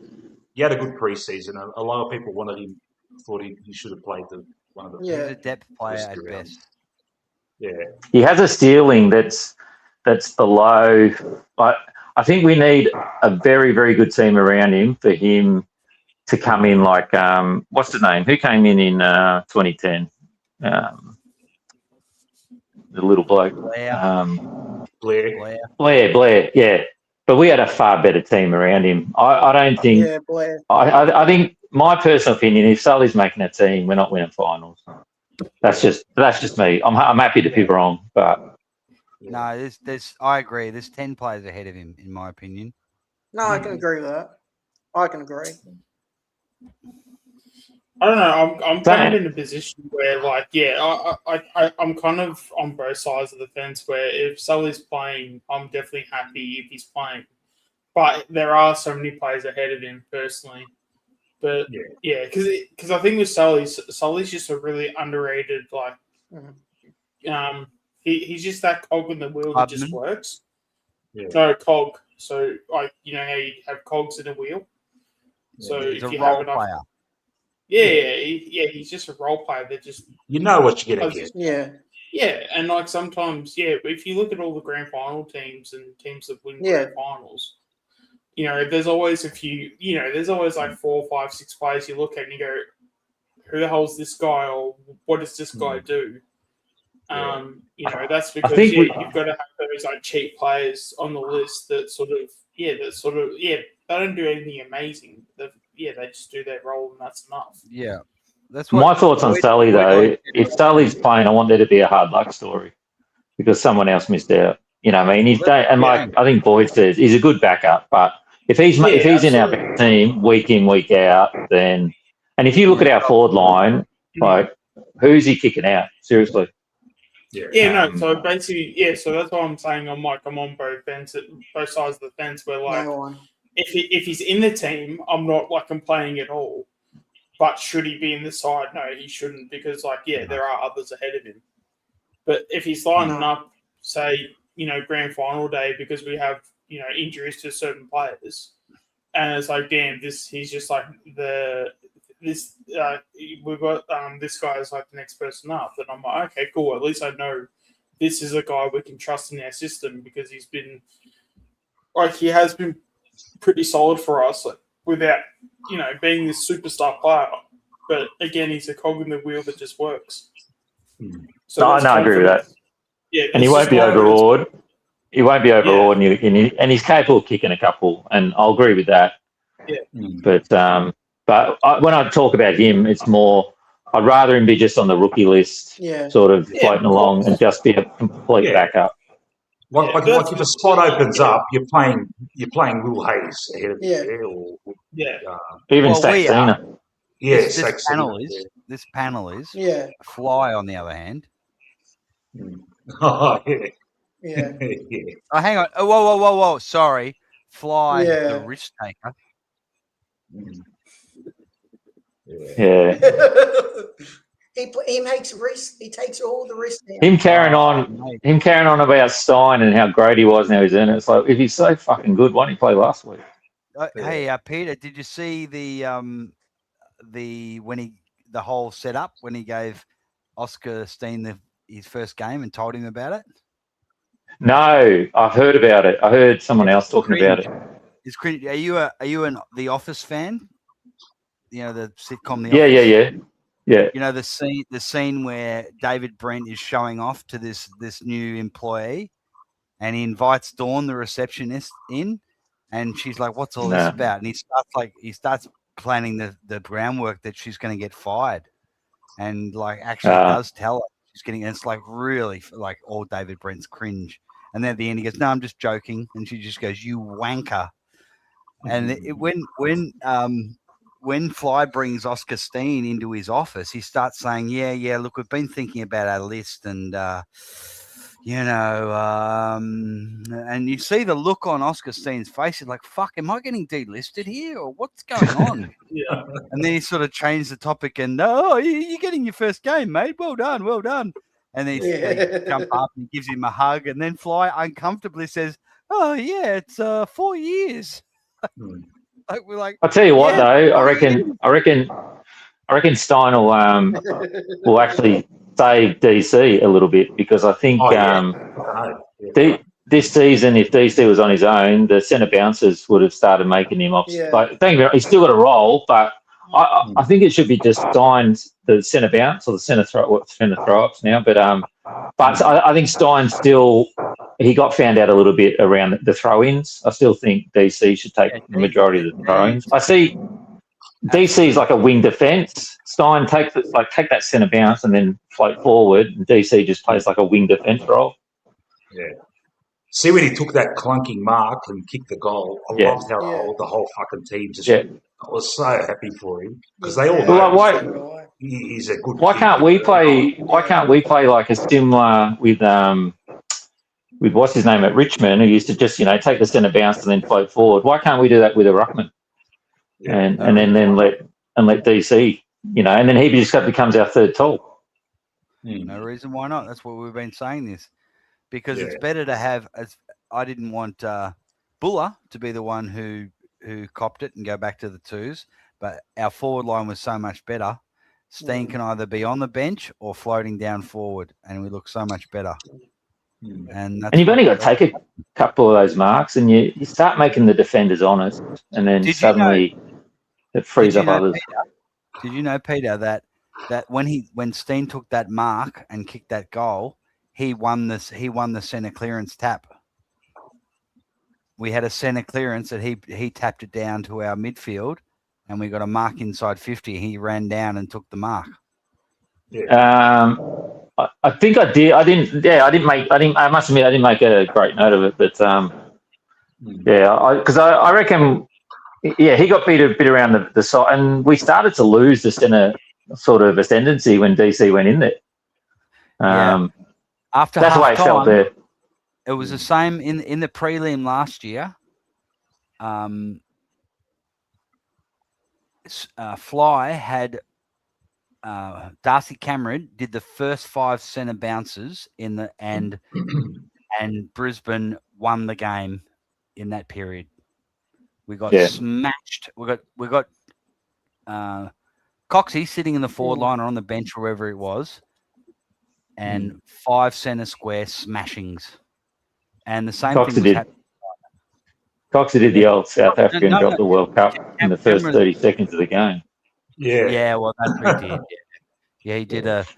Imagine that start. He did a Herschel Gibbs. But we still could have used him in those centre squares in that second half where we got smashed. Yeah. But did you notice, Peter, that right at the end, when Darcy Cameron was rucking, he started getting tap outs as well, like right at the end. And I'm thinking, mate, he's probably been inspired by this youngster fucking jumping up and getting tap outs. He's not as fatigued as he would normally be in a game. Yeah, that's it. So that's what I was going to say. Yeah, he's coming in fresh against a bloke who's had to play against Jump and Jack for best part of 3 quarters. So exactly. Yeah. So that's one. No, I agree with that, and I think, and as the year goes on, like DC's, like he's gotten this far from learning, and then he'll watch the Gorns and he'll watch them learn, and he'll learn how to hold his own. But I just think if someone like Steene can just take the majority of those centre rucks and just jump over, or go head to head with someone not jumping over us, and then he can come in and play the hustle bustle, keep Steene sort of fit and ready to jump at the next one. He doesn't get tired out in those muscle challenges on the wings. I think we've got a good opportunity to play. I know Hawthorn's doing it, but I think we've got a good opportunity to just play 2 rucks and keep them both fresh and get them and keep them fresh through the whole year too. Because I just worry about DC sometimes playing every game the whole season. One of the keys is, Peter, is that what happened with Coxie's drop-off is that he would be a support ruckman. He could go forward and he could kick a goal or 2 a game. He would take a mark, but then his kicking for goal really dropped off. He wasn't marking around the ground. I was going to say his marking dropped off too. Yeah, he sort of became a liability. But if Steene comes in and he can take a mark down forward once or twice a game, kick a goal or 2, and Darcy Cameron can float back while Steene's in the ruck, they're not. You're not carrying either of them. You don't have to park one of them on the bench. They don't have to be on the bench. You go down the forward pocket, or Darcy Cameron, you ruck around the ground, or you drop back as a loose man in defence. So they can play in different roles. Problem with Coxie is he dropped off in too many areas where all he was good at was bringing the ball to ground, or he would be good in the centre square. Where Steene, he may be able to be an option around the ground. There was a while there he wasn't even bringing it to ground. He was getting outmarked. That was and that became the point where you just can't. His only reason for being there wasn't even meeting that. Yeah.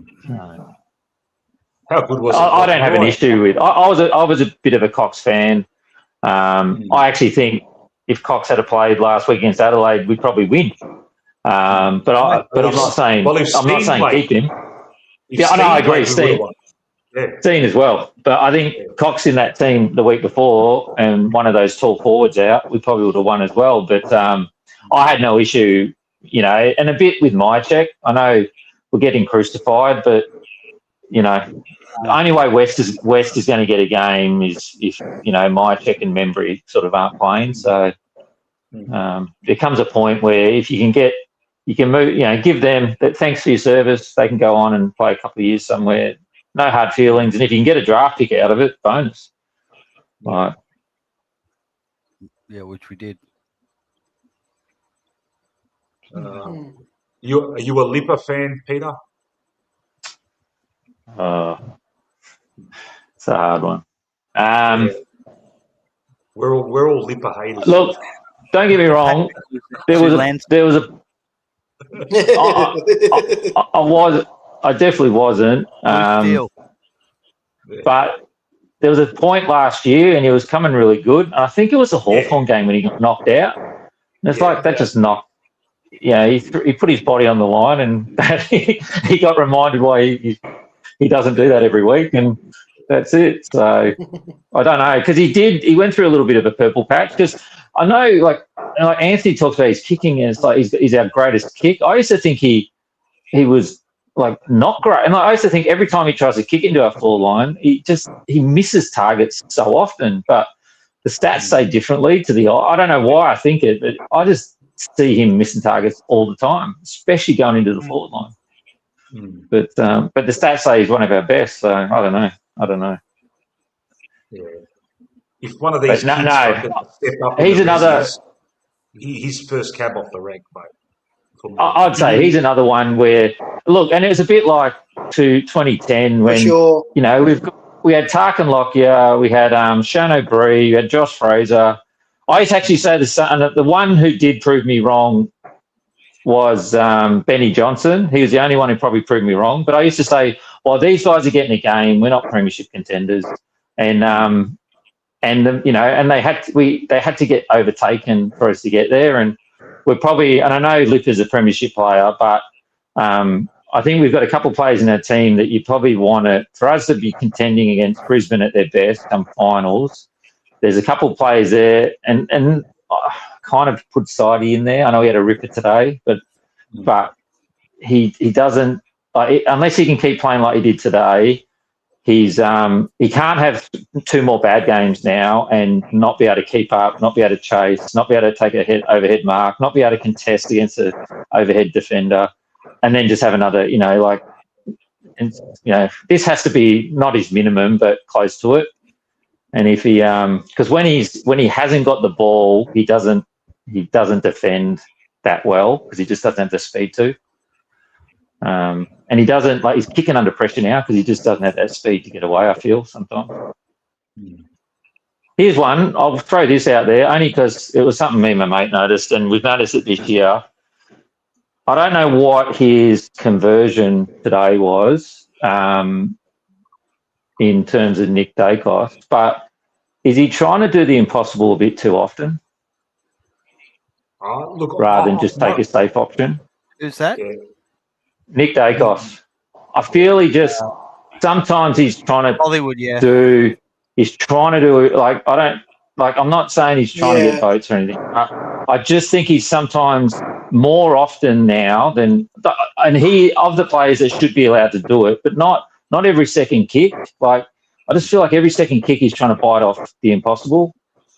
Whereas play this rather than just play a good safe option and keep the ball moving, and seems to be just missing or turning it over sometimes. And it's just been a this year thing. I don't know. Yeah. I don't know if feels like he's got all the pressure on him to carry the side, and he's just trying to bite off too much. But it's just something I just thought I'd put out there. Yeah.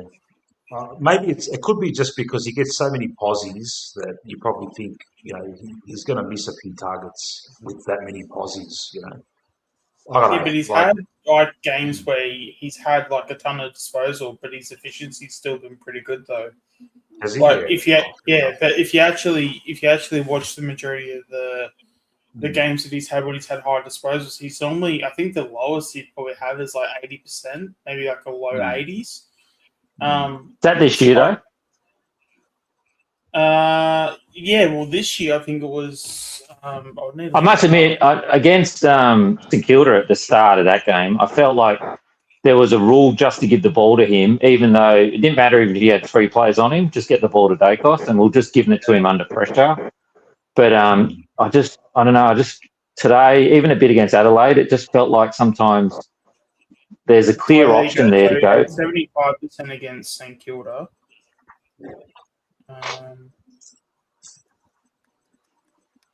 Yeah, I could have sworn because there was at one point where it just felt like I kept seeing disposal efficiency and I kept seeing anything over 80. Today was probably the worst. What was Adelaide? 63. So 63 wasn't great. And then what today? And today was like 66. Yeah.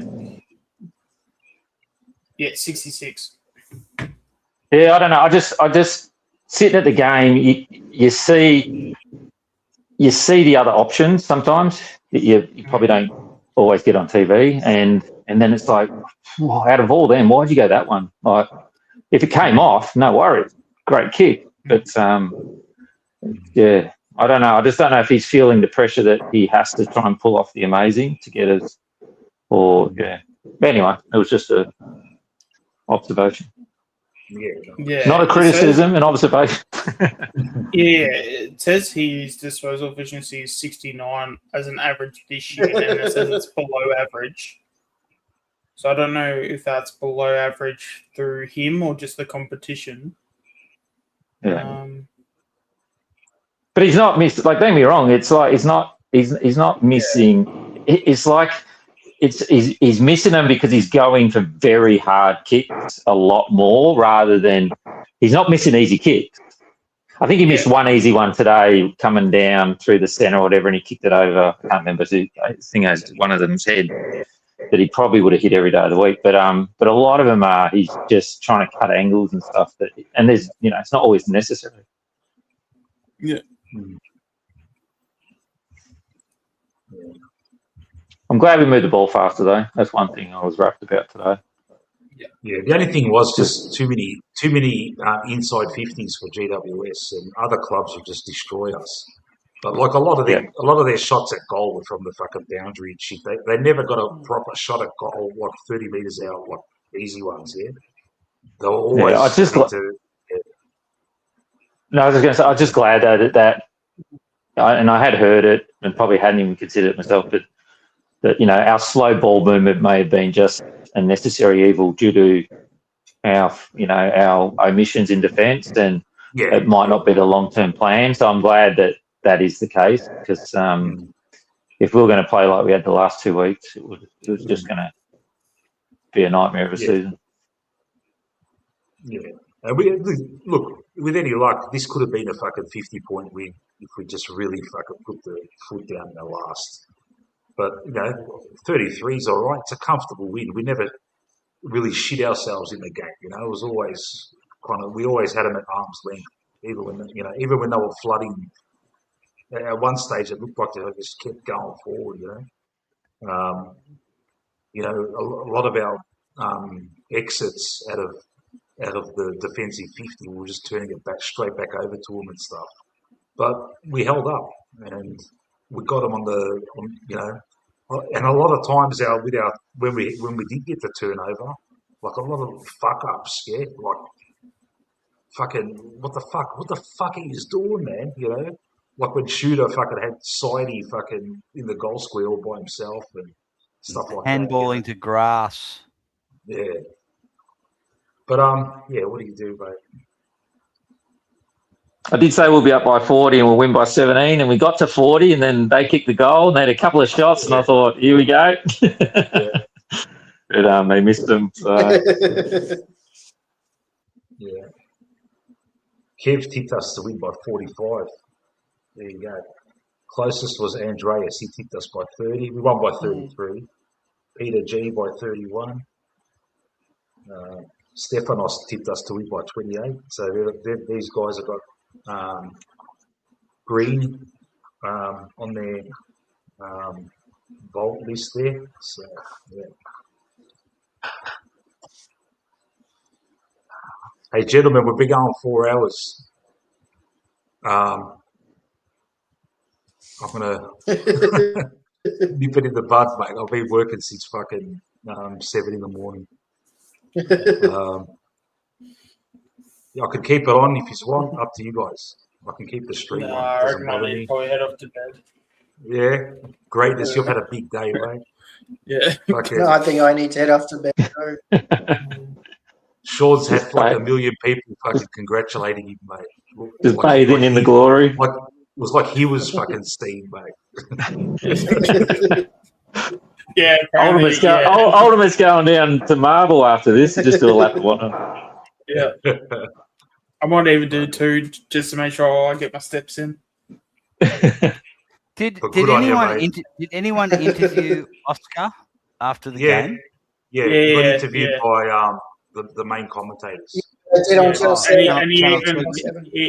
I can tell you, he they had a camera on his face on the ground. Yeah. I think there'll be a Collingwood. I reckon there'll be a Collingwood. There'll be a Collingwood thing. I think like what they did with Buller. There was a after the game on the ground, they had a camera sort of following him around and talking to him. Oh. But not like a Channel 7 or anything. Yeah. Right. Yeah, it's like a post-match sort of like thing when they do like the content, where they do like the match day content, possibly.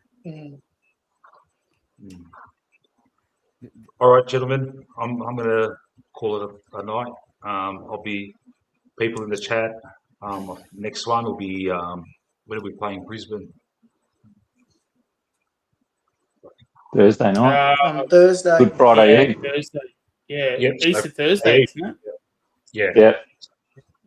Next one's Friday. Thursday. Yeah. All right. Thanks for joining. Well, I won't be on that one. I'll be working, so enjoy all. No worries, Pete. Always good to have you on, bro. Thank you. Yeah. Thanks to everyone. Hey, Mick. Yep. Mick, thanks so much. I was having dinner when you gave me a really nice plug. You gave the Warble No worries, channel. pal. No worries, man. Thank good, you man. so much for that. And It's a great show, Matt. try and no worries at all, man. Keep it up. Yeah. Yeah. You're inspiration, mate. Love it. Thank you. Thanks, man. All right. Thanks to people in the chat. Yeah, you make Matt have a great show. Thanks, Chris. Oh, thanks, Chris. Thanks, buddy. Yeah. Voidoid, Stefanos, they're still with us. There's another 21 people still listening. I'd love to keep going. That's amazing. Did you hit the 200, Mick? Yeah, I did, mate. Yeah, I'm on about 205 now. Yeah, you needed a little cricket. Massive You should have had a little cricket bat so you could raise the bat, you know. Yeah. I should have. I'll go for the triple century now, mate. Yeah. All right, thanks a lot, guys. I'll catch us next time. All right. Cheers. Go Pies. Carla Pies. Go Pies.